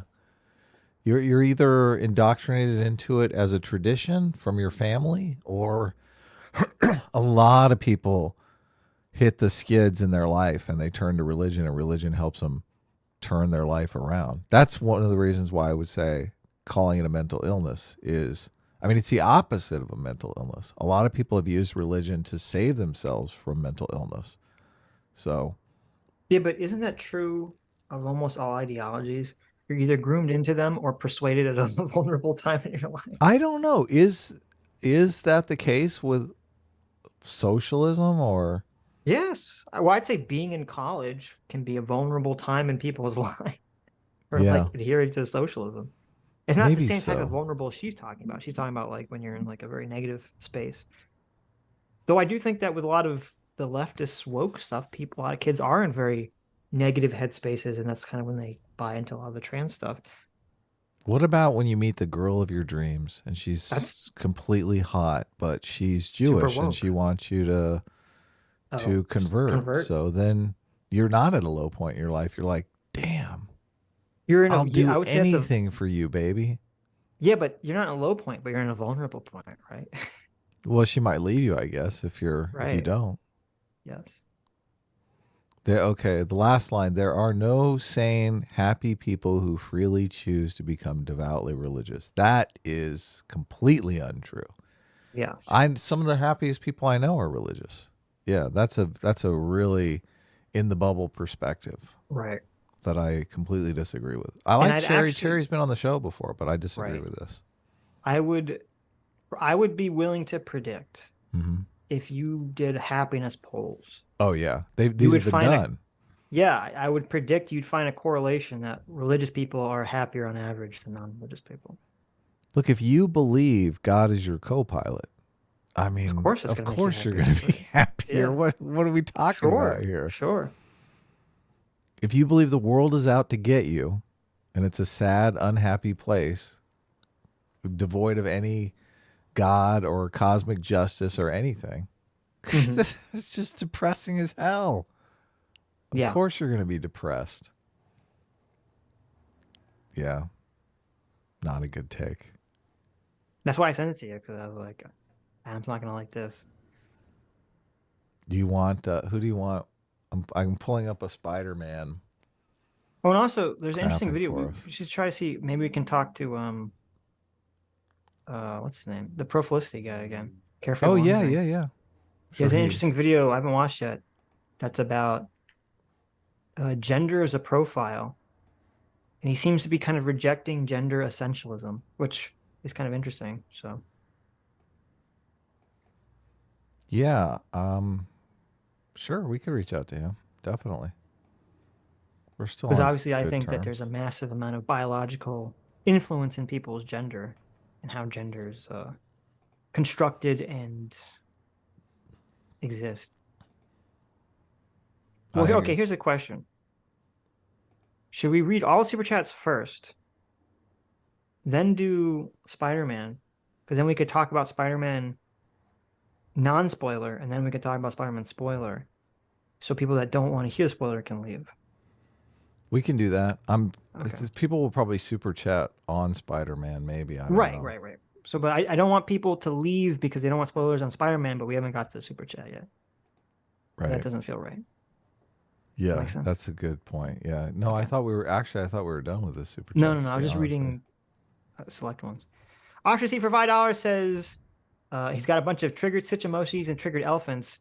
That feels better in reference to Zumass's tweet of the epic Sitch Ranch. Thank you. You were talking about that earlier. Mm-hmm. The me talking about the non-binary stuff. Yes. Maybe we should go back and clip that. You know, it's a good rant when I retweet something someone else tweeted about me. It's not me, and it gets like a bunch of likes. Just have CT download the rant from the thing and we'll upload it. It's just that, well, maybe we could just upload it just a short. Yeah, no. Okay, we can try that. Thank you, Zumass. Oh no, you're gonna do a short? Why don't you want to just upload a 1 minute, 45-minute video? Why Or not? 1 minute, 45-second video? Why not? Why not make it a short? What do you mean? Okay. Isn't YouTube pushing shorts? Isn't that the whole thing? Everyone's like, you gotta do shorts. YouTube is pushing shorts. Why not try? I'm a non-conformist. Okay, we're gonna try for a short. Okay. Go for it. CT for 2 Canadian says, did somebody say super chat? Stop it, CT. Stop it. I told CT not to super chat, and she did. Yeah. Damn it. Agla here for 7 months says, do these count as super chats? No. Yes. No, they don't. But Well, thank what do you mean? We read them just like super chats. Why don't they? It's true. But you get them for being They just pay. a member. They pay a monthly for a membership, and you get one a month. So I mean, it's basically the same thing. No, I meant in terms of like telling CT not to super chat or telling someone not to super chat. Oh yeah. It's different than like getting like a monthly thing. So Calvin Pafford for 1 month says, Sitch, thine elephant knoweth not loyalty. CP 2024. Andrew Clark is my head choice for VP, provided he learns to pump his own gas. Adam is definitely press secretary. Sweet. There you go. Listen, Calvin, you got to work on, you can't have CP 2024. Okay. I'm sorry. That's not going to work. I'll make sure there's plenty of blunts in the press briefing room. Is in 2024, the letters C and P have very different connotations. Yeah. I mean, Gotta be careful. yeah. You don't want to get in trouble. More importantly, you don't want to get us in trouble. Right. BMO for 5 months. Being disciplined equals freedom. Thank you, BMO. Says, gotta be honest, forgot my second account had been subbed to you guys, but hey, that's how it goes. 18 reigns supreme. Sweet. Well, thank you. Even though you forgot, thank you. What do you mean? I don't get it. I think he means they just forgot, like it was just, they were just subscribed to us on 2 different accounts. Nice. Us on 2 different accounts.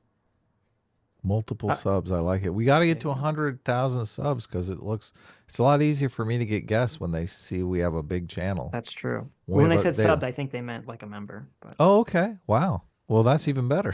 Paying us on 2 accounts. But yeah, we don't push it enough. I see a lot of channels that I mean, I don't feel like they get the kind of engagement that we get, and they've got like 200,000 subs. It's like, yeah, we have a very high watch to sub ratio in terms of, but we don't have a very high sub ratio for the amount of watches we get, which is kind of interesting. So, yeah. Make sure you hit the subscribe button. Well, if you want us to get better guests, that's the argument. It does help for us to whip out the big dick number of subscribers to get guests. It does, yeah. I thought it was weird that Brianna is like, you guys are so influential. I'm like, really? There's a slight chance she was. I think she was blowing smoke up our ass. Yeah. Yeah, it's okay. That was my interpretation. Teeny tiny chance she was going full political on us. But okay. Andrew Clark for $2 says, I apologize for Calvin. He's addicted to bad ideas. There you go. Our girl Sarah for 14 months says child rates are not low only because of money. Since 2015, gay people have been allowed to marry, and frankly, that undermines my marriage. With the face with a monocle emoji. Wow. So you were gonna have like 10 kids, but the gay marriage got in the way. Yes. Well, you know, it's funny. I was thinking about this, and I said this in the conversation with Carl. I should have really just emphasized it and stopped the conversation until this was addressed. The ultimate kind of dismissal or sort of like refutation of that point is that the idea that marriage was not constructed as a way to get people to have children. That is like just flat out not true. And we all know this isn't true. Because what is the one thing that all young people want to do all the time? Fuck. Oh, right. It's almost like we talk about that, like Adam is being so amazingly, completely Coomer-brained, especially when he was younger. Right? Yeah. Yeah, that's all young kids want to do is fuck. Or at least they did. Obviously now there's a difference. But historically, that's all young kids want to do. Now they're too afraid. And they've got infinite pornography at their fingertips. Like if I wanted to see a naked girl, I had to go find a naked girl. Yeah, exactly. Right. But when we're talking about like, why did marriage exist traditionally? Okay. Right. Like all fucking kids want to do for human history before internet porn became widely available was bang each other. Okay. And what was society and culture's response to kids wanting to have sex constantly? Marriage. Yes, it was a way to stop it. It was a preventative measure. It was like, listen, you can't just have sex with everyone. You have to wait. You have to wait until you're married. It was literally a mechanism designed to prevent people from having sex. That's a good point. That's a great point. Okay. Like, and then once you get married, the whole thing is like, oh, you can only have sex with this one person, right? Mm-hmm. Like, if you had two societies, one society where they have marriage, one society where marriage doesn't exist, which society do you think is going to have more children? The one where marriage doesn't exist. Right. Because everyone's going to be banging like bunny rabbits. Exactly. So to me, this whole concept that marriage was to get people to have kids is just flatly not true. Completely not true. Yep. Now, obviously, there would be a social detriment if people were just banging like crazy and having kids that they weren't caring for. And to me, that's what marriage exists, so that people will care for their children. Which is a different argument. I have to care for these kids? Right. I thought, look, they make single moms for a reason. Yeah, exactly. Marriage exists to secure property rights for children, secure sexual monopoly for partners, and to secure parental rights for children, so the parents actually give a shit about their children. Sexual exclusivity. Sexual exclusivity. It's a nicer way of saying it. Monopoly makes it sound like you're her pimp. Right. Well, not really, but I guess it does. I see what you're saying. Look, everyone, if you want some of this, you got to come to me. I have a monopoly on the sector. Yeah, exactly. Calvin Paffer for $2 says, "That's it, Drew. Grey Poupette is the new VP." Look at that. You've already been replaced. I know. Terrible. Oh, my God.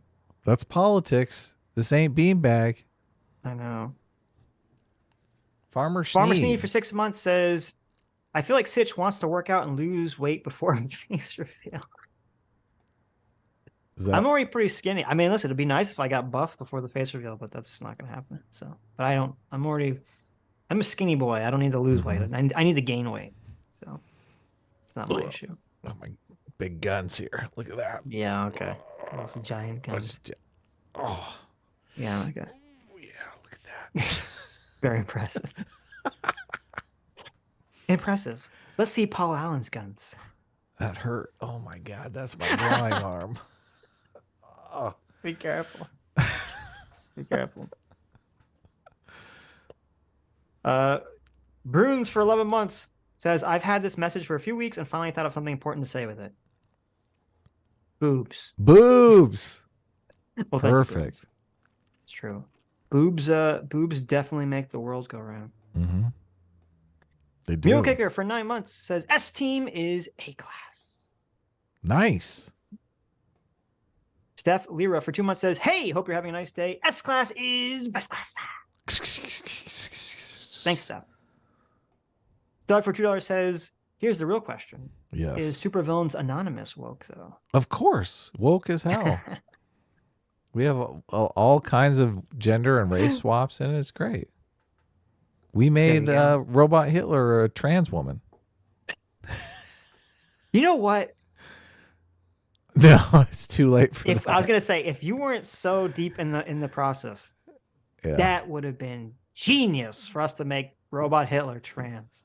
Trans. Oh my God, we fucking missed such a good opportunity to make Robot Hitler trans. No, we can do it in book 2. Shh! Don't tell anyone. You're right. Book 2, Robot Hitler is trans. I love it. That's Robot Hitler is trans in book 2. Okay. Doomer and then Media. actually, not only is that a funny joke, that literally would work perfectly with the story and like the environment and the society that everyone lives in. Totally. Trans Robot Hitler. Doomer Media for $2 says, look, these are secret documents. This is illegal. Oh, look, Doomer's getting mad. He's like, Doomer said that January 6th was worse than 9/11. I remember when he came on the show. Do you remember that? I do remember that, yeah. I think he was joking, but a little bit serious. I think he was joking. Danimal the Brute. Oh, I think You we read that might have one. read that. Sulla for $5 says, "What do you think of your boy Zach and Dave Cullen's suggestion that we should ignore woke commercials because they're just bait?" I didn't hear what they specifically said on it. I don't think we should ignore woke commercials, honestly. I think I don't have a problem with. I think people should boycott like really woke companies or that make really woke commercials. I don't. I think ignoring it is only gonna help them. I don't think. I mean, if there's evidence that showed that like when like the right gets outraged about woke commercials, that actually helps the companies, then I'd agree. But that's not been my experience. So. Well, the implication is that it's good advertising for them. And I don't know that you can say that after Bud Light and Target. I'm not sure that's an argument you can make. So, yeah, I agree. Seems like a lot of people have pulled back. There was a thing going around that of all the companies that haven't done a Pride logo for Pride Month, because they got Bud Light on the mind. They're like, am I gonna get in trouble for this? Maybe I'll just chill. Happy Pride. We'll just do it in a tweet. It does seem like the Bud Light and Target stuff does seem like it's had an impact. Oh, of course. So I think it's working. Yeah. Which is great. People are turning on the women in sports too. Did you see Emma Vigilant getting all butthurt because someone put the poll numbers up, and I think it's like 69% of people are not in favor of trans women in women's sports. And she's crying. I did see that. This is discrimination. I was like, hell yeah, bitch. It's discrimination against women. Keep them out of there. Yeah, the tide has turned on that. I think it's over 50% even for Democrats. It definitely does seem like the tide is turning on a lot of woke stuff, which is good. People are fed up. People are getting fed up with it. It's like, this is bullshit. And you just got to give it a while, because it's true about people on the left being open to new experience. After a while, this shit just gets boring. Like, I need to be contrarian. Everyone's for this now. This is the status quo. Fuck this shit. True. Grendel Vat for 4 months says, POTUS power to declassify flows from his power as commander-in-chief, as granted by the Constitution, and thus has great latitude in that regard. Yep. I would assume so, yeah. Libertarian Task Watch for $5 says, personally, I could care less if Trump goes to jail or not, but I just want the standard to be upheld for everybody. The optics of this are just so bad. I mean, I don't disagree with that. I agree with that, yeah. There should be same for everybody. I agree. This is a complete optics loss, big time lose especially for GOP, because they're tying it into the military stuff, military secrets. Oh man. Well, no, I think Democrats who are bad with military secrets. Right. I think he meant an optic loss in terms of he's saying it looks political, not that it looks bad for the Republicans. He's saying it looks bad for the Justice Department. Right. And obviously the Democrats. Yeah. Some dumb spider for 100 sexy sexist says, what was caught on tape isn't necessarily breaking the law. A president doesn't have to go through any process, but he, for example, a president doesn't have to go through any process, but he, for example, would need to go through a process to make it public in other cases. So the whole idea about like Trump doesn't need to go through a process, that hasn't, to my knowledge, that's a theory that actually hasn't been tested yet by a court, to my knowledge. Now, there's the Judicial Watch guy saying the opposite of that, but I'd have to read through that case because that sounds kind of wrong from what he was saying.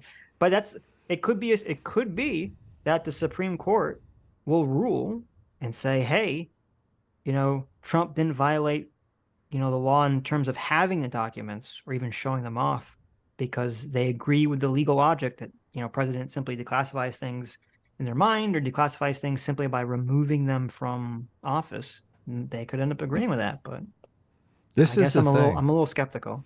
This is a So- thing, and I caught myself doing this. Like when Yeah. you hear about declassifying documents, your mind Right. builds this complete narrative about the process of declassifying documents, where somebody's sitting at a desk and like keeping track of all the documents and writing down declassified and stamping it declassified and putting in a special declassified envelope and stuff. But I don't like, I'm thinking to myself, I don't know the process. Maybe they just take it and take it away. Maybe it's like, So- okay, that's declassified now. So I didn't look deeply into this, but I remember last year when this was all going down, they were saying that the normal declassification process does have, you're supposed to request it. The president or whomever requests it, and they send it to, whatever agency produced the documents, and everyone's supposed to like initial it or sign off on it, and then they're supposed to stamp it declassified. Really? Yeah, So there there is a some- big there- process. Well, there is a process. The question is, it's not a process encoded through legislation. Oh, okay. So it's just the norm. Just a thing of how people they do it. did, You're right. They Gotcha. didn't need to be. It's kind of like This sounds like the debt ceiling stuff. Well, no, that ceiling is encoded in legislation. But, Well, no, it sounds like, how they used to have to do this big process for every single treasury bond that they minted, and they were like, this is too much fucking work. Let's just make it so do as many as you want up to this point. Well, it's kind of like so the Supreme Court, I don't believe there's any code of ethics that the judges have to follow. And it's weird because all other judges do have a code of ethics they're supposed to follow. And it was like, until recently, people were like, just expected the Supreme Court judges to follow the code of ethics without it actually being encoded anywhere. Right. And I think this was kind of the thing with the declassification thing. Like everyone just kind of followed some procedure, even though it wasn't really encoded anywhere, because it just seemed like it was in everyone's best interest to do it. Right. And so now this is kind of bringing this into the question. So, Well, write that shit in the law if that's what you want. yeah. Or at That's least what- I guess I don't know, like I would assume I don't know how this works legally. I assume if a president, when he's president, passes an executive order that dictates how the classification and declassification of documents is supposed to occur, for another president to disregard that, I would assume, I could be wrong, but I'd assume they'd have to actually issue an executive order that changes the previous one. I don't think simply acting differently would change a previous executive order, I would assume. Yeah, I don't know. But we'll see. JD for $15 says, I hope you guys realize the president never loses clearance to their own activities as president. Yeah, that's what you're saying. If you want to maintain evidence of your military decision, how is that wrong? Keep a backup. Well, you're not allowed, I mean, to my understanding, you're not allowed to just keep top secret information. Like even if you personally have the ability to look at it, doesn't mean you get to keep the physical document regarding it. And then especially, put it in a very not safe location on top of it. So It's dumb. Should like be able to do think of whatever it this you way, want. like you could be like you as an individual, okay, you could be hired by the government to do something or testifying to do something in some security, some highly security case, and because of that, the government could give you a security clearance because they need you to look at something, right? They say, we need to give you, Adam, security clearance because we need you to testify in this case and we need you to look at this top secret information. Right. And you say, okay. Just because you have security clearance doesn't mean you get to keep the document.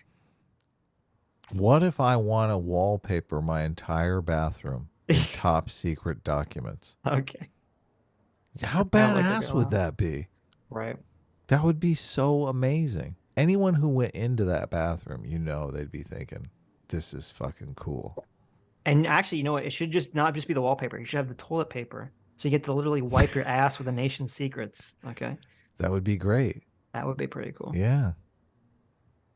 Calvin Pafford for $5 says, a vote for me is a vote for truth. A vote for Sitch is a vote for your untrained elephant. CP 2024. Oh my God. Stop it, Calvin.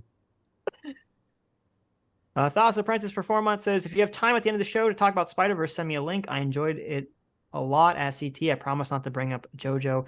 S-Class is best class. We'll see though. Libertarian Sasquatch for $2 says, "Cool, you got Chucky Finster on the show." I don't know who Chucky Finster is, but is that bad? Rude. Is that rude? Chucky Finster is a character from Rugrats. Oh, I think they were saying that she sounded like mean. Don't be mean. Okay. she was a good sport. He was. Yeah.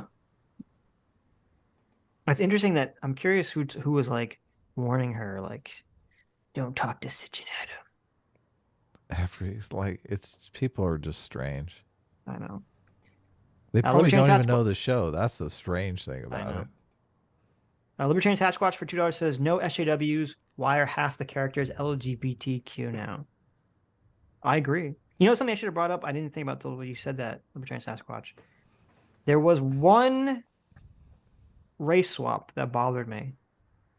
In Spider-Man? Into Spider-Verse. Okay. And it was the woke character, HOBIE.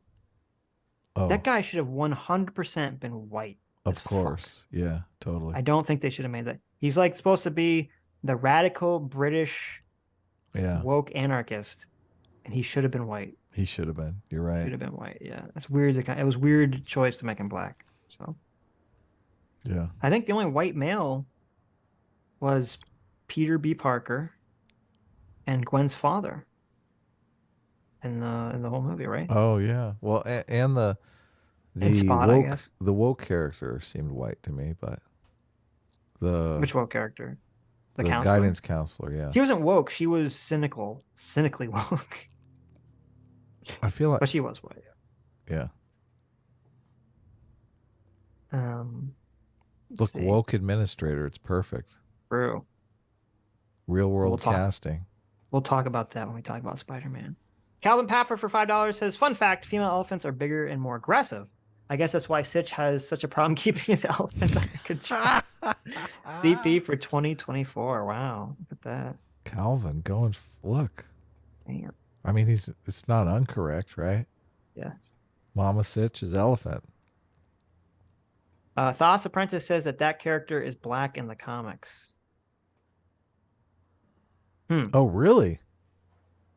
So they kept. Well, it still seems weird to me.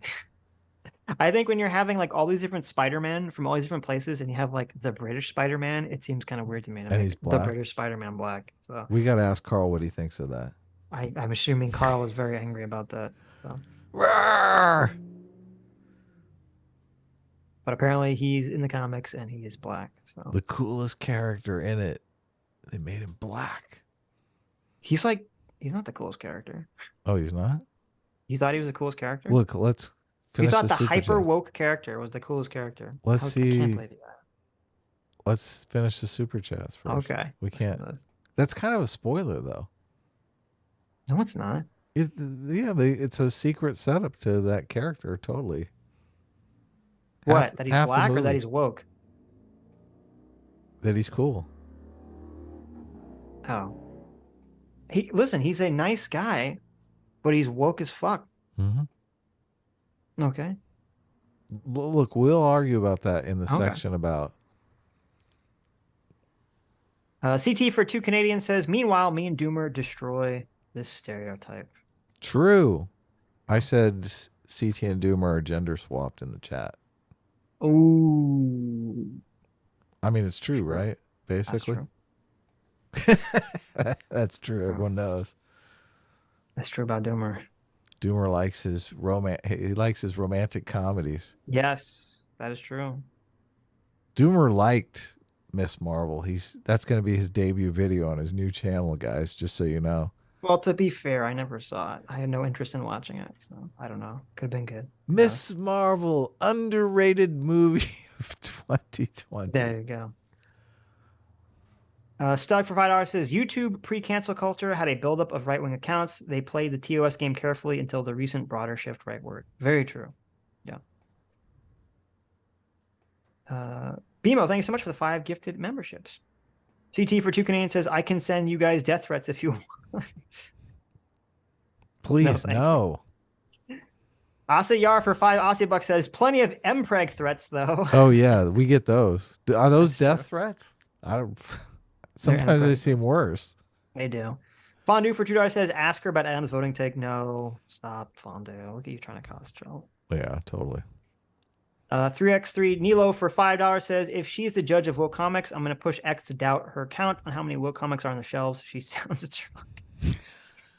Yeah, I think she's I think because people overuse woke too much, she's kind of like a little too flippant on assuming that when someone says something is woke, it's not woke. Because it seemed like whenever we get into specifics, she would agree. Yeah. Even though she would had a different take on like the general environment of things. So Fondue for $2 says, I would say trolling is now the marketing strategy. I mean, it could be. I think it is like for comics and stuff still. As long as those, I mean, I don't know. I think some of these woke people are in a delusion. Okay. Where I do think going woke does hurt sales, but they have to justify it. So they justify it by saying it's a trolling strategy.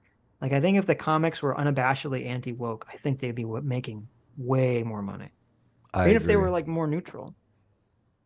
Well, actually, I don't know about that because comics could still be shitty even if they're neutral. So, look, the best media makes fun of insufferable people, and there's no more insufferable people than the woke. Than woke people, yeah. Right? Like Hob. How dare you? Look, if you Adam likes the woke character. In look, Spider-Verse. if you told, it's HOBIE, right? HOBIE. I'm sorry, I keep saying Hob. HOBIE. Yeah. If you called HOBIE, if you said HOBIE, I want you to use my pronouns, what would HOBIE tell you? He would say, "Fuck yeah." He'd say power. Fight he the would system. say, "Fuck you." I don't think he would. He's anti-establishment. Of course he would. He's literally an anarchist. Yeah. Of course he's using your pronouns. Tell me what to do. Okay. We have to test it out. He literally at one point said that's a metaphor for capitalism when he saw like a big void that was like destroying reality. That was awesome. That was awesome. That was awesome. The can we go to, is HOBIE on the AI character thing? Can we ask him what? Probably not, but I'm sure he will be at some point. He would probably look at the AI things botched. Oh, you were wrong. I asked ChatGPT a question, and it said we don't have any information beyond some point in 2021. Oh, really? So it still not hooked up to the internet unless it's. I'm assuming it's ChatGPT 4, unless I'm really talking to ChatGPT 3.5 or whatever. Yeah, I don't know. WTF1A1A for $5 says, Adam, can you explain why monopoly monetary theory is good? And from what I've heard, this sounds like a justification for power over trade of accepted forms of dollars. What is monopoly? Did you that a He means mistype, modern monetary theory, but obviously he's not. Said monopoly. I know, because he's making a dig at it. Okay. What does he want me to explain? Can you explain why modern monetary theory is good? Well, first of all, I believe if you want to solve problems in the world, you have to know how the world works. And one of the problems that I have is like when people focus on like the debt crisis. I mean, there is something to this fear. The fear is that we're going to create a bunch of money and that money will exist when there will be no goods and services to purchase that money. Now, if you're running around saying we need to get on a gold standard, it's not going to make a difference. Like if everyone has gold, but there's still no products and services to buy, like there's no more fucking cars, there's no more fucking clean water, there's no more shit. It doesn't matter if you're divvying up currency based on gold, right? You need resources. And the resources we are going to need in the future is like nurses, education program to train doctors, like all these different things that you don't consider when you're monomaniacally focused on government debt. So that's my problem with not thinking of things in terms of resources. Okay. Is that good? Sure. Does that make sense, Sitch? It makes sense to me. Yeah. So and then the from what I've heard, it sounds like justification for power over trade of accepted forms of dollars. Well, anybody can use whatever currency they want. You could open up an account and be a currency trader. But the reason why people tend to want large assets stored in government securities or dollar bills, they're kind of really the same thing. One earns an interest rate and one doesn't, is because they feel like America is going to be around in 500 years. And we are, and we're going to be on the fucking moon with our flag. You mean and Mars? We're going to be on Mars. We're going to be on the moon. We're going to be on we're going to be fucking on the rings of Saturn, motherfucker. Everywhere you want to be. When the Chinese are eating cockroaches and the fucking Russians are all, oh my God, we're all old people. We don't have any more Russians left. We're going to be sipping martinis inside the rings of Saturn. So that's why people want to use our money, because they believe in us. Yeah, exactly. So you just look out in the world. You can park your money anywhere you want. It makes logical sense to go, I'm going to park my money where it's safest, right? Every time China opens up its currency and says, look, the Chinese people should be able to store their money in whatever currency they want, all of a sudden, every Chinese person in the world wants to convert their stupid Chinese yuan into dollar bills. And China goes, oh, stop this. Stop. Cut it off. Turn around. The whole country's going to be swimming. Whole country's going to be swimming in dollars. Stop. And they literally force them not to do it anymore. Isn't that hilarious? And then people run around talking about, oh, BRICS, we should be so scared the dollar's going to fall apart. That's not going to happen. So anyway, rant over. There you go. Armagad for $2 says, can Nerdette learn from Ethan? Well, the thing is, I don't know the situation between Nerdette and Ethan. I listened to a little bit of Ethan doing an EFAP on Nerdette, and I didn't hear him say anything objectionable. He seemed like you could tell that maybe they didn't get along, but I don't think he was like being too mean to her or anything. So, but if she might be taking those comments as mean, or maybe he's saying meaner things that I haven't heard, but and I heard Ethan say this about Dick Masterson when Dick Masterson was trying to give advice to Eric July. Like if someone doesn't like you, they're very unlikely to listen to you. So if Nerdette doesn't like Ethan, it's going to be very hard for her to learn from Ethan. So true, very true. What's your first thoughts for $5.50 Canadian? Thank you. It says, what about the new Indiana Jones and the Dial of Destiny? Dial of Density.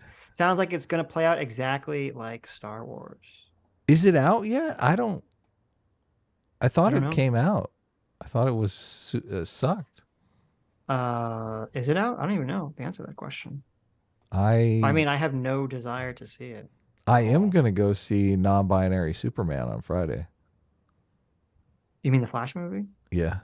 Is Superman non-binary in that? Yeah. You didn't know? I thought it was a woman. Well, I mean, she's kind of non-binary. Are you sure? I thought it was supposed to be a woman. It looks like non-binary Superman to me. It really does. Okay. You're just saying that because she has like a butch haircut. She has a butch haircut. She's very stocky. They didn't give her like giant tits Power Girl. I mean, they could CGI some. Look, we all want to know boob physics when you're doing the Superman thing. They didn't give her a boob window. It's very sad. So I don't know. I've heard some people say that like the movie. I'm very prejudiced against it. I like what's his name, Michael Keaton sings Batman again. It's kind of fun, but I really, really like the Flash Paradox cartoon movie and the comic. And so I'm like really biased because the movie's doing that, but obviously shittier and nowhere near as interesting as the cartoon movie, the comic is doing it. So I feel like I'm just in a bad headspace to see that movie, even if it's good. So. Yeah. Just joking for 6 months says, when are we having a Sitch and Adam in-person meet and greet a la Friday Night Tights? Well, I don't know if we're big enough to do that. Friday Night Tights has a channel that's 500,000 subscribers. Yeah. So, and not only that, the Fandom Menace has a giant network of people. I mean, maybe Sitch and Adam on Friday Night Tights is doable, but Yeah, I don't know if we're ever going to do that, but we'll see. Fondue for $5 says, it's not just about the ideology in media, it's lying about saying they aren't.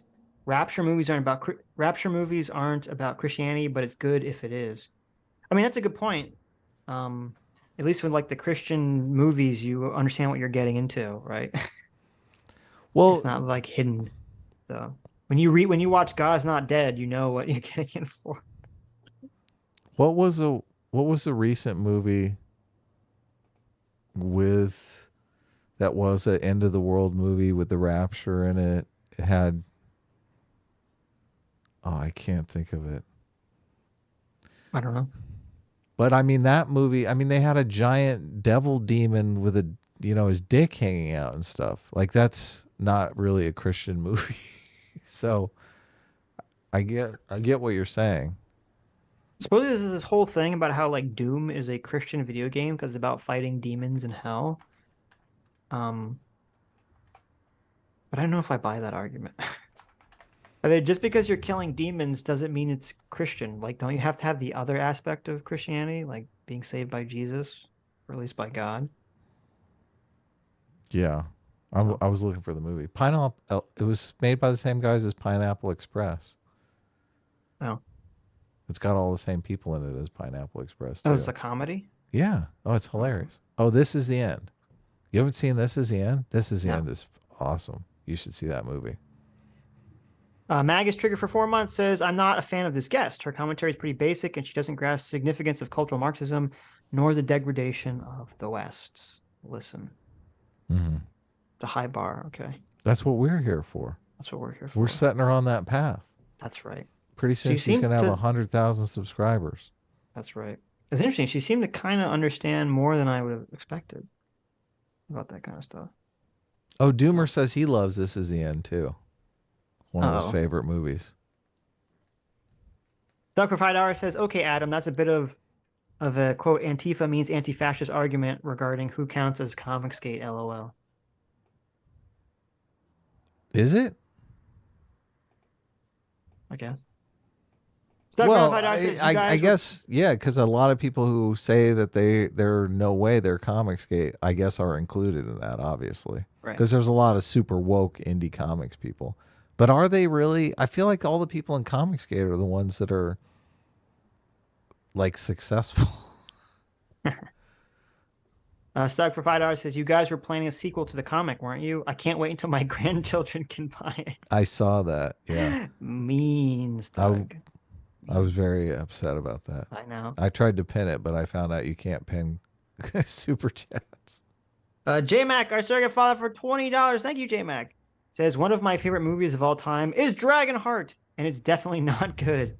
But come on, drunk Sean Connery and an out of accent Dennis Quaid is a match made in heaven. Oh, yeah. You know, I remember really liking that movie as a kid, but I haven't seen it in like a million years. So. I'm sure it holds up. I feel like it doesn't, which is why I don't want to watch it again. I forgot Sean Connery was the dragon. Yeah. Yes. Yep. Blaine's Escape Corner for $2 says the best anime is Neon Genesis Evangelion, period. Look at you and Doomer. You and Doomer. I don't agree. I do not agree. I think Neon Genesis is overrated. Sorry. Get in the robot, Shinji. Fondue. Fondue for $5 says, yes, Adam, that's exactly how I remember the Mr. Girl conversation going. There you go.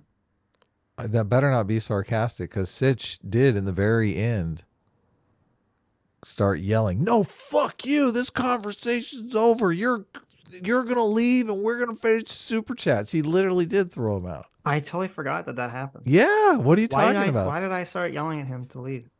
Because him and I wouldn't stop fighting with one another, and you were like, oh, that's God right, yeah. damn it. That's right. I forgot You about got that. so pissed off, and you were like, "This is over. I don't want to talk anymore. You're gonna leave. We're gonna do super chats." That's right. And I was just giggling the whole time. I was like, "That's awesome.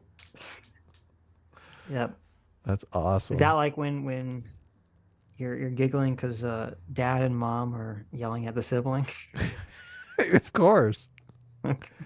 Look, I won. I sat around and did super chats with you for 4 hours. There you go. There you go. He had to go work on his Destiny fucking blog post. Blames Escape Quarter for $2 says the real live action Death Note was in Japan in 2006. Yeah, I saw the first one. I remember I didn't like it very much. I didn't like it very much. I think a lot of anime doesn't translate well to live action. So not just visually, but also the way dialogue is written in anime is very, I just don't think translates to the real people. It's very stylized. Stuck for $2 says, love you, Adam. Yeah, I saw that. I was going to pin that one too, but. Mystery Guest 01 or Circuit Uncle, thank you so much for $20 says, are you too worried about backlash from the right if they convict and imprison Trump? Yes. I'm worried about like a political backlash. I'm not worried that there's going to be like a violent revolution or something. I am worried that the next Republican that gets in office is going to start arresting Democrats. I'm worried that we're on the path to just all out political warfare. Well, okay. I think if Trump wins, I think he will try to arrest / indict, investigate Biden and The Clintons, all of them. Yeah. Right. He's gonna make sure, like, he's probably already got someone lined up for DOJ that will do this. I don't think he does because he's Trump. You hope he doesn't. No, I think he'll try to, but I'm just saying I don't think he does have anyone lined up because he just doesn't seem to have that planning abilities. But I think so. If it's Trump, I think that will definitely happen. If, say, Trump loses the primary or quits or gets arrested and can't run or whatever, even though I believe he can still run if he's technically in jail, and say like DeSantis wins, I think DeSantis will pardon him. I think whoever is Republican that wins will end up pardoning Trump, assuming he gets convicted, right?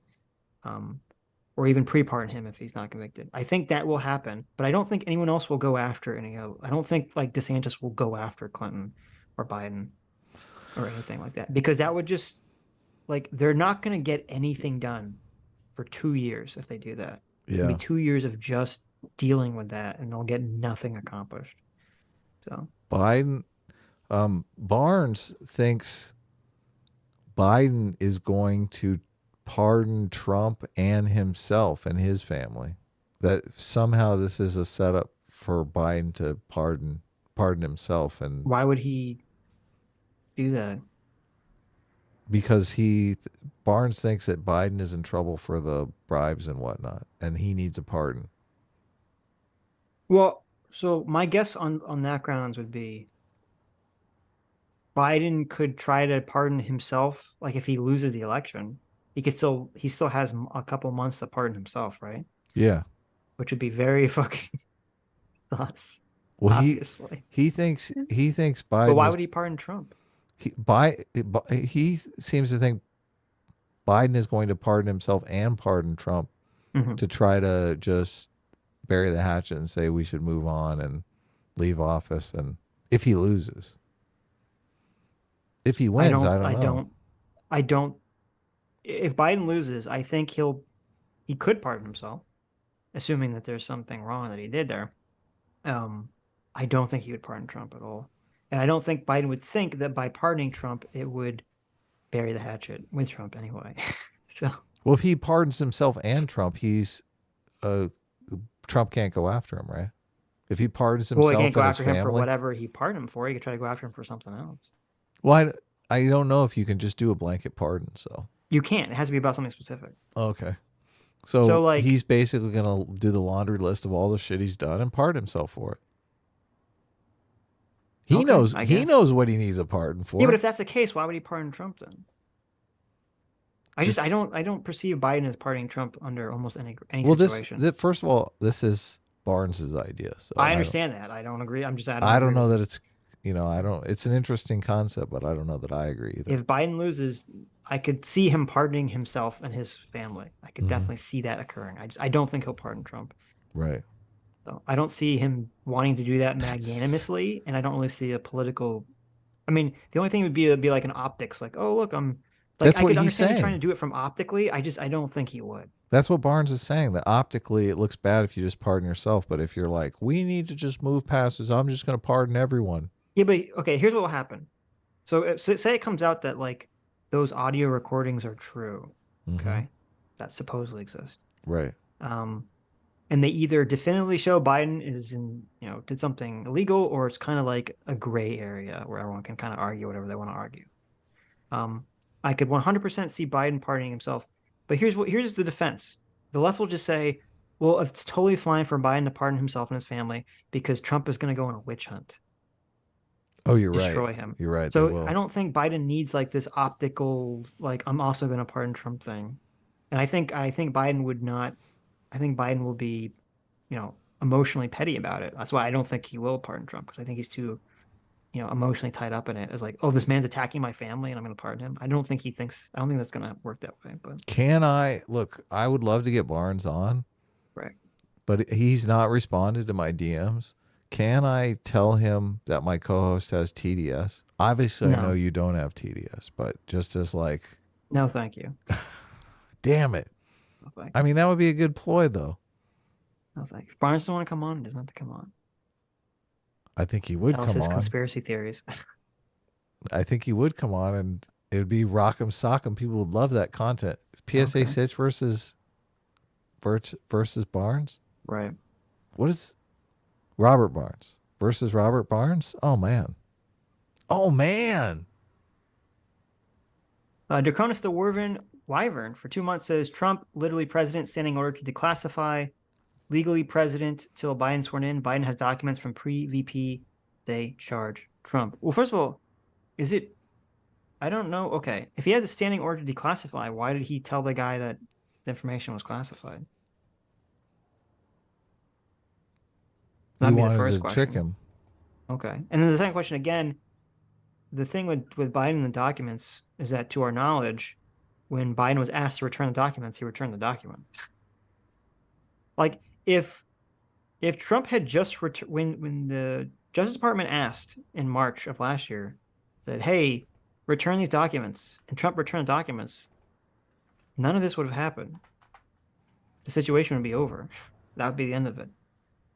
So, are you sure? Yeah.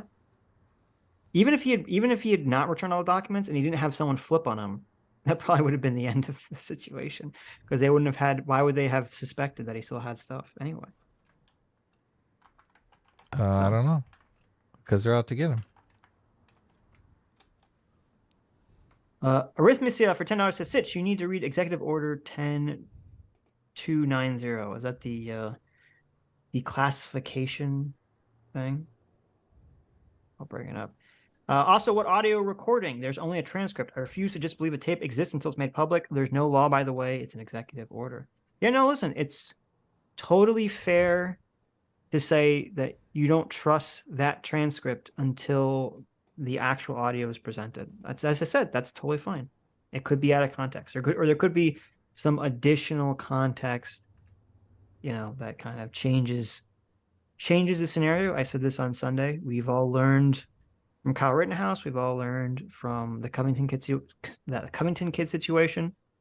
You want to hear the context, and you want to hear the full context. Like, even if it's just the audio of just that one clip, you could still say, well, I want to hear the full conversation, or at least want to hear 5 minutes before and after the conversation to make sure it's not clipped out of context. That's totally fine. As you should. Of course. Let's see. Got to get to the truth. We're all team truth, guys. Toxic Mix for $20 says zero chance this indictment happens, at least at the time, with no threat of Trump running. Justified or not, it's optically suicidal. The primary winner doesn't even have to like Trump or ride the wave to the White House. Well, here's why I disagree, because I agree with you that there's obviously bad optics because Trump is running. If there's a 0% chance, if there's a 0% chance of Trump running, okay, say it's like after his second term, then there's no, like, the optics behind it look significantly nowhere near as bad. I mean, they'd still look bad-ish, but they would look significantly less bad because it doesn't seem like, at that point, it wouldn't seem like they were trying to prevent him from running again. So I think they'd even they'd be more likely to go after him, not less likely, if they're concerned about the optics. So, and if you can arrest someone and charge them, well, here's the problem. Okay, if the trial's not going to go if this isn't going to go to trial till after the election, how, like, why, like, wouldn't that be the thing? If this is all about optics, right? Wouldn't they have done all this sooner to make sure it happened before the election? Because I don't know if just the indictment alone helps them optically. Weren't they stalling on the boxes? Wasn't it a little there on Trump's timeline anyway? Well, no, not Trump was stalling on the timeline for giving him the documents. But I'm saying once they raid Mar-a-Lago, right, and once they charge him, right? Like, if the goal was to charge him to prevent him from running or winning, wouldn't they want to make sure that the trial actually happens before the election? I don't know if just having the indictment is going to give the big win, because that could backfire very easily. Yeah, I don't know. Joe I mean, the it's always a risk. So, Joe the Make for $10 says, Adam, there's a difference between top secret and secret compartmentalized information. Retaining a top secret clearance does not extend to secret compartmentalized information, even if you had previously secret compartmentalization information access. I saw that when Joe messaged it. I'm not sure I know what it means. So I think, I guess he's saying there's two different things: a top secret and secret compartmentalized information. He's saying retaining one doesn't necessarily pertain to retaining the others. Okay. So I think he's trying to say that, like, just like a presidential daily briefing could be one but not the other. So Ostracey for $10 says, viewer call in so I can elephant all over Sitch. Maybe we'll do that. We got to do our review first. Not now, I mean, but at some point in the future. Oh, okay. Andrew Clark for $2 says, do the Fight Club video with Nerdette. It's funny. Sure. That might be fun. Calvin Pafford for $5 says, wait, did I have Sitch derangement syndrome the whole time? Am I being controlled by my elephant? Am I the baby? Am I even alive or an NPC villain? It's true, Calvin. You're all of those things. You're both a robot, NPC, alien elephant.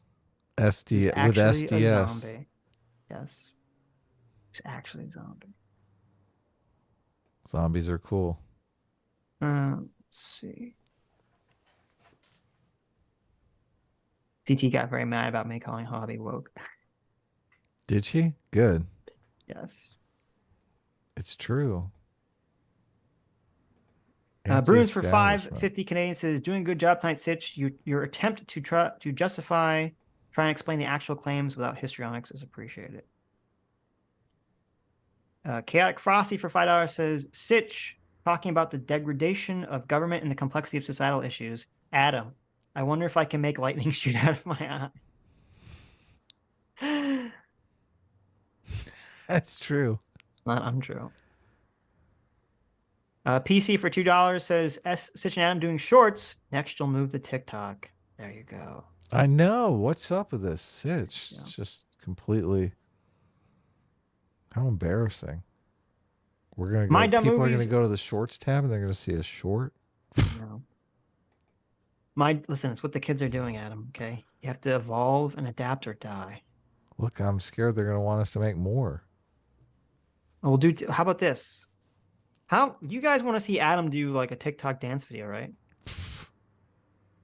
No, nobody yes, you wants do. to see that. You all want Adam to do a TikTok dance video? Come on. No. Put in the chat what TikTok dance you want Adam to do. Okay, well, if we get enough people, we'll do it. And by I mean Adam will do it. You should just upload the video. Yeah.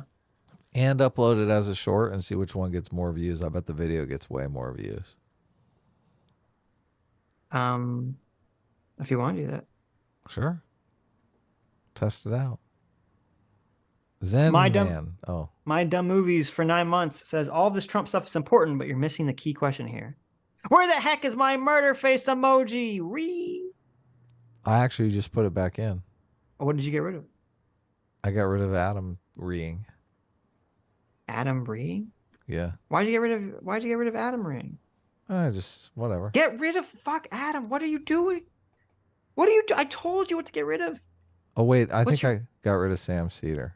Okay. Is that what I was supposed to get rid of? That was what you're supposed to get rid of. Okay, I got rid of Sam Cedar. Okay, good. Jank is still there though. I was about to re. Jank. Here. You can keep Jank. I wanted to do CT Loves Doomer, so I had to put the Doomer back in. Matthew Newman for 550 New Zealand says, are there any unvulnerable times of life? Good proportion, I know, were converted by good/spiritual/overwhelming crazy experiences. Then people's efforts, A-team reigns. Supreme! Well, it just said ATR, so there's no Supreme there. Oh, damn it. You just reign. But, I mean, I guess that's a fair point. And I do think people do get converted by crazy experiences. And I do think people get converted by being in low times in their life where they need something to grab onto. I was converted because I was a kid. And my parents said, you're going to Sunday school. Shut the fuck up. Right. You need to learn morality. You need to learn about Jesus. Yep. Get in there. Stony for 4 months says, debate me, Sitch. Come get this metaphorical smoke. Or we could just get high. Actually, Adam and Sitch, let's get stoned again. I've never been stoned around Sitch. Sometimes I get paranoid when I'm high. Well, just drink the one that doesn't, smoke the one that doesn't make you paranoid. They all make you paranoid. What are you talking Okay. about?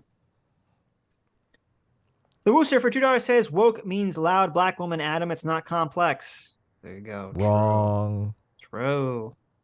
Wrong. Soto for $2 says, Jesse's signal returned. So he's lasted, 3 months? That's true. I'm glad he's back, though. Oh, I saw that. I did see he was back. Solo for $5 says, I'm thinking of becoming a writer. What's your advice on putting social themes and stories without becoming woke? P.S. You guys won the gay marriage debate with Carl. Well, thank you, Solo. Oh, wow. Yeah, thanks. Okay. I guess it depends on what you're asking. I think saying how do you put themes in a story without making too preachy, that's a little bit more complicated. That is, as long as the themes are woven into the story in like a natural way. What people don't want to see, no one likes that sensation of like a giant shoehorn coming out of the sky and like shoving your politics into a story. Okay. Right. It's like, you don't want to just be walking along the street, and then a giant floppy penis flies out of the sky and just pushes up against your face, right? That's what it feels like when you just get the political themes shoved in your face. It feels like a giant floppy penis is just smushing itself against your face, and you're like, stop it. Get that giant floppy penis out of here. What if it's a woman penis, though? Even if it's a woman, even if it's a lady penis, okay? I never said it was a male penis, you transphobe. I never said the gender of the penis. I said it was a giant floppy penis, okay? Right, okay. You transphobe. It could be a lady penis. Right. Either way. That's the real thing. No one wants to just feel like the shoehorning in of this thing. And as I said in the conversation with Nerdette, you don't want to sacrifice natural story elements for the sake of politics. I think a better way to do it is you craft your story, and then you start to, once the story is crafted, you start to see, does that story have something philosophical or political in the story already? Because usually, at least it's been my experience when crafting story ideas, that once you craft a story, those political or philosophical things start to naturally emerge from the story because life is, has these sort of elements to it naturally. Here's my perspective. I think most good movies are a debate over a point of view. Mm-hmm. And it's best if you give both sides of the debate, both points of view, the best steel man. And Right. where I see That's a good people run into trouble is where they really only have one point of view. It's kind of like my morality is God tier angel morality, and conservative morality is demonistic devil anti-gay morality. And they don't really show that what makes life complicated is a lot of times it's a good person against a good person. Like, this is why Right. the last Marvel movie, Endgame, was so good, because, well, I guess it was before Endgame. What was the one with Infinity War. Infinity War with purple guy, right? This is Thanos. Yeah, Thanos had he had a point of view that was he believed in, and I think you could see where they did some work with that character to think, well, he's got a point here, right? Well, I kind of agree with you, and I kind of disagree with you. I kind of agree with you in terms of, like, it's good that if you have an antagonist, that they have some kind of motivation or philosophy that you don't immediately dismiss offhand as being stupid or evil. Right. Yeah. Not always. Sometimes you can have just a purely evil villain and it can be fun, But with It's not as Thanos, good, though. but with Thanos, it's like, okay, at least you understand he's kind of trying to operate from a place of, like, he thinks he's trying to, like, save everyone. But that doesn't mean, where I disagree with you is that, like I don't think Thanos' position is really steel manned, or the guy from No Country for Old Man, the bad guy. Like, he's a very different philosophy of the world than the protagonist. Mhm. And I think in a lot of movies where there's a clear protagonist and a clear antagonist, and they have two different worldviews. Like, with the villain character, you can make their worldview interesting, but it's not necessarily steel man, because usually you're still, like, you don't agree with the antagonist's worldview. You don't agree with Thanos' worldview. That he's gonna, destroy half the life in the universe, right? I know, plot holes aside, about if he has infinite power, can he just double resources or change laws of physics or something? Putting all that aside, right? But whatever. It's kind of Yeah. like I wrote a story. It's kind of funny. I wrote a story a long time But ago. he's not doing it just to, like, I'm evil and I just want to see what Right. it's like to kill Yeah. half the world, Right. right? He's not doing it strictly out of evil. He's doing it what he thinks is good. You understand the logic of what he's doing. Yeah. Well, it's like, it's funny. I wrote the story I wrote a long time ago. The villain is a character who is going around genociding entire planets of people. Mm-hmm. But he thinks he's doing it for good reasons. He has a completely worked out moral framework where not only is it justifiable for him to do what he's doing, but he's actually making it better for everyone by doing this. And it's funny because I didn't realize it till much later in my life that I essentially wrote him to be a leftist socialist.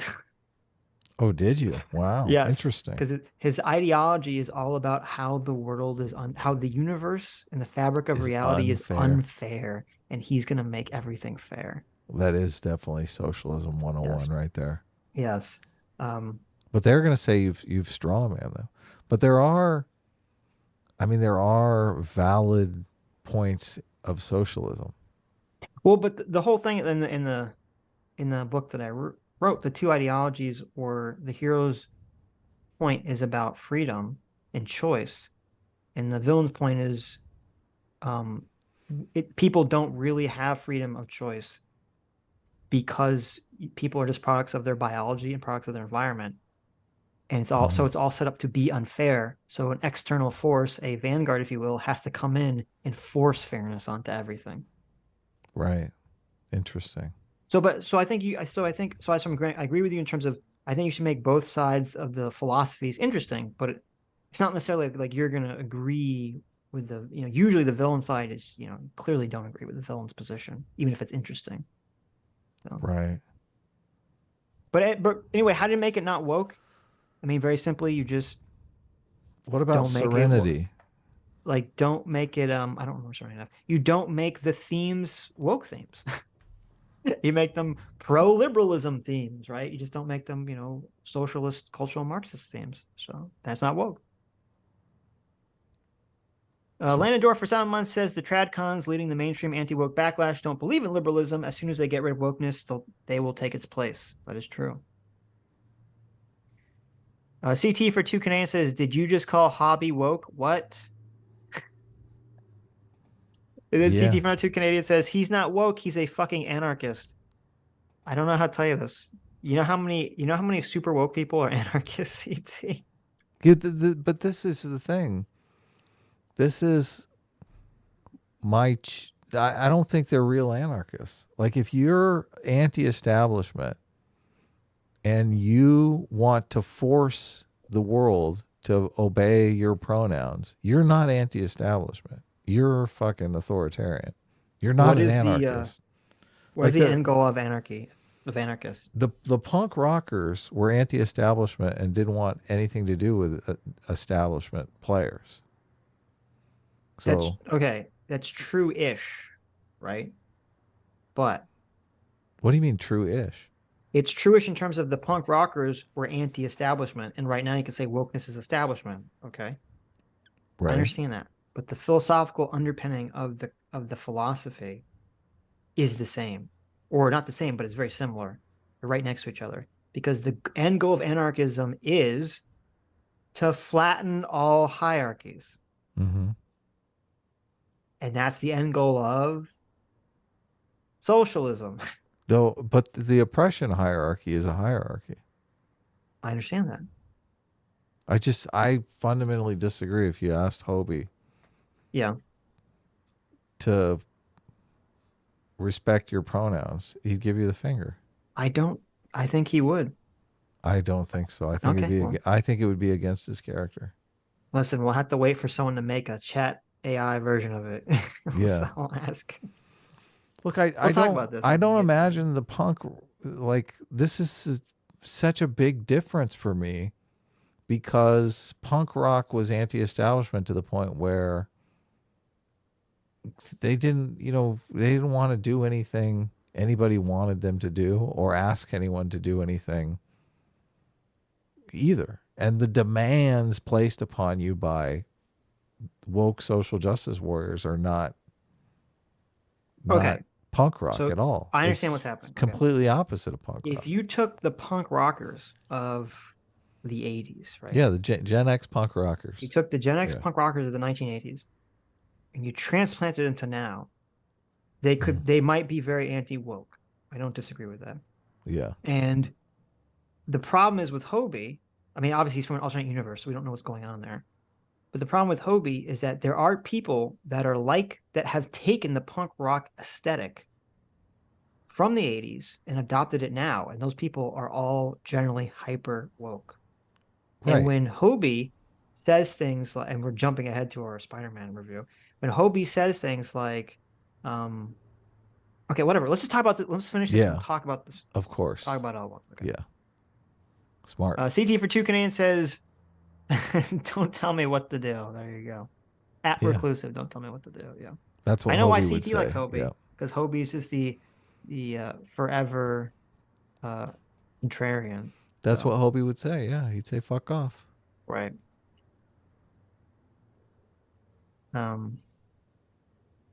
Okay. Miss Sparkles for $2 says, as a toxic white woman, I have come to conquer you. All right. Sounds cool. Thank you, Miss Sparkles. Aussie ODST for 10 Aussie bucks says, hey, remember that time the German government was convinced that pedos make good parents because they care so much about kids? Also, what is late stage capitalism? Oh my Is God. that the government? I thought that was like one person made that argument. I hope the German government didn't make that argument. It's pretty fucking crazy. I do remember that. Right. I do remember the German government making that argument, and it Really? was Okay. terrible. That's pretty Yeah. crazy. I can't Grendel remember Vat where I for read 20. that though. Go ahead. Grendel Grendel Vat Vat. for $20 says Supreme Court. Thank you, Grendel. Supreme Court created by Article 3, while lower courts by acts of Congress, thus granting some regulatory powers. Remedy is impeachment, so it must be clear criminal egregious behaviors or else same optics as Trump prosecutions. Oh yeah, no, I understand why it doesn't exist. There were calls for the Supreme Court to create codes of context for itself that hadn't been done yet. So But yeah, I understand why it hasn't been done. CT for 2, Canadian says, neither one of you understands Hobie. Wow. I understand Hobie. I do too, but I think CT might have a crush. I think CT does have a crush. The German experiment that placed foster children with pedophiles. Oh Yeah. my God. I can't remember what book I read that in, but it was horrifying. With the approval of the government, a renowned sexologist ran a dangerous program. How could these fucking Germans? Jesus Christ. What the fuck, Germany? God. Come on, let's get to our Spider-Man review. Okay. Blaine's Escape Corner for $2. To be frank, 06 Death Note was visually awful. They tried. True. 06? Stug for Go ahead. Stug for $5 says, have you seen Japanese actors laugh in old Kurosawa films? I haven't, no. No, like not off the top of my head. I don't know what you're referencing there, Stug. Toxic Mix for $20 says, reasoning is a bit flawed. Thank you, Toxic Mix. Reasoning is a bit flawed. Optically, it works to indict and hold it over his head throughout the election. As long as a chance of guilt exists, it is useful to convince voters, expediting risks it being a settled issue. Well, it works. So I guess I understand what you're saying. It would work either direction, as someone else, I don't know if it was you or someone else said. If they try him and he's guilty, I think that would hurt him. He's found guilty. I think if he's found guilty, I think it would hurt him. If he's found innocent, it would help him. I don't think people have really bad memories. Okay. That's why I said this on Sunday. If they've indicted him now, and then if nothing happens, there's no trial till after the election, no one's going to give a fuck about this during the election. They're going to be like, oh, that thing that happened a year ago, they're not going to care. So I don't agree. I mean, it's possible that they have what I would consider flawed reasoning, but I don't think anyone, if there's no movement on this, I don't think they'll care. Isn't the election in January? What? When's the election? Next November. Oh, okay. It's a year But it always away. is, every 4 years. It's a year away. Damn it. Yes. Why are we starting this so early? Well, the primaries happened earlier, obviously. Right. But I mean, now there could be a situation, as I said, where they just continually leak information, and that could have a detrimental effect. I don't think holding this over his head, I just don't think that gains them anything optically at all. I just don't think it's going to change anyone's mind one way or the other. I think it will, obviously. I think Mm-hmm. I think it's going to have a big effect on moderates, and that's what they're gunning for. I don't see how you don't think it will affect moderates.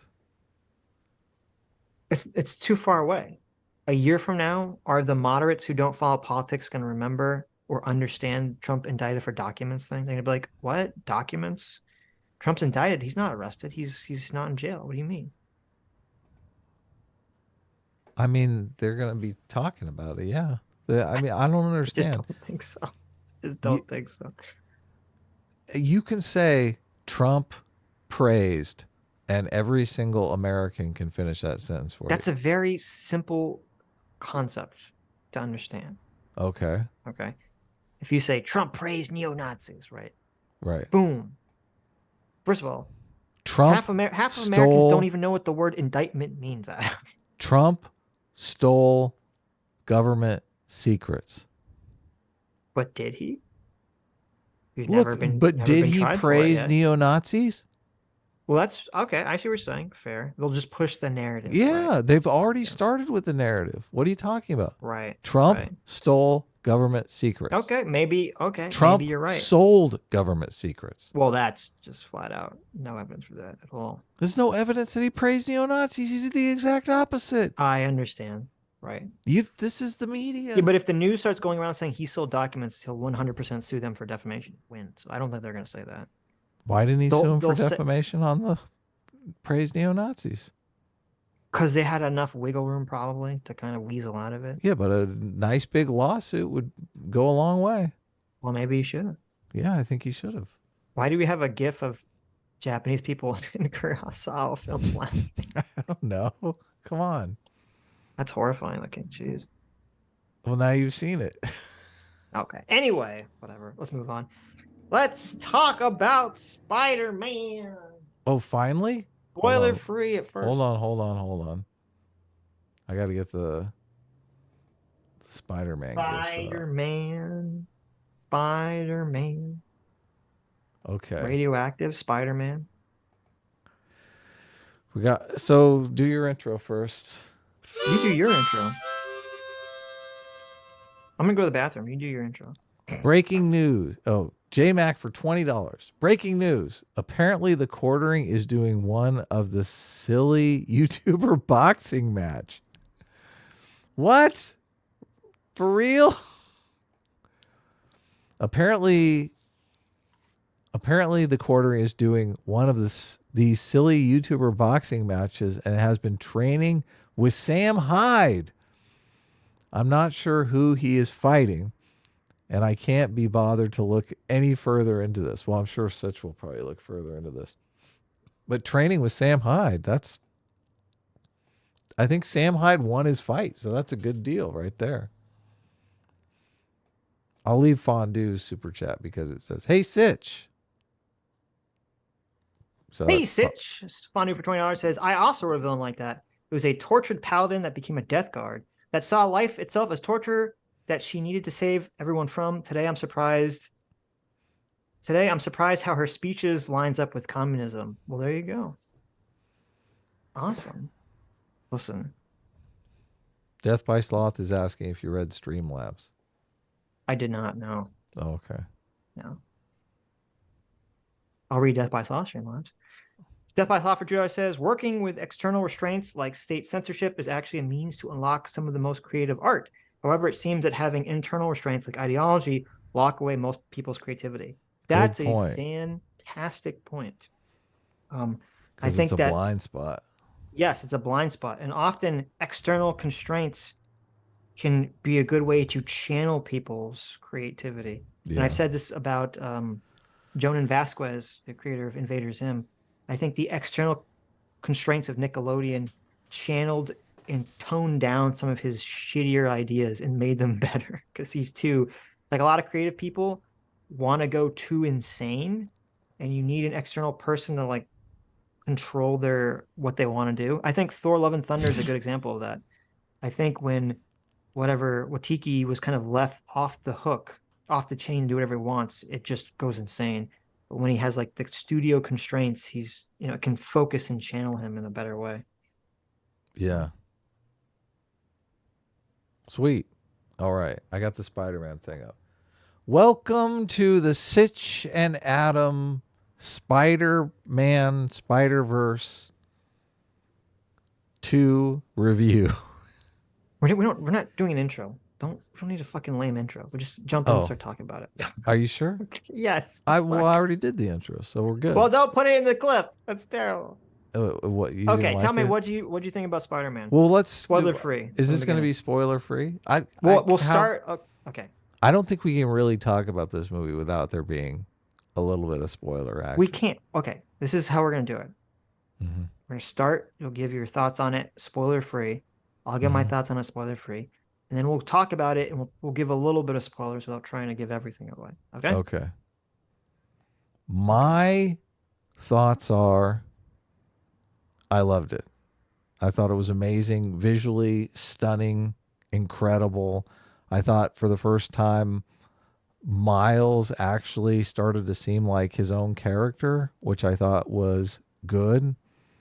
I thought there was some strong heterosexual chemistry going on stream. Even That's though the real reason you liked it. How did I not catch this? Adam is like, okay, the primary motivation for Miles in like 90% of the movie is to bang Gwen. Obviously, Adam is going to be a big fan of this movie. Look, these are Sitch. These are kids, okay? Nobody's having sex until marriage. But obviously, Miles has a crush on Spider-Gwen. And I think they did a good job of making it seem like there was some genuine chemistry there between the two Yeah, they had great CGI characters. Did you like what his mom said about her? She Yeah, said she was yeah. old enough to vote. The- She was like, wait a minute. That was hilarious. Yeah, there was tons of really great comedy. I laughed out loud several times during the movie. There is a character, Hobie, which we already talked about earlier a bit. That is a great character. Some of the things that I've heard people complaining about, I thought were really big positives for the movie. Like I've heard some people complain that there is a see, this is where it's obviously going to be a spoiler, right? Because we don't spoiler alert. You learn that there is kind of like a spider society where there's a That's lot not a of spoiler. That's like in the trailer. Okay. I didn't see the trailer. I went into the movie without Okay. seeing the trailer. So, but this is why I go in without seeing the trailer Okay. because it's better when you don't know anything about the movie. Right. So the spider society thing, a lot of people thought, that kind of takes the wind out of the sails of the Spider-Man character being special. All that's bullshit. Okay. People thought, people were saying that how does that make it woke? I mean, you could not like that. Well, I didn't say it made it woke, but they said okay. they just didn't like that aspect of it. Well, I mean, that's in because the it's first like- movie.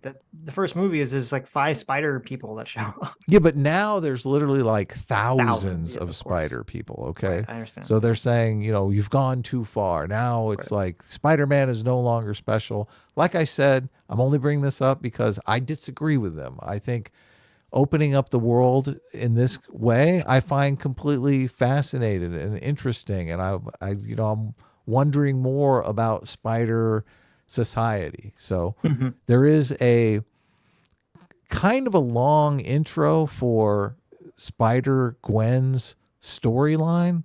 Yeah. And you're wondering, oh my God, is this movie woke? Like, have they It's all about Spider-Gwen in the beginning, yes. Have they completely replaced Miles and now it's Spider-Gwen movie? Though I did like her opening.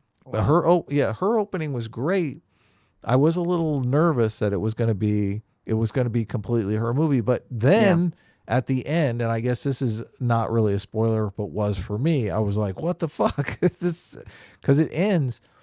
They set up an ending that I frankly thought was amazing. I thought it was completely badass. Just the ultimate hook. I want to know more. I'm probably going to see the next one as soon as it comes out because it's such an amazing cliffhanger ending. And once I saw that it was like a cliffhanger ending, I understood why they had such a long intro in the beginning with Spider-Gwen, because traditionally you want to end a movie on some sort of story closure, and I feel like they did the Spider-Gwen story so that they would be able to close that story down and have like it seem like somewhat of a complete movie, even though it is kind of a punt because her storyline with her dad, basically coming out as Spider-Man with her dad, is not super gripping. It's not super tangible. I think they could have done a better job. I completely agree with you. It's okay. But I mean, it could have been for me. Like, He wasn't trying to bang anyone, so it wasn't tangible. Well, I feel like movies for me are like a setup and then a resolution. And I understand the resolution that they were going for with this because it's kind of a 2-part movie. They're like, we don't have a resolution with the main character's storyline, so we have to have the B story character have some sort of resolution. So, but the resolution there isn't as satisfying, obviously, because it's a B story, right? So I think that's a really good point in terms of the reason that the movie's structured so that the first 10 minutes are like the Spider-Gwen section. You're right, is because they know that since this is going to be a 2-parter, it's not going to resolve the Miles storyline or the Miles character arc. Yes. So they have to resolve somebody's character arc. So they set up Gwen to have this conflict with her father so that it can be resolved at the end of the movie. That's a good point. I didn't think about that. That's a great point. And it is resolved. So you feel, you feel like, okay, I've got the end of this story, and then you're waiting for the end of the Miles story, and you're like, ah, shit. To be continued. If you didn't know, this is Yeah. a to be continued movie. There's no resolution to the main plot. Right, but so it's supposed to be out next year. So obviously, Oh, really? I feel like they Okay.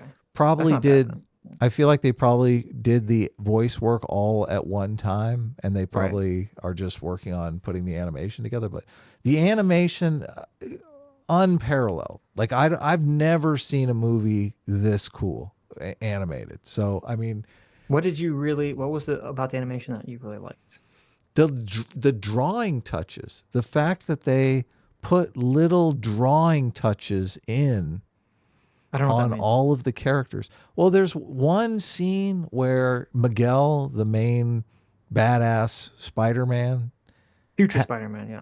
yeah, he has these like little drawing X's above his shoulders where as an artist you go in normally, and when you rough out a character you kind of do a little sketch around it, and they've left that stuff in, which just, I mean, it's amazing. So it's like a 3D rendered actual, it has You're little saying like the characters of the sketch drawing. lines were still there? Yeah, and they did the same thing with the Spot. The Spot was basically still had the under sketching in the Spot, which is just, I guess I didn't realize because I don't know all this arts.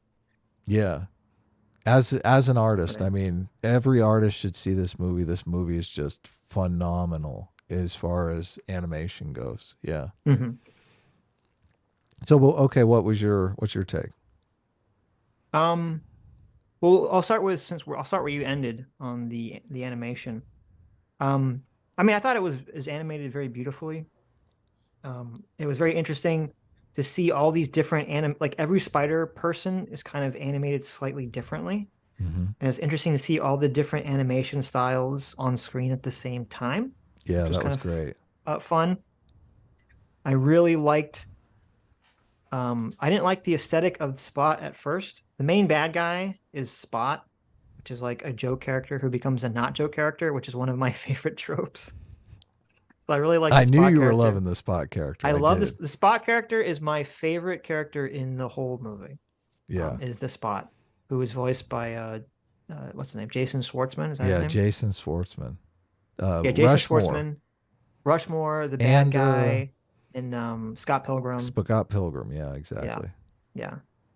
He's the main character in I Heart Huckabees. Yeah, Jason Schwartzman plays a really good. He has a really good like dick voice. Yes. So him being the bad guy was perfect. And near the end of the movie, the way they drew him looks super awesome. He's drawn kind of like if you've seen Gurren Lagann, how the anti-spirals are drawn, where they're kind of like scribbles and they're like just moving all the time. Yep. Looks super cool. I really love his character. I love everything about his character.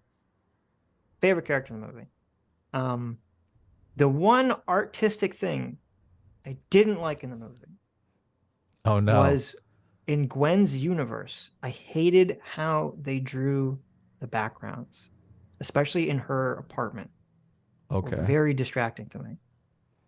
They're would- sort of painterly, half. Yeah, finished. like the backgrounds in the Gwen parts of her universe, it was like they'd have these like monochrome, not really like fully drawn backgrounds that would kind of change color with the mood of the scene. And it was just, I didn't like it. It was too artsy fartsy. It was too distracting. Interesting. I don't know. I didn't like it. That was the only artistic thing I didn't like about it. I liked every Interesting. other art element to it, but okay. I do remember when the dad came out, I was like, oh my God, he's only drawn from like the waist up. Yeah, there was some like I didn't like that choice. Okay, anyway, let's start. Is the movie before I get into is the movie woke? Let me talk about how I Yeah, felt about yeah. it. Give your Okay. 2 cents. I liked the movie. I thought it was a good movie. If you liked the first Into the Spider-Verse, you will like this movie. But I think the first one is much better. I say that this is a good movie, and I say the first movie is fantastic. That's how I feel about it. Well, I think the first movie is fantastic. Right. I'm not sure. I walked out of it thinking I can't tell if this one is better. I might like this one better. I don't know. I'd have to have a fresh viewing of the first one. Right. The reason I felt that way, that I felt like the first one was better. Well, first of all, the first movie has tons of Peter B. Barker, who I love, who's my second favorite character in these movies, and he's not in this one that much, which is sad because I love his character so much. That is the old fat Peter, Right. who was my favorite character in the first one. I think my two main complaints about this movie are, number one, this movie feels like it drags at parts. And when you realize that it's split into a part 1 and 2, I kind of feel like it's padded out to do that. Where the first movie felt very compact and tight and everything's just like boom, boom, boom, boom, boom. This movie feels like things are stretched a little bit, and I can feel it when I'm watching these scenes. I'm like, these scenes just feel like they're going on too long, but the scene doesn't really need to exist in this movie, and it's trying to stretch it out to make it 2 parts. So that was my first complaint. My second complaint is the first Spider-Man movie, or Into Spider-Verse, the first Into Spider-Verse movie felt like it was a comedy that had serious parts in it. This movie feels like a serious movie that has comedic parts in it, if that makes sense. Yeah, totally. Like, and to me, that tone shift is like, it doesn't make it bad, but it's not what I expected, I guess. Like, this movie is not a lighthearted movie. It has what's weird. It's kind of like, and this is just a personal thing. To me, I'm used to seeing the comedic movie that has serious bits in it. So my brain kind of like can emotionally understand that. I don't know if I'm really used to seeing serious dramatic movies that have wacky comedy bits in it. Like, my brain doesn't necessarily like know how to understand those that well enough. So much so that like, since all the themes and everything and the plot and everything that's happening in this Into Spider-Verse movie are so serious and like dark and like really heavy, sometimes the comedic stuff would kind of like jar me because it felt like it wasn't in place with like everything that's happening. Where in the first movie, since it's felt like it's primarily a comedy that has serious parts in it, I don't know, it just in my mind, it goes together better. Okay. Interesting. Okay. But that all being said, I still think it was a good movie. I still liked it. I still recommend, if you like the first Into Spider-Verse movie, you check it out. Go into it knowing it's going to be a 2-parter. You're not going to have a resolution to the film. So, because I think if I didn't know that going into it, I would have been upset at the end. I mean, I would have figured it out because I've been like, Jesus, this movie's super long, and how the fuck is it supposed to end in like the next 5 minutes? But I think going into that is a good thing. Okay. I didn't my know overall that. Yeah. Thoughts. Yeah, I was my overall really, thoughts. I was blindsided by the Okay. to be continued. But like I said, I like to go into movies without seeing the trailer, especially if I think it's going to be a good movie, because I like every single surprise. I think surprises in movies are, I mean, that's the best thing ever. Sure. I understand. So, well, I mean, you're, I forget what Aiden would call it. yeah. There's the things that people people need to be surprised to enjoy it, and things that people don't need to be surprised to enjoy it. I do think surprises are the most important thing in movies, though. I don't think it's the most important, but it definitely can help, obviously. So are we gonna move on to is it woke? Okay, let's talk about, is it woke? The real question. Is it woke? Okay. Right. This movie is not woke. Right. I don't know how anyone could say this movie is woke. I don't know what they're talking about. I don't know what movie they're perceiving this as. This movie is not a woke movie. I know people were saying there's 2 scenes. There's a scene where supposedly Gwen has a trans flag in her bedroom. There's another scene where supposedly Miles has a BLM sticker somewhere. Right. I couldn't find those scenes. So maybe I just missed them. They must have been like a frame or something. And the dad has a trans flag on his police uniform, which I thought, oh, he's going to get in big trouble for that. Yeah, I didn't even notice that. So I didn't see that stuff. I didn't see any of this in the movie. I just saw people talking about it online. Screenshots. Yeah. I didn't see it in the movie. So it must have literally been like a frame. Okay. So there's this weird thing where people are claiming that either Gwen is trans or that Gwen is an allegory for transitioning. Mm-hmm. Those people are literally insane and stupid, and no one should take anything they say seriously. That is the height of ego delusion. Well, you And don't know yet. it's actually insulting, I think, to trans people to say that. What do you It's mean? very, very clear, okay, that Gwen Stacy's character arc. Here's a mild spoiler. So if you don't want to hear any spoilers, tune off. But here's a mild spoiler. Okay, it's very clear that Gwen Stacy's character arc is about her father is Captain Stacy, a police officer, police chief. Okay, and it's very clear that her character arc is about gaining her father's acceptance and trust as her being Spider-Man, and whether she feels comfortable revealing her identity, or Spider-Woman, and revealing her identity as Spider-Woman Coming and all out that of the spider closet. Okay. Relating the idea that you have like a secret identity that you want to show your parents or your loved ones, which has literally been a theme in every fucking superhero story to almost ever exist in the history of the world since superheroes were created. Okay. To say that just because it has to do about hiding your identity means it's automatically trans is insane.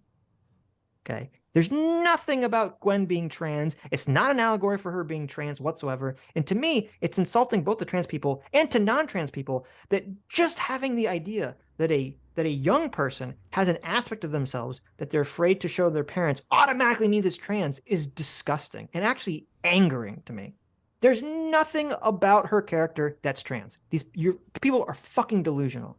Okay? You can have a heartwarming, thought-provoking, emotional scene where a child is trying to gain the love and acceptance of their parents without being a fucking allegory for transitioning. Yeah. Like, step off your fucking ego, please, for like 2 seconds. Other things are going on in the world that aren't your little tiny world of whatever your problems are. Based. Okay, that's my angry rant. Gwen Stacy, not trans. These people were delusional. Hold on. You don't know. They could have a scene in the next one, and it could go like full crying game. You know, If they do that, it was added in just to accommodate the the people talking about it. They jump forward, you know, to when Right. Miles and Gwen Stacy are getting married. It's their wedding night. She's like, I have something to tell you, by the way. Zip. Okay. Yeah. Okay. Yeah. Yes. It seemed like a good high school romance type thing. So Yes, like it's just obviously ridiculous. Right.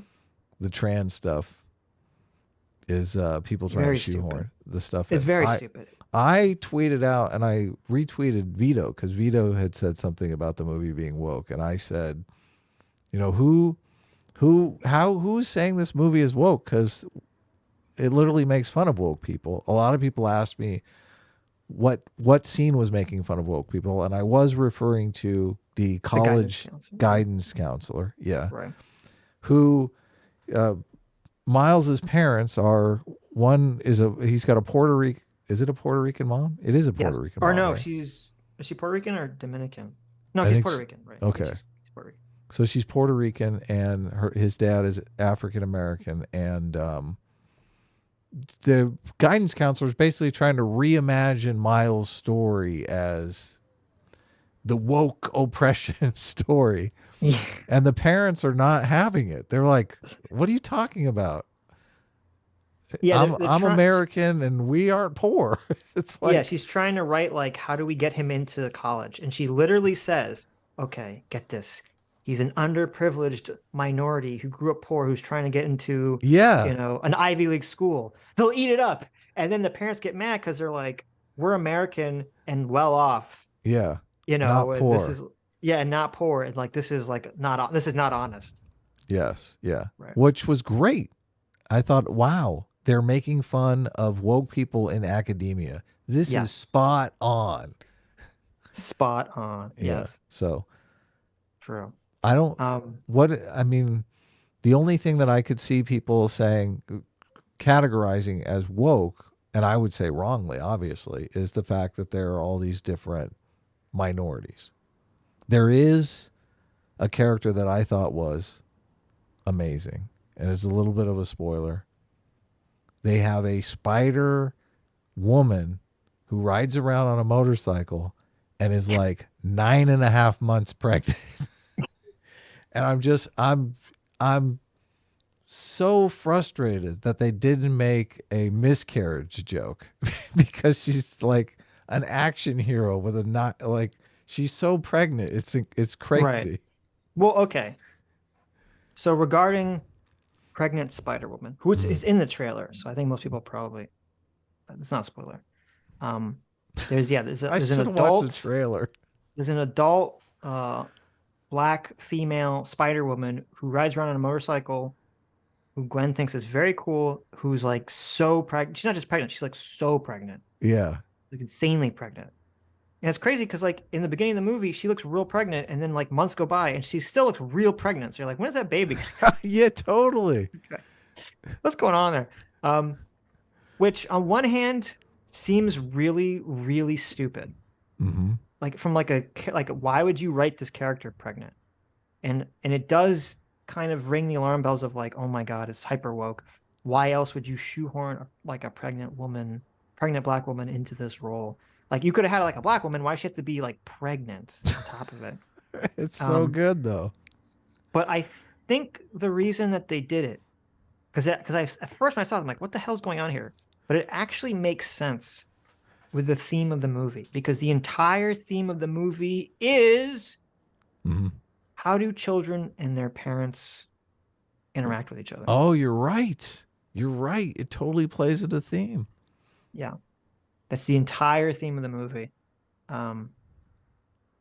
So thoughts saying she's not pregnant after a 2-month gap? Are you sure? Is she just fat? Or did I just like imagine she is pregnant? She had the baby in it? No, I don't think Did she? so. I don't remember. Yeah, I think she's I thought she pregnant still to looked the like she had end. the baby bump. I could be. Don't listen to the thought.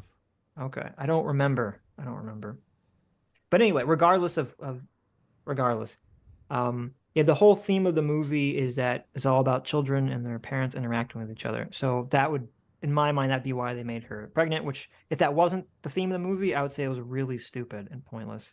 I didn't like her character at all, because she has like a non-character. She's a very boring character. There's nothing really interesting about her other than the visuals of a pregnant black woman on a motorcycle. Mm-hmm. Like that. This is like, oh, we made her look like very interesting, but her character is very boring. Yeah, she doesn't have a certain special attribute. Well, she doesn't have a special like character about her. Right. No, I get what you're saying. She needs an Thoth eye said, patch. I'm not going to read this because it's a massive spoiler, but if that's what Thoth is saying, I could buy what Thoth is saying, that maybe she still just had baby weight on. She wasn't pregnant. Okay, whatever. And they didn't spell it out. So, because if you remember, even Peter has a little baby, which was awesome in the trailer. He has a little girl, which some people were complaining about. I thought it was adorable that he had a little spider girl baby. Yes, I thought it was adorable too. I could see where people would categorize that as woke, the stay-at-home dad caregiver, but they didn't really set him up as a stay-at-home dad. It's like he's not a stay-at-home dad. He's bringing the kid to work with him. He's abducting the kid for fun, which is a total dad move. Are you kidding me? Right. Yes. Yeah. And Mary Jane even is like you didn't put our baby in a life-threatening situation. Yeah, again, totally. Did you? He's like, of course not. He's doing it on the DL, which is even better. Yeah. Yeah.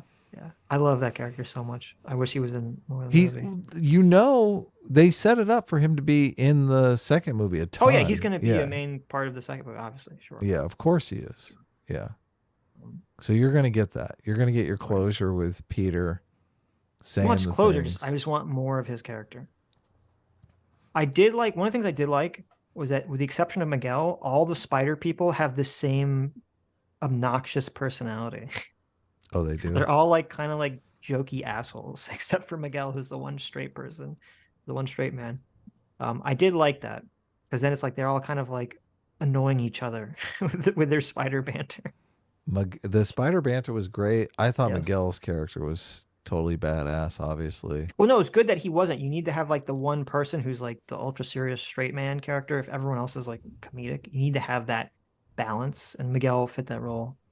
Fine, and the fact that he's constantly annoyed by the fact that everyone else is like Peter Parker, annoying levels of comedic, but he's the one person who's not. I like that dynamic.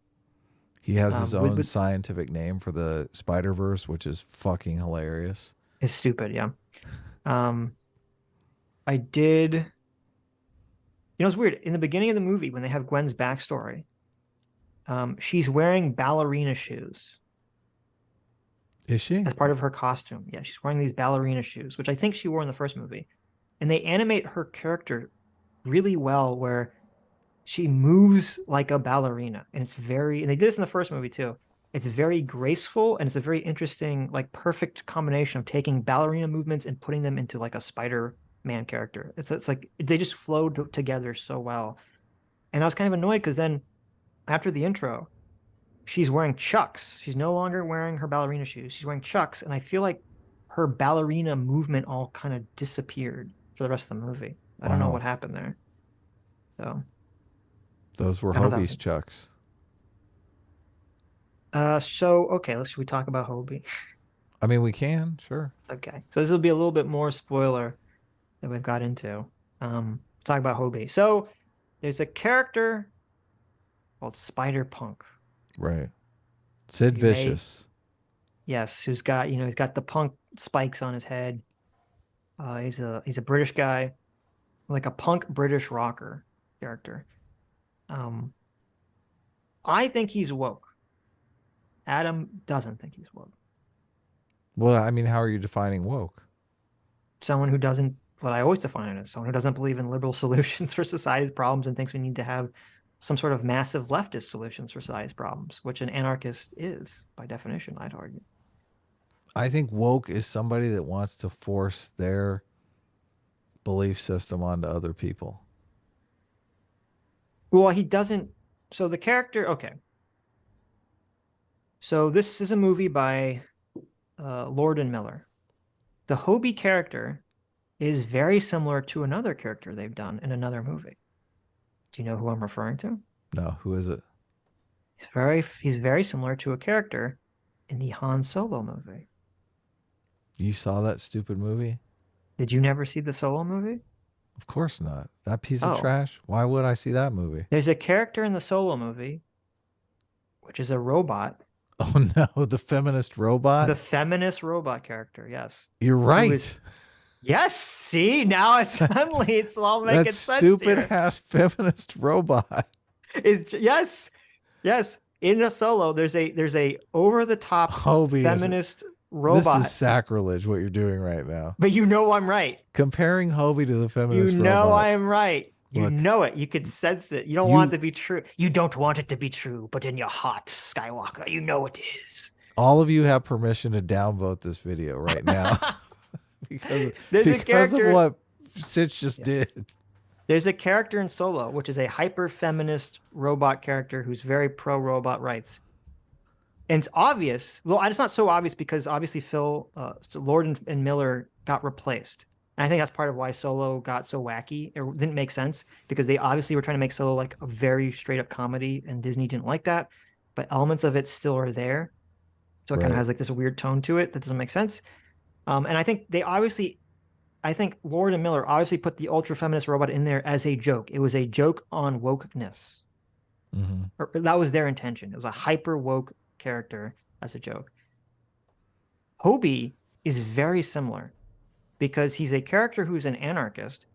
When they introduce his character, he's like, I'm an anarchist and I fight fascist all day. He literally says, I fight fascist all day.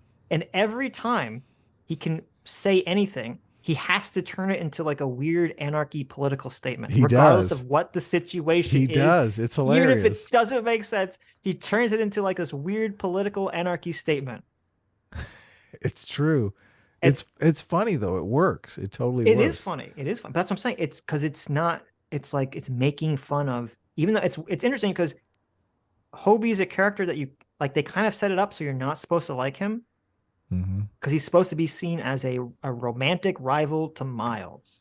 Oh, of course. Yeah, but it never really pans out that way. But then it's like very immediately when he's introduced, after like the first minute where they joke and make it seem like he is, it's very clear that he's not. Right, yeah. After the first minute. They should have milked that a little more, in my opinion. I don't think they should have. It was super cringe and weird and cucky and strange. Right? So I'm glad they dropped that very quickly. I don't even know they should. I don't even think they should have had it in the first place.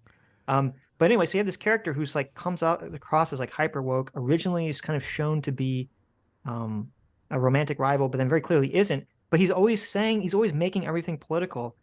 But it's like he's an interesting character because you kind of like him because what he's saying is so like stupid, it's funny.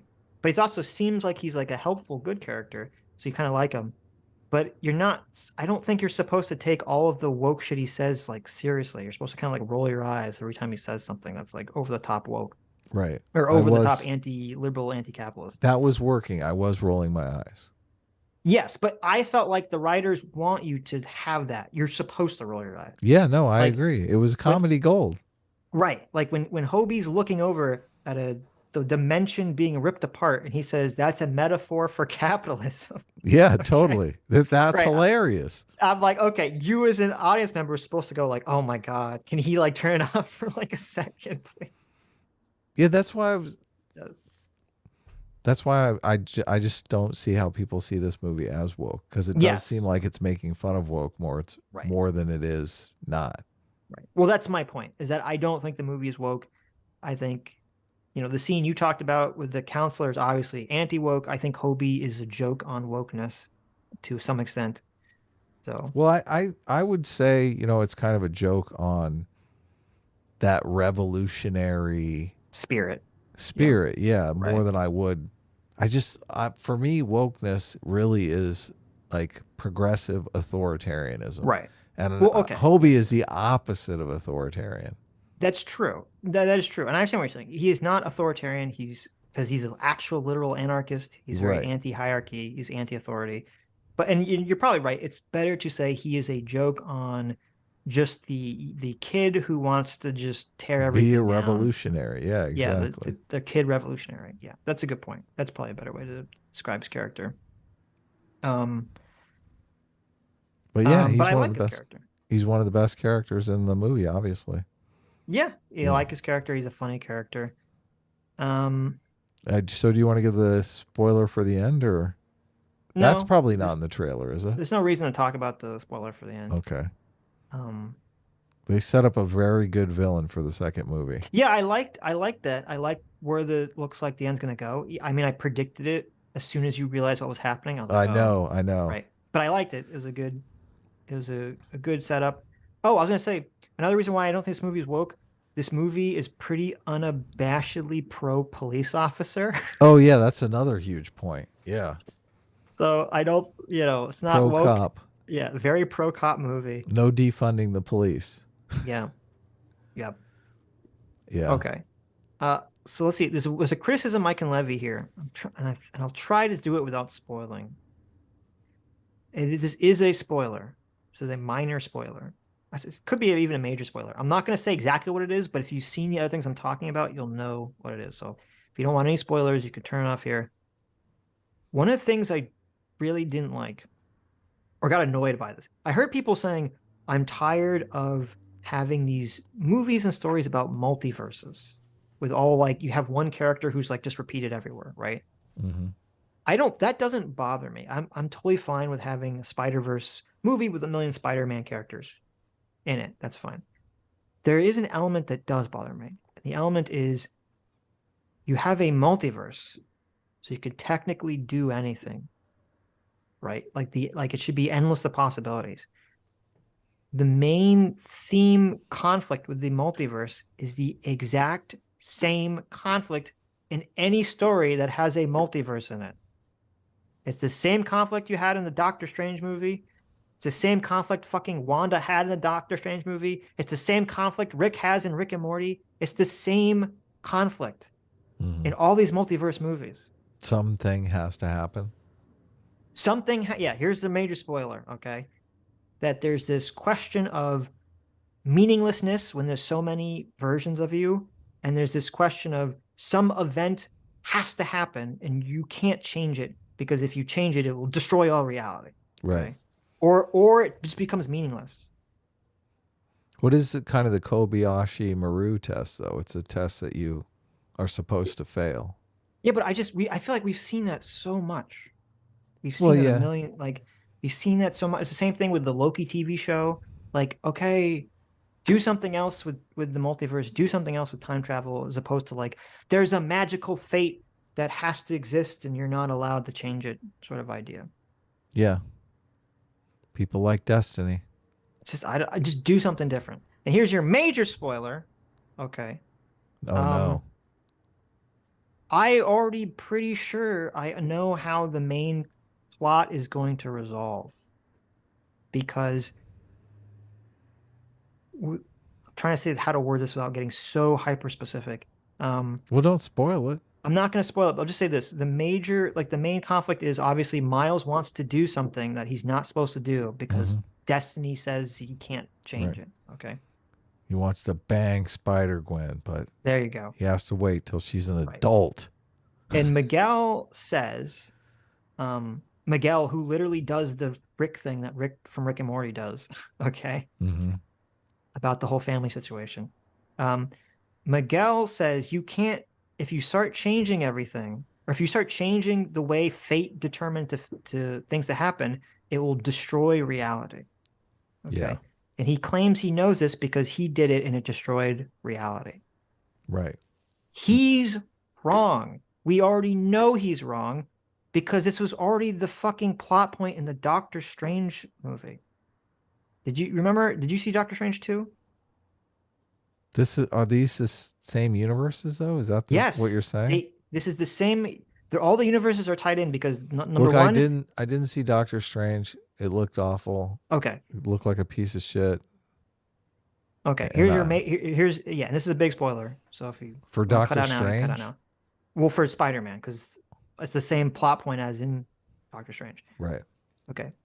First of all, these are all the universes are connected now because they mentioned Doctor Strange and the Multiverse of Madness, and they mentioned the Spider-Man movie with Doctor Strange in it where all the other Spider people come up. They mention that in this movie, and they even show scenes of Andrew Garfield's Spider-Man in this movie. They do, you're right. Yes. So all the universes are connected now. This animated Spider-Man movie is connected to the live action. The multiverse, yeah. Yeah. But anyway, Marvel universe. In Doctor Strange 2, Doctor Strange visits a version of himself who was unhappy with his life. And so he did what Wanda did. He went through the multiverses to find a different reality that he could supplant himself in. Remember? Oh, no, you didn't see it. There's a part where there's a different Doctor Strange who's looking through the multiverses to find a multiverse where basically that Doctor Strange dies. He could supplant himself and he could marry the girl he wants to marry. Right, live happily ever after, right. Yeah. And by doing that, it ends up, him doing that destroys the universe. And Doctor Strange explains in the second Doctor Strange movie how if a person outside their universe like lives in a different universe for too long, it will end up like destroying reality because, whatever, right? They can't do that. Okay. Bummer. So that's what happens to Miguel in this Spider-Man movie. He does that and he destroys the universe. Yep. He stupidly and wrongly assumes that means you can't change anything that's supposed to be deemed fate, in finger quotes. Well, that's a non sequitur. Exactly. They have nothing to do with each other. It's not that you're changing fate that's destroying reality. It's that a person who's not supposed to be in that reality lives in that reality that destroys reality. Right. So his whole plot about how you have to let the threads of fate continue has never been tested in the movie, in the movie's logic so far. There was no, they should have had like a scene where someone does change their own fate and it like causes some bad outcome or something. Well, they did. He rescues the guy cop. Right. Yeah, but here's, it's going to be a fake out. So he rescues the guy in the Indian universe. Right. And who wasn't supposed to be rescued. Right. And it creates some big hole in the imploding. universe. But then Miles says, that's not me. That was Spot that did that. Oh, you're right. Yeah. And I bet you in the second movie, we're going to find out that wasn't Miles doing that. It was Spot doing that. Yeah, because he went to the super collider. Spot did. Yes. Yes. And that's what really caused the problem. Interesting. That's my guess. Because I really don't think this movie is going to end with the theme that you can't actually change fate. Oh, Seems- that's impossible, obviously. Right. Exactly. That seems like impossible. Miles has to win here. Can you Obviously. imagine? Oh my God, it'd be so depressing. Yes, Talk about yeah. dark. Like, Yes. talk about too dark. Yeah. Well, that's another thing that kind of annoyed me is that, like, to me, I feel like it's so obvious. Yeah, because Like if it's too dark, it does make it obvious, doesn't it? Yeah, like the conflict is too obvious that Miles is going to be correct, that you can change fate. Because if that's not the case, it'll just be so like horrific. They should do it. They, children of men type ending. Right. I mean, I They would give him got me. credit. They I would got give me. him credit. Yeah. Oh my God. Everyone would fucking hate their guts. They'd hate their guts. All right. Any closing thoughts so we wrap this up? There was, I think, I'll ask you, there might have been a minor plot hole. Oh, I could have really? swore A when, plot hole. I could have swore that when An Hobie quits, inconsistency in the movie. an inconsistency. I could have swore that when Hobie quits, you see him pull off the magic dimensional wristwatch as he walks through the portal and drops on the ground. He says, Right. "I quit," and you see him drop on the ground. Right. So how But does he then go he- through the portal? Well, no, he opens the portal, and he pulls it off and says, "I quit," and then he drops on the ground, and goes to the portal. Okay, Right. but he gives the watch to Gwen at the end. But he It's makes in a little box. But he makes his own. What do you mean? No, he makes a special one. Because He made his own watch. Yeah, his watch does the punk rock animation portal instead of the normal portal. Oh, okay. Maybe. I mean, I saw that his watch had like the punk rock spikes on it, but I assumed he just added those. I didn't think he made his own watch. Okay. Though maybe you're right, because I think he did say something about just make your own at some point. He in said, the "I video. made this for you." Yeah, I think he made maybe. Oh, okay. Maybe you're right. yeah. I guess that's not plot hole. Then I take it back. It's not He plot says hole. it. Yeah, when she gets the watch from Hobie, he says, "I Right. made this for you." Yeah. Yeah. I hope it works or something like that. Okay. Last thing is I really love the Spot. You said that already. You must really love He's just him. so good. I love how in the beginning of the movie his character set up is like he's a silly joke A loser. buffoon. Yeah. Buffoon. He has a And you're like- character arc. And you're just like, but then the fight just keeps going. It just never ends. You're like, what? Like this character is supposed to be a buffoon. He seems really hard to stop. The fight is amazing. I love the fact that he's super chapped about how Miles is not taking the fight seriously. Yes. Which is a common Spider-Man thing. They get mad that Spider-Man is such a prankster, jokester character. Yeah, no, it's great. Yeah. So, And they big even fan of the tie Spot. him into the first movie as well. I think that the second movie could be better. Even without saying it. I think just in my mind, seeing how I think the second movie will be structured, I think it will probably be better. You and mean maybe the third fix some of movie? the issues of the third movie Yeah. will be better than the second movie in terms of how will be structured and could fix some of the pacing issues and I have think the more of the third characters I want to see, less the characters I don't want to see. Yeah, I think the third movie is going to be more fast paced, obviously, because that's the general structure of movies. Is like the first act sometimes is slower. It's not always, but tends to be. All right, cool. Anything else you want to say about Spider-Man? Go see it. Don't miss it. See it on the big screen because the artwork is just phenomenal. Yeah. It's I would still recommend it, even though all my complaints. Still recommend it. It's still good if you like the first one. Yes. Don't let Sitch ruin movies for you. Okay, he's already ruined. I Tons still of movies like for me, it. but I just like the first one better. I got to see the first one. I looked it up to see if I could see it, but I don't know where it's at. I'm sure it's on something. it's on YouTube for $3.99. Yeah, you can pay for it. Sure. Yeah, I can do Well, that. check it I'm a out. big boy. I'm allowed Okay. to. I'm an adult. Any more super chats? Probably. Okay.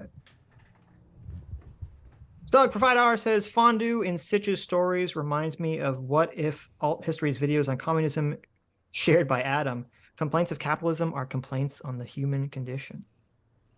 True. That's the last video, What If Alt His did, is great. You should check it out if you haven't already, Sitch. I haven't, no. Yeah. Good stuff. Why? He's always says socialism is a religion, which obviously I like that. He even pulls out the Durkheimian definition of religion. Nice. JMac for $20. Our circuit father, JMac, thank you so much. Says pull up the anal beads international poster. Wait, what? Is there an anal beads international poster for Spider? Wait a minute. For Spider-Man? I don't know if we should do that on screen. What is Spider-Verse? Across the Spider-Verse, that's what it's fucking called. Jeez. They offered me a poster when I saw it, and I was like, "Nah, I'll pass." But then when I left the theater, I was like, "Well, maybe I do want one." That was pretty good. These posters here are pretty cool. The one I saw was the upside down one. What is the anal beads? I don't see an anal beads one. I'll be right back. What are you talking about, J-Mac? I don't see this anal beads poster you're talking. Oh, wait, now I see it. What the fuck? What is this? That's terrible. Or I'll send it to Adam and he can bring it up. This was in China or Japan, I can't tell. Okay, this is the anal beads poster. Oh god. What a disaster. CT says not everything everywhere at once was a multiverse movie where it's not about a specific thing having to happen. That's true, but it was about sort of like, I mean, I really like Everything Everywhere All at Once, but it is literally hitting that exact same Rick and Morty theme of, oh, when there's all these multiple versions of you doing all these multiple things in all these a million different lifetimes, everything is, meaningless and you become nihilistic. I mean, that was, the villain's motivation and Everything Everywhere All at Once. So true, but also not true to some extent, but okay. Let's see. I'm back. I found the anal beads poster. Oh no. Okay, I guess I have to bring it up on. What the hell? Not a good poster design. Well, how did this happen? I don't know. It's a good question. Is this for the Chinese audience? I mean, it's for Chinese or Japanese. I can't tell which one. But... These are different universes, I think. Yes, obviously they're not supposed to be anal beads, right? But that's what it looks like. Fascinating. Let's see if it says what country it's from. I should hang this doesn't say. poster. Should hang this poster in my bedroom. You want the anal beads poster in your bedroom? Oh yeah. So in this poster, if you're just listening, it has Miles in the background. He's holding a bunch of beads on a string, and each bead is red, and it has a different spider person in the bead. And it's supposed to be like all the different universes on a string, but it looks like he's just holding anal beads. Yeah, look at that. Not great. I don't know who okayed that poster design. It's not good. Maybe they don't have anal beads in China. I mean, they're not even allowed to have pornography in China. Is that true? This poster. Nope, that's not true. Yeah, they can't have pornos in China. What are you talking about? I don't believe you. Why? Is pornography... Oh, Sitch. Oh, Sitch. So innocent. Is porn illegal in China? So innocent. The Chinese government has adopted a zero-tolerance policy towards so-called sexual content. What does that mean? So-called sexual content. Look at this. You still think China #1? Well, I fortunately never thought China #1. So.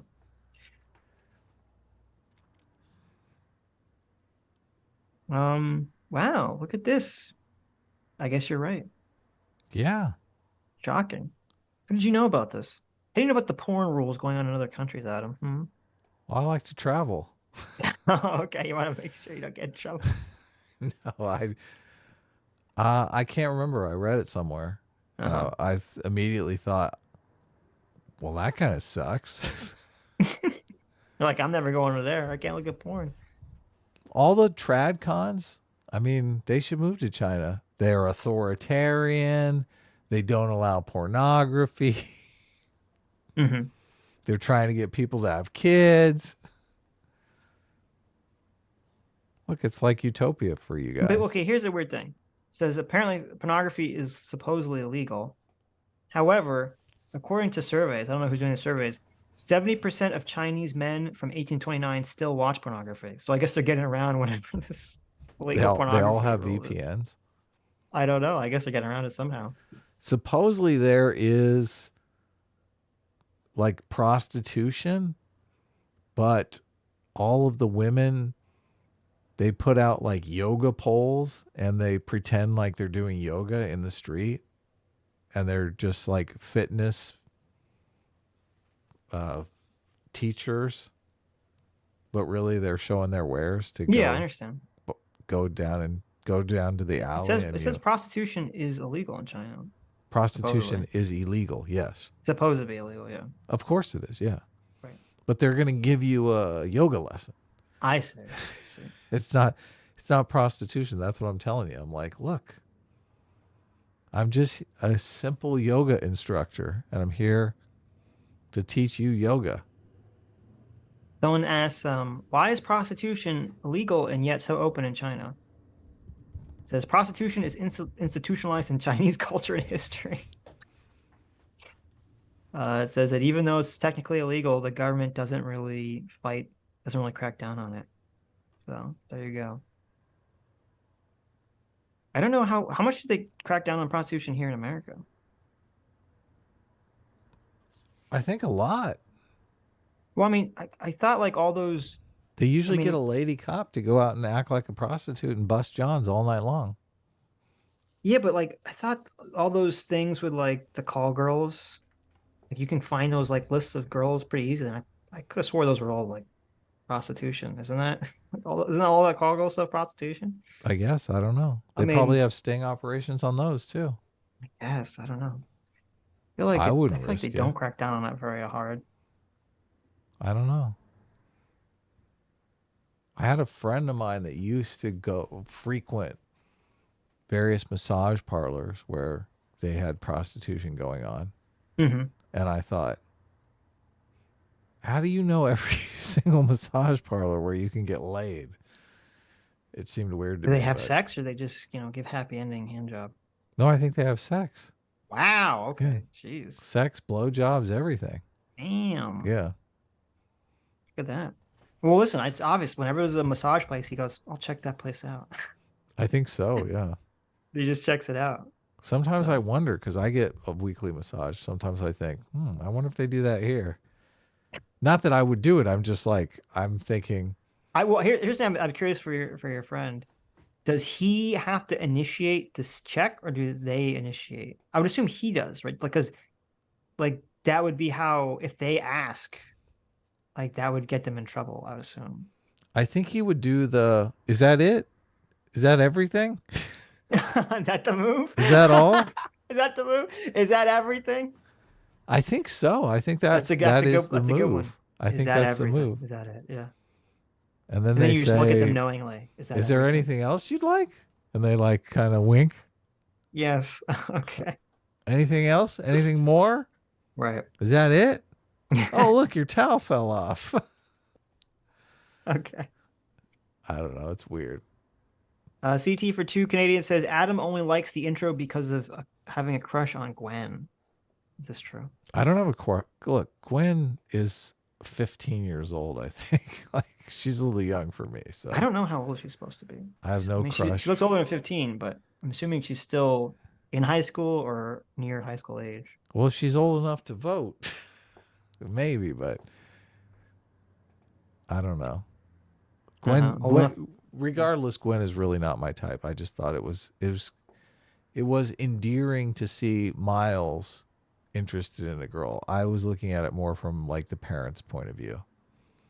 Well, I mean, he's interested in her in the first movie, but I mean, obviously, this one it's like just super apparent that they're into each other. Yeah, he's been drawing pictures of her. They set it up nicely. They totally set it up nicely. Right. Yeah. And then she's like Well- totally pining for him too, though. So not really. I mean, what do you mean? Of course she is. is she? In the beginning, oh my gosh, she's Kind so of a bitch. No, I don't know what fuck movie you're talking about. She was so like, oh my God, I can't wait to see Miles again. He was like the only one friend I actually have in the entire world who I feel connected with. Mm-hmm. You know, when someone says like, you're the only person in the entire multiverse I have a connection with, that's them giving you the like, let's fuck. Okay, like, well, I don't know how to interpret that. Yeah, no. Okay. She She seemed like she was really into him, so. He tried to hold her hand. Yeah, but then she kind of gave the whole like, I'm afraid that all relationships end negatively. You know, Yeah. she was afraid. He should have been in an alpha chat there and just grabbed her and been like, we'll see, baby. Yeah. Should have gone for the makeout. Then goes for the kiss. Yeah. Right. He totally would have scored if he would have done that. Totally. Yep. The Wooster for $2 says, Adam, Gwen is obviously trans. There you go. Is she? No. That's the thing. She doesn't have the trans build. You mean she doesn't look like a man? Yeah, exactly. I can't believe. Exactly. No, she's obviously. I mean, she doesn't look She trans. has childbearing hips. Right. Yeah. I mean, obviously. she's supposed to be 16 or 17. And Right. she already, I mean, you'd say like, wow, she really transitioned very well at that age. Like she's already transitioned fully at 16 or 17. So Right. Yeah. no, I mean, Even- obviously, I don't think the you whole thing's can- ridiculous. I don't think. I mean, you can get breast implants, which she obviously doesn't have. But as a trans person, I don't think you're doing much with the bottom half. Right. You can't change your Yeah. hip shape, I assume. Yeah. And I mean, I don't think you're doing much about the broad shoulders either. I don't see how, like, hormones are not going to make your shoulders, they aren't going to make your hips wider than your shoulders. And most women have their hips are wider than their shoulders. So, Mm-hmm. and if you look at Gwen Stacy, the character design, Yes. that's the case. Well, obviously with Gwen, even if they did a whole, she's actually trans. Well, like when they first created the character in the first Spider-Verse movie, obviously they were not supposed to be trans. Right. So that's why, I mean, that's probably why I think the whole of them trying to say she's trans is just ridiculous and stupid.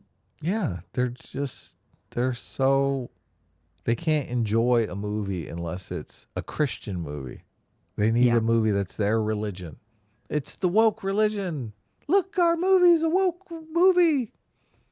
A movie about a female character that has to, come to terms with her father about her identity must be trans. There's no other reason a character would ever have to do that in any movie ever. God, I so mean, dumb. identity de-individuation from your parents is pretty much something everybody does. Yes, that's kind of like the entire, that's kind of like the first story in the Bible, kind of like the entire process. of, Exactly. child growing up is finding their own identity separate from their parents. Yeah, that's the thing.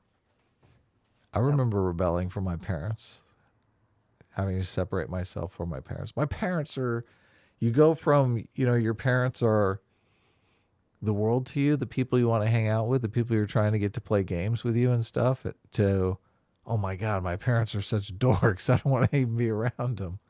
Please don't let people see my gay parents. Right. She's just because, well, also to me, it is kind of insulting because it's like, Gwen Stacy is a Spider Woman character, right? Mm-hmm. Who's had to deal with like the death of friends, and their father doesn't like Spider Woman, and they have to, like, to me, like, yeah, if you have gender dysphoria, it's a serious issue you have to deal in your life, okay? But like having to deal with your friends dying because of your own actions, and the fact that you're a superhero who has to save people's lives every day, and the fact that your father is like hunting you potentially, these are a lot more serious than like being trans. I hate to break it to you. Right. these issues are a little bit more serious than like being trans. And to me, it's very insulting that this all gets like boiled down into like, oh, well, she's just trans. That's what they're trying to say. Like, oh, no. If you are truly trans though, and you're worried your parents are going to reject you being trans, I think that can be a big deal for people. Oh, you know, it's a big deal. I'm not saying it's not. It is a big deal. Well, but it's not as big a deal as like your actions leading to multiple people potentially dying, right? Right. Well, and it's not. I mean, there are kids that have like leukemia and they're going to die, or they have right, yeah, exactly, yeah, all kinds of shit going on. Yeah. Yes, I just feel like what Spider-Gwen has going on in her life a little bit more higher on the rank of serious shit going down than like someone who's trans, right? Right. So. Right. Seems silly to me. Dad, I'm Spider-Woman, and I'm trans. Can you imagine? His dad's like, listen, I'm totally fine with you being transgender, but being Spider-Woman is a step too far. You done fucked up. You're grounded. If you were Spider-Man, things would be different. What if it was the reverse? What if the father was like, listen, you want to go dress up as a spider person, fight crime, I'm totally on board with this. But this transing is just a step too far. That would be... Then that movie would be woke. That'd actually be pretty funny. Of course it would be woke. Stacy, if only you were Spider-Man, everything would have been working out fine. But no, you're Spider-Woman. The cop is not in favor of his transgender daughter, who is also Spider-Woman. He's totally fine with them being a spider person, being a vigilante superhero, but the transition, that's a step too far. They would love that. The trans people would love that. Or the gender activists would love that. I would actually love that if that was like played as a joke. They'd be like, defund the police. Yes, there you go. That movie is really unabashedly pro-police, which is kind of hilarious. Whenever these people talk about like, this movie represents wokeness, it's like, okay, you just ignore everything that doesn't. That's fine, I guess. All they really mean is inclusion. Yes, I guess. What is it? Representation. That's what they mean. But why? Just because Miles is black? I mean, we knew Miles was black. He's in the first movie. Like, yeah, I don't. So. Representation is a strange animal because, I mean, there seems like some truth to representation working to kind of get people to abandon their racist stereotypes or their bigoted stereotypes. Obviously, representation in Will and Grace, a lot of people will credit that with gay marriage getting passed. You know what I like representing this movie? MILFs. Oh, yeah. Lots of Miles' mom. Oh, she's hot. Yeah. Yeah. Good on the dad. She scored. Though her voice was throwing me because I was like, I recognized it and I couldn't figure out who it was until after the movie.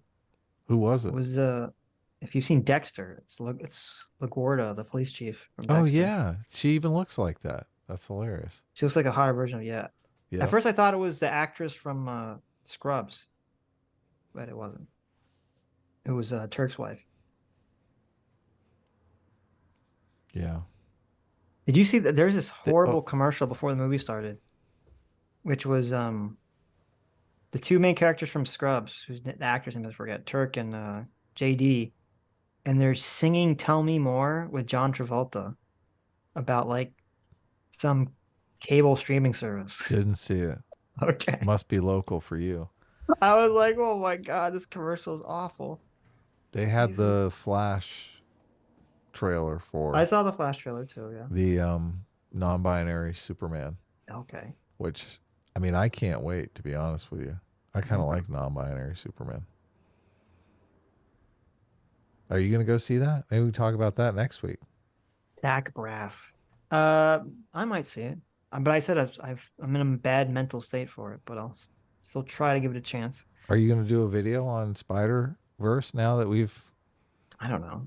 Okay. I don't know if is it worth to do a video? I don't know. I feel like we're kind of late to the party on it, but we can just clip this out and see what happens. Okay. Okay. There you go. Luke saw it. Yeah, that commercial. The super gay commercial. There's a socialist Spider-Man. Where was there a socialist Spider-Man? They did. Did you catch the ableism joke too? They had the I Spider-Man did. in the Spider-Woman wheelchair. with crutches. Yeah. Well, no, they were in a wheelchair. Yes. And then they but jumped out of the wheelchair and made a crutches joke. I was like, Yes. oh, wow. Yes. Yeah. Okay. Credo for $5 says Gwen was so base when she said, "quote I'm gonna go woke. I'm going woke," and woked all over everyone. There you go. I'm gonna woke. Yep. That was the best part of the movie when Gwen said, "I'm gonna woke." And you know what happened when she did that? The bad guy just had to bow down on the power of her sheer womanness. Right. I'm sorry, her sheer transness. Oh, yeah.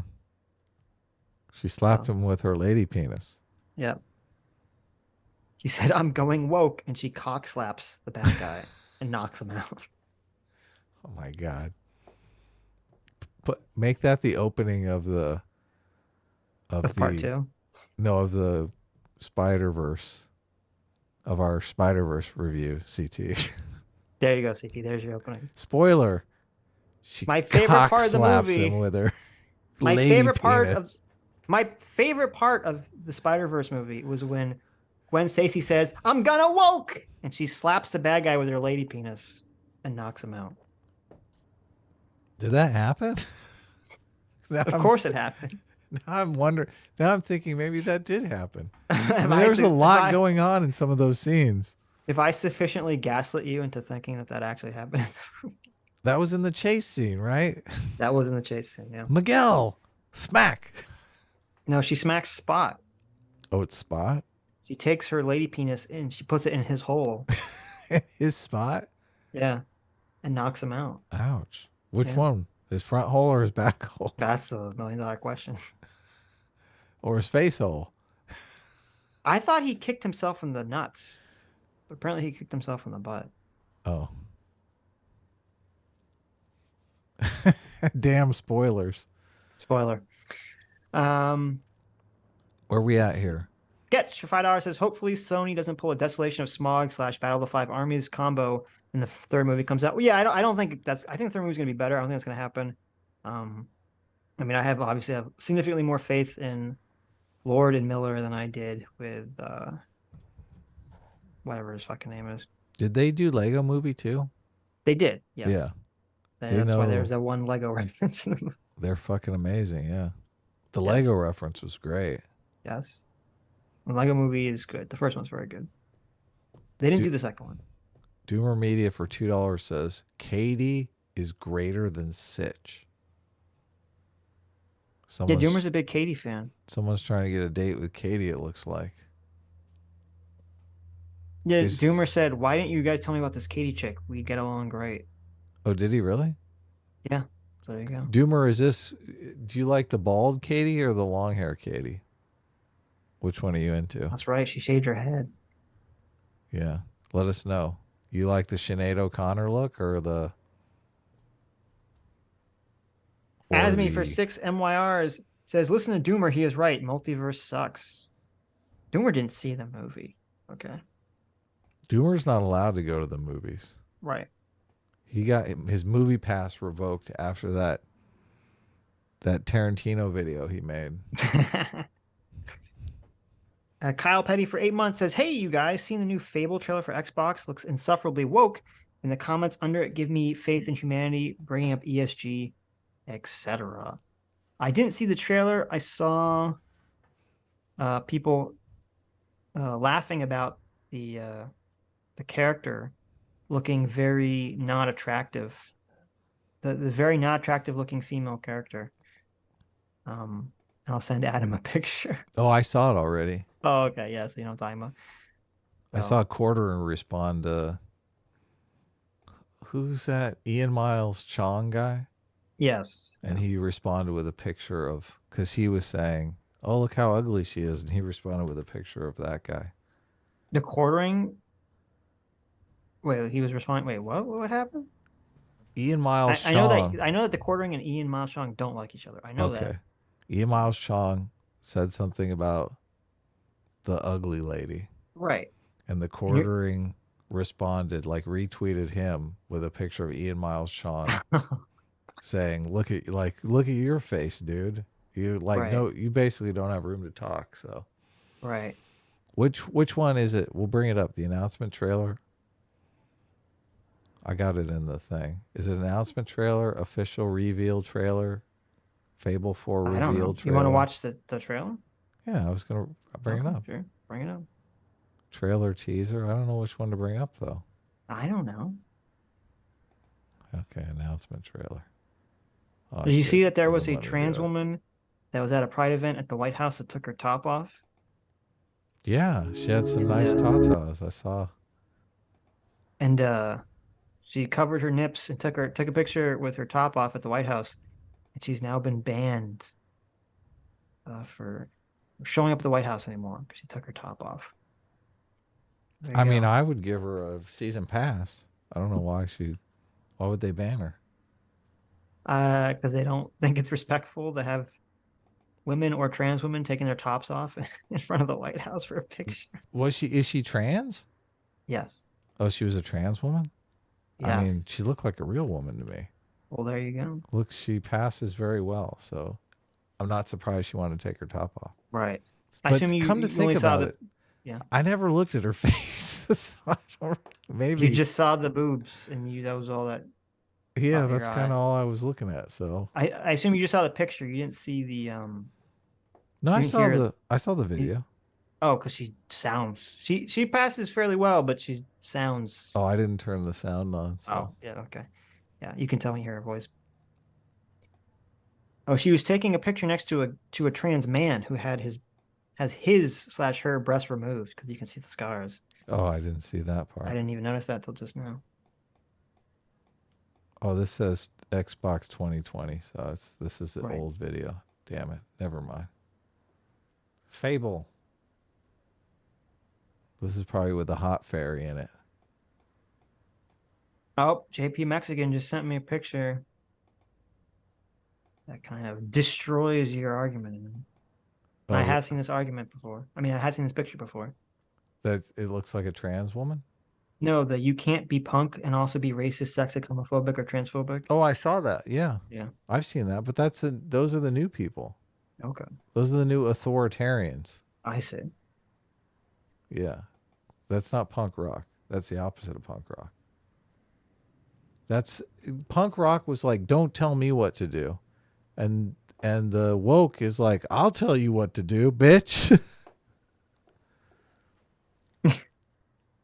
Did you see the black trans woman in the Discord fan art channel? No. What? What? What? Oh, What? God. Lady Cameron, hey now that I have your attention, Trump is an autocrat. That's the word. And it's clearly an intranet reference. And there's a picture of me as a as a person of shadow Catwoman. Awesome. Oh, thank you. I'll send that. I'm bringing it up. Stream. I'll bring it right up. Do I need to bring up the... Oh, did it? Okay, yeah, there it went through. Okay. Wow. It's just Avi for 2 Aussie bucks says, cool to see you doing movie stuff. Do more of that. Well, thank you. It's just Avi.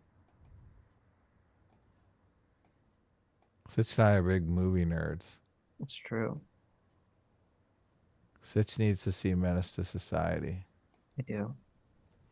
You know, it's Wow, this actually looks good. I make it your avatar here. there you go. You know, it's funny. Someone had reposted that terrible, we want to kill black people. We want I civil know. rights compromise comic. Yep. And of course, a lot of people tag me in it. Me too.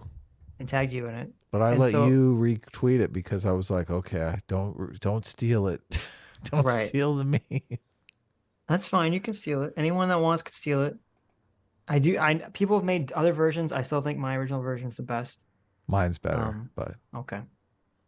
But so I said fixed, and I retweeted it, and I put my version, mm-hmm. and it started blowing up, and getting like I mean, the original post had some like insane number of likes or Yep. something. And she like- set her tweets to private like a little bitch.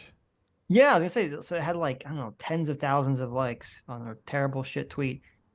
And mine was doing well. And then she got so triggered, I guess, that she set her account to private. Yeah. Oh, there you go. So ass mad. So ass blasted. Such a coward. She said, here's an interesting thing too. Her setting it to private, I think, has a massive effect on the algorithm. Because as soon as she set her tweet to private, the engagement on my tweet just like went to 0. Stopped. Yeah. Completely stopped, which was interesting. So It's good to know. there you go. Maybe it's public now that yours went to 0. Did you do a fake out? No, on it's you? still private. What's the thing? Because at first I thought she just blocked me, but she didn't. She set her account to private. I blocked her. Oh, okay. I'm not playing now. I see. I was like, this dumb hoe. Well, thank you, Lady Cameron, for this. Sitch. Sitch is a female cat girl art. I I approve. dig it. Yeah, I'm pretty hot. Look at that. Yeah. If I was single, Sitch, Mm-hmm. I would definitely Really? have. Even with that mouth? Well, head might be out of the question, but I was like, no, the worst part is the ears. You can't deal with those. oh, those ears are awful too. I mean, I just put a I can't bag deal over with your that. head. Oh, okay. I see. Gotcha. All right. I mean, that's a banging body, though. True. Devin, go for 6 months, says she can't be trans because the spider powers would heal her to perfection. Glasses, remember? Oh, That's wow. funny. That's funny. She's got it cut off like 6 times and it keeps growing back. There you go. Yeah, how would that work? Well, I mean, Spider-Man has enhanced healing, but it's not like insane. Like the Hulk or Wolverine could never be trans because they just keep growing, or Deadpool. They just keep growing the original body back. Oh, yeah. Stony for $5 says, I'm gonna slap you so super hard slapping. You slapped you because you keep spoiling me. Here, slap it again. If you get this reference, bonus points. I don't get it. I'm gonna slap you so super hard, slapping you because you keep spoiling me. I don't know. Get it. Sorry, Stony. Talladega Nights, maybe. Well, he has a sexy wife in Talladega Nights, and they. No, it's from it's an episode of South Park. Oh, it is. I'm gonna slap you. I'm gonna slap you super hard. About to get slapped. Okay, I do remember that. Frito, or read that one. Asmi for 15 MYR says it takes an Uggo to know an Uggo, and as an Uggo, all 3 are Uggos. Ian, the quartering, and that woman. Well, fair enough. Fair enough. I agree with that. Cool. Okay. Let me look at the Streamlabs. Sodo for $2 says, okay, in no way am I taking the stance on this at all, but the rules for classification of documents is really dumb and most stuff is overclassified. I'm almost got in trouble once because aggregating unclassified documents can make them classified. Yeah, you could be right. The rules could be really stupid. I have heard people make good criticisms of the Espionage Act. So, Soto's for $2 says, Adam, never had a death threat. Okay, we have to pop that cherry. Listen, Adam. I have a very particular set of skills developed over a long career that make me a nightmare for people like you. So set my interest rates free, or I will find you, and I will. Oh, wow. There you go. Nice. My very first death threat. There you go. Wow. And you have to, there you go. You have to I'm say shaking. good luck, like in the movie. Good luck, bitch. Now, see, it's so weird. The first Taken movie is so good. So good. every other one is so bad. It's like embarrassing. The other ones are so like Taken 2 and 3 are embarrassingly awful. Was it Taken 2 or 3 where the climactic fight is Liam Neeson fighting a fat naked guy in a Turkish bathhouse? That Taken 2 or 3. That was so embarrassing. I guess Adam hasn't seen these movies. He doesn't know what I'm talking about. No, I have. I'm reading. Trump delivers fiery speech after pleading not guilty to federal charges. I feel like Well, I there you should bring go. that up. That makes sense. This is NPR, so it's got to be fake, right? Mm-hmm. I've seen Taken. I have a very particular type But of have you seen the skills. sequels? The really bad sequels? That's Taken with the where she gets her dog napped. No. Oh, I haven't seen it then. That's a wait. That's the movie about the script writers where the dog gets kidnapped. That's not Taken. Oh my god. I think it's Taken 2. The climax is him fighting in a sweaty naked guy in a Turkish bathhouse. Tekken 2? Yeah, Taken 2. It's very bizarre. Very embarrassing. I felt bad for Liam Neeson. Okay.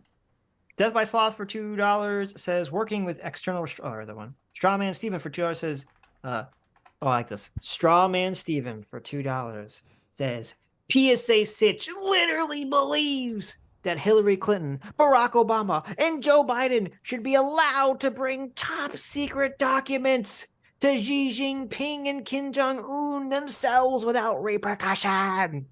Why, Sitch? That's true. What That's is all your true. problem? Listen, I love the left. Okay. I just love the left so much. I just hate Trump so much. I love the left so much that anything the Democrats do, I will never criticize them. Okay. For anything ever. Damn Anything you. the FBI does is obviously moral and just. When you take someone, an organization, and you give it a 3-letter acronym, I get hard. I can't help it. You're hard up for 3-letter acronyms, huh? I am. History in America today, where Donald Trump has become. Look at that. What's Yes. going on? Mr. Oh, I thought you were going to play the clip. I am going to play the clip. I just have to get all this stuff out of the way. Vosh for $2 says, hey, Vosh, the real Vosh says, do you smell it? That smell. A kind of smelly smell. That smelly smell that smells smelly. Mm-hmm. Anchovies. Yuck. Anchovies. I don't Nobody- smell it. Nobody But likes thank the you. anchovies. Oh, here we go. Carl Benjamin for $2. You know what Carl said? What? A woke black English Spider-Man character corrodes the essence of the crown. We cannot permit the colonization of our heritage by way of feminized masculinity, eroding the magical motivating essence of our social order. Wow. There you go. Carl. He's I like a knew it. poet, isn't he? I know. That's why I knew he would say that. CT for $2 says, Hobie is not woke or anti-woke. He's a punk. He is an anti-establishment instigator. He's a fight the power nonconformist. He will pick the option that will fuck with you the most. That is his only objective. Well, he's only going to fuck with you if he thinks that you're part of some sort of hierarchy of power. You know, he doesn't just automatically do the opposite of whatever you want. I agree with CT. I think you're completely wrong. Okay. You know I'm right. You know I'm right. Impossible. As soon as I brought up that feminist robot in Solo, you're like, oh, shit. It's It the does same make character. sense that they got him. The same character. These suits, they just need to get out of the way. When you've got good filmmakers Yeah. that are going someplace, you know, don't get in the way. Don't fuck it up. You're exactly right. That would have been so much better if that character was just a joke. But they're like, you know, all the feminists at Disney Star Wars came in and they were like, "Oh my God, you've created a great character." They're like, "Oh, this was a joke character." Yeah. Well, I mean, first of all, it's so weird is that Disney hires Lord and Miller to do a movie, and then they criticize them for being too silly. It's like, what? You're making fun of feminism here. No, but Make it's just the like robot serious. like everything they've done so far has been funny comedies. Why would you think this was going to be different? Yeah, because And then and I think that's why Solo was so bad, is because it was like it was all weird because it had like some of the elements of the comedy, but then they were not presented correctly because they tried to change other elements of the movie to make it more serious, and so the comedy just falls flat and feels out of place. So, L for $2. Oh my God, is this the real L? Says, yesterday I was watching. Oh, I was watching for the first time, watch reactions to Seven Samurai, and now I come on stream and the first thing I watch is what seems to be a GIF from the Kurosawa movie. The simulation is indeed getting lazy. There you go. Wow. True, L. Don't you love when that happens? You I do. You think of a song you haven't thought of in like forever, or a person you haven't thought of in a long time, and then you hear it on the radio or you get a phone call from them immediately, and you're like, that's fucking weird. Yeah. Paul Ryan. Paul Ryan. There Piece you go. of Paul shit. Ryan's gonna call you up. Yeah, okay, let's hear Trump. You want to hear ready to hear Trump? This I think is him talking after he pleaded not guilty. Hit it up. Isn't it a crime that they make him say not guilty? They should be able to plead innocent. Hit it up. I don't want guilty to even cross my lips. Indicted, and even if he's convicted, he can still run and be president. If he was convicted, he couldn't vote for himself, but he could become the president because that's the way the system's set up. So, I guess I don't know what he's waiting for. I guess he's waiting for the Perhaps the Why song. does that person just keep pointing at the air? you See know, that? What's that? That person just keeps pointing at the air. Saying you're number one. I guess that's weird. They just keep pointing at the air. Trump just loves this. Stop He pointing. so loves this. my guess is he's not going to say particularly great things about the Biden administration, and not say that. Fist pump. Oh, communist. Oh, the fist. Just did the fist for power. I know. How dare Look at this white power fist right over here, guys. Oh no. Danger, Will Robinson. Next will be the okay. Take a picture of that and say, person making white power fist that Trump round. I know. I'm surprised the Chieiry doesn't say that. Probably will on CNN. This system has worked particularly fair for him, but let's listen in to what Donald Trump has to say on this historic night.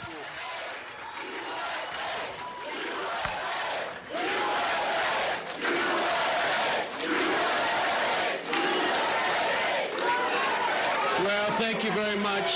Thank you. God, it's a great honor to have you here. And today we witness the most evil and heinous abuse of power in the history of our country. They're like a version The of most this. heinous. Jesus Christ. The most heinous abuse of power in all of human history. Why is the audio quality like FDR from World War II saying, "This will be a day that lives in infamy"? What the fuck? I don't know. This is Los Angeles news. That's not my Like, why do fault. they not have a quality that doesn't sound like this screaming with the gain up to like 2000? You want me to try to find another one? I mean, yeah, my ears are like bleeding from this. Jesus Okay, Christ. I'll see if I can find another one. Guys, you're Why is such the a, audio so bad? such a little. This one's from an hour ago. I don't know. I don't know. I found like a long version, Okay. but it's the same Load- audio quality. So maybe it it's is. just like it was a problem. I only see one microphone up there, so he's only got one microphone feed. Yeah. This So is the I guess shit. it was Trump's fault. Look, Th- this is is this Trump. He's got a shoestring budget for this shit. What do you, look. Come on, let's hear what he says. Thing to watch. A corrupt sitting president had his top political opponent arrested on fake and fabricated charges of which he and numerous other presidents would be guilty. Right in the middle of a presidential election in which he is losing very badly. This This is called election interference and yet another attempt to rig and steal a presidential election. More importantly, it's a political persecution like something straight out of a fascist or a communist nation. This day will go down in infamy, and Joe Biden will forever be remembered as not only the most corrupt president in the history of our country, but perhaps even more importantly, the president who, together with a band of his closest thugs, misfits, and Marxists, tried to destroy American democracy. But they will fail, and we will win bigger and better than ever before.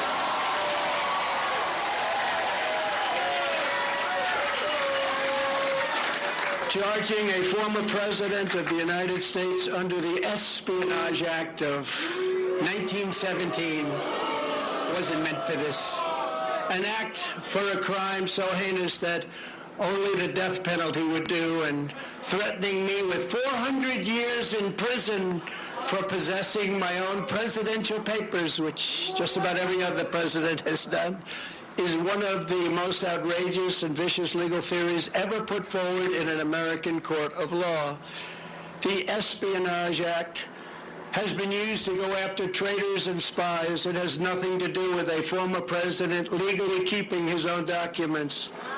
As president, the law that applies to this case is not the Espionage Act, but very simply the Presidential Records Act, which is not even mentioned in this ridiculous 44-page indictment. Under the Presidential Records Act, which is civil, not criminal, I had every right to have these documents. The crucial legal precedent is laid out in the most important case ever on the subject, known as the Clinton Socks case. You know what that means? After leaving the White House, Bill Clinton kept 79 audio tapes in his sock drawer. Who's putting out a theory about the Espionage Act. A few thoughts on that. One, according to most of the legal... This, for real? For real? What do you say? I literally had to turn it off. I couldn't listen to the audio. Oh, really? It was like, yeah, it was too fucking... The guy, the Fox News guy is now interrupting him to basically, it sounds like to fact check him on the Espionage Act thing. That's funny. He's putting out a legal theory here on the Espionage Act that doesn't quite seem... What is this guy, DeSantis? Wow. What's the theory that Trump was laying out? Well, let's hear the guy. I don't... Who's putting out a theory about the Espionage Act. A few thoughts on that. One, according to most of the legal experts we've talked to, you don't actually need to prove espionage under the Espionage Act. The crime that he's charged with is not giving back documents after the federal government had requested the documents back. He's charged with keeping them in his possession and deceiving the government, even though the government says they're not his presidential records. They are classified documents that belong to the federal government.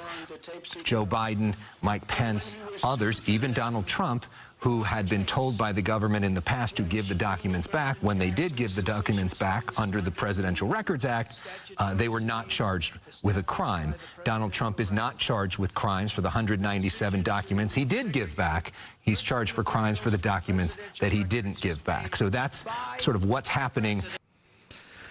Okay. I mean, this is kind of crazy. It's annoying. I found the one clip I could find that had normal audio. They only play it for like 2 minutes and then they interrupt it. So same thing. Yeah, they play. It was like from NBC, and they play it for like 2 minutes, crystal clear audio, and then they interrupt it. So what the like, fuck? okay, whatever. Well, there you go. So see, they're they're railroading this guy, man. They won't even let him finish his speech. They're like, must be it.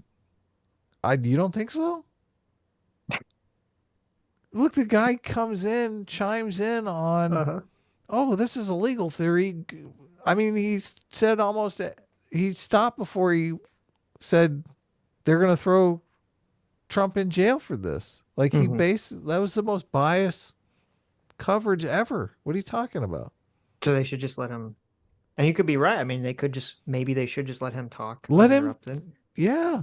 Yeah.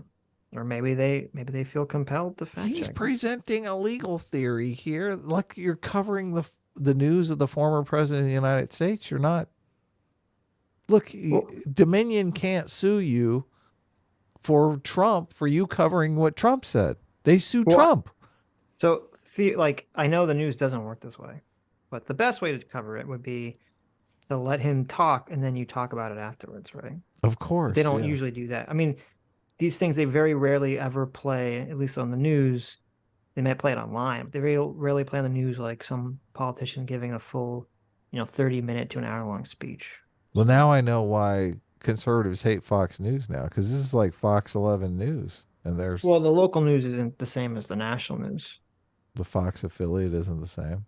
No, of course not. Okay. So they're like, we're in Los Angeles. We're going to interrupt them. But Biden did the right thing. Look, Biden bent down and sucked the government cock, and that's what you're supposed to do. Look at Adam. Pence bent over and took it up the behind for old G-Man, and that's the right thing to do. I like that just because it has to do with someone saying, like, you have to do something. You're like, it triggers your Where's HOBIE?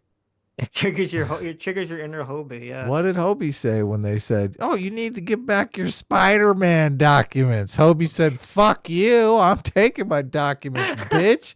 You can." When they told HOBIE to give back his spider documents, you can fucking suck my spider wand, bitch. He flipped them off and he moonwalked back to his dimension through. He did. He did. Yeah, that's exactly right. Right. That's exactly how it works. Yes. Oh, I can't believe they talked over him. I kind of feel like we're just in, this is just, everyone's out to get Trump. They're like, people literally do see him as an ex-Adolf Hitler. They do. They look at this guy and they see Hitler. They're like, we could have stopped, if we could have stopped Hitler before the Holocaust, we should have done it. And now they're like, this is our chance. It's Hitler. Let's stop him. You don't think so? I think they see him as a threat to America. I don't think they see him as a Hitler character. Mm-hmm. I think people do see him as an exaggerated threat to America. I don't disagree with that, but hopefully they don't see him as like a Hitler thing. So. Yeah. You know who was the one character I didn't like in the Spider-Man movie? Who? The programmer, hologram lady. Oh, you didn't like her? No. You know, she's woke as hell, obviously. She seemed pretty woke. She's probably doxed like 1,000 people because she's like the technology. Didn't like that character. Oh, you're talking about the Avatar one. The Avatar, yeah. Who are you talking about? Oh, I was talking about the... No. I'm not talking about, sorry. I'm not talking about the Avatar. I'm talking about the one that had the hologram of a real person. The Avatar is a computer. Right. Hologram. I'm talking about the one that was the little girl in her room, and she has a hologram that works computers. Yeah. I was talking about the AI being the doxer. I don't have a problem with the AI. The AI is a fine character. Yeah, I like the AI. Yeah, AI is fine. You probably don't like the Avatar girl because she's black. That's it. Racist. It's true. Oh my God. That's what people will say. No. It's not. Listen, here's the thing. I like Miles and he's black, but I don't like her because she's a black woman. Okay, so it's the intersection of woman and black. Same thing with Jessica Drew, black woman, intersection of black and woman. Don't like. Well, she could add like a black male in her. So you're talking about the pregnant woman, right? Oh. So if the baby was a boy, it would offset my hatred of black women. Is that what you're saying? So you get like a half point back, right? You get a half point off because there's a little bit of male inside her. Yeah, okay. I guess so. Yeah. Wow. Sodos for $2 says, since you're on the train with inviting others, I'd recommend both Mighty Keef and Poe's Law. Both have shown they're getting fed up with the current tribalism and can at least provide some unique views to have. Cool. There you go. I follow Poe on... Or no, I don't follow Poe. I don't know who you're talking about. Well, we'll check it out. Poe's Law? I think I follow Poe. Well, Oh I don't no, know it's if I'm Poe. thinking of, It's Poe the person that I follow. yeah, I don't know. I'm I not don't know who familiar with Poe's law is. Yeah. Oh wait, no. Poe is Poe the person Poe law? I don't Poe's law. know. It is. Yeah, I know who Poe is. Yeah, Yeah. Haven't we talked to Poe before? Or am I like hallucinating that? I've talked to her before. I don't know that you Okay. have. Right. I've done a live stream with her. Yeah, Yeah. she's cool. All right. Yeah, I remember she got caught up in the whole briefly caught up in the whole academic saying you have to choose between me Oh or yeah, I Sitch. remember that. I remember that, and she laughed it off like okay. like you should. Yes, exactly. And I think a bunch of people tried to get her, like she was doing some ladies' night or something on Quack's channel, and they were trying to. He shut it down. I don't know if that had anything Did to do he with shut us. it down? He What did. I don't know. I don't think that had anything to do with us, but he shut it down for some reason. I thought. What a dick. Shut down ladies' night. Sodos for $2 says, just so you know how the Libertarian are doing, the Mises Caucus and Dave Smith have announced that if the GOP promises really hard to be more pro-liberty, then the LP will just not run candidates. So yeah, just kill me. Is that true? That's so pathetically lame. Holy shit. I didn't. Wow, that's pretty cucked. That's pretty massively cucked of the Libertarian Party, if that's the case. That's pretty wild. Unsurprising. Yeah. I mean, I don't follow them enough to say whether it's surprising or not, but it's pretty cucked. Oh, look at this. Donald Trump. The Donald Trump. Oh, nice. Maybe he'll finish his speech in the super chat. For $2. He says, I am the best president ever, and Joe wants to interfere with because it's the only strip he has to defeat me. It's very sad. Very sad. Damn it. Sounds like some deep state got involved in that super chat. There you go. That's why the audio was so bad. The deep state was hacking the web. Don't get me started. Boba Peck for $5 says, haven't checked the articles yet, but were the documents confidential, secret, or top secret? Top secret is potential for grievous damage to national security. It was a combination of all three. Oh, let me bring it up. I believe it says in the indictment what was what. I should just leave this indictment open. I keep opening it and then closing it. I'm like, I'm not going to need this anymore. Just leave it open on your computer forever. Yeah. Okay. Yeah, let's see. It says there's 1, 2, 3, 4, 5, 6, 7, 8, 9, 10, 11, 12, 13, 14, 15, 16, 17, 18, 19, 20, 21 of the 31 counts are top secret documents. So there you go. 21 out of 31 were top secret. There was 1, 2, 3, 4, 5, 6, 7, 8. And there was 8 secret, and then I guess the rest were confidential. There you go. There you go. Nice. Anyways, is that it? Is that it? Oh, wow. Anything else to say, Adam?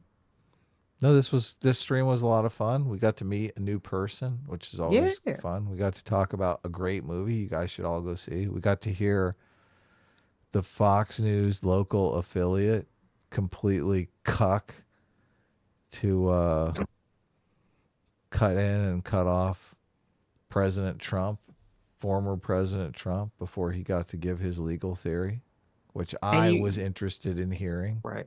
And you got to hear me be triggered. So it's all... You got to hear Sitch be triggered. I mean, we That's hear that all there. the time, though. It's all there. That's like the okay? best part of the show. Right. So- Who are we talking to next Tuesday? Next Tuesday, we talk to Vito. Oh, we're talking to Vito. Okay. Yeah, so we'll talk. There you go. we'll probably talk to him about Spider-Man. I saw him Sure. in our chat earlier. Oh, nice. So I should have said hi when he was in the chat, but hi, Vito. So I don't know that we'll be talking about the Mr. Girl stuff with Vito. With Vito. With Vito, rather. Oh no! Oh no! That was an accident. I would look. I want Vito to turn his. I think Vito's a good guy. I told Sitch before. I'll tell you guys. I went on the kill stream, and Vito was on the kill stream with me, and some racist, Nazi, white supremacist piece of shit called in on the kill stream, and Vito just completely annihilated him. Mm-hmm. And I'll never forget it. I thought, that's cool. Totally stood up for the chosen people. So it was Nice. pretty cool. Also, Yeah. if he's standing up for the chosen people, I have to automatically give him points for that. I don't even think he is one of the chosen people, but he just. I don't think so either, but I Yeah. appreciate it. Yeah. He's trying So- to sneak into the club. But yeah, so he needs to rehabilitate his reputation. He needs to cut his losses on Mr. Girl and just, I don't know if talking about any of that stuff would be helpful. Maybe we will a little bit. I don't know. We'll see. I feel like Vito is like HOBIE. Okay. He's very like, He is. He totally is. he's very like, whatever. Yeah. Yes. Yeah. But we want to help. If we can help him rehabilitate his reputation, I Yes. don't think he's a pedo. I think he's a comedian who didn't realize the stupidity of the things he was saying or how badly they would hurt his reputation. So anyway. Kid Truck 91 for $10 says, I think this might be the NPC bias test for conservatives. I like Trump a lot, but this seems to be fairly legit. Well, there you go. I mean, it does seem fairly legit. Yeah. Right. I think it's a good test for bias. To me, and I said this before, like the NPC test has to be so overt. And I don't know if we've got anything like, I can't think, like this is pretty overt. So I definitely think it's a bias test, but it's not quite at the level of the Kyle Rittenhouse thing. But it's in the same venue. So Yeah. I think there's a lot of room for misinterpretation here, obviously. yes. Yeah. So Well, because there's a lot of, what does the law say? The law is murky. Situation, like the situation is obviously a lot more murky than like the Kyle Rittenhouse one is just so boom, boom, boom, boom, boom. Like there's no room for interpretation, essentially. yeah. Right. And so that's why it's just such a clear NPC test. And we don't quite have the right wing version of that, at least to my knowledge. Not Not yet. yet. Anyway. Maybe we'll get it this year, though. Who knows? We'll see. All right. Anyways, thank you all for coming. Thank you all for your incredibly generous donations. Thank you, Nerdette, for coming on. It was a good conversation. I'm glad you didn't listen to those people that told you not to talk to us. Evil people. Evil people. Anyways, you who made it to the end of the stream, you are the true heroes. You are the true enlightened ones. You are the true free will seekers. And we'll see you all next Sunday. Bye-bye.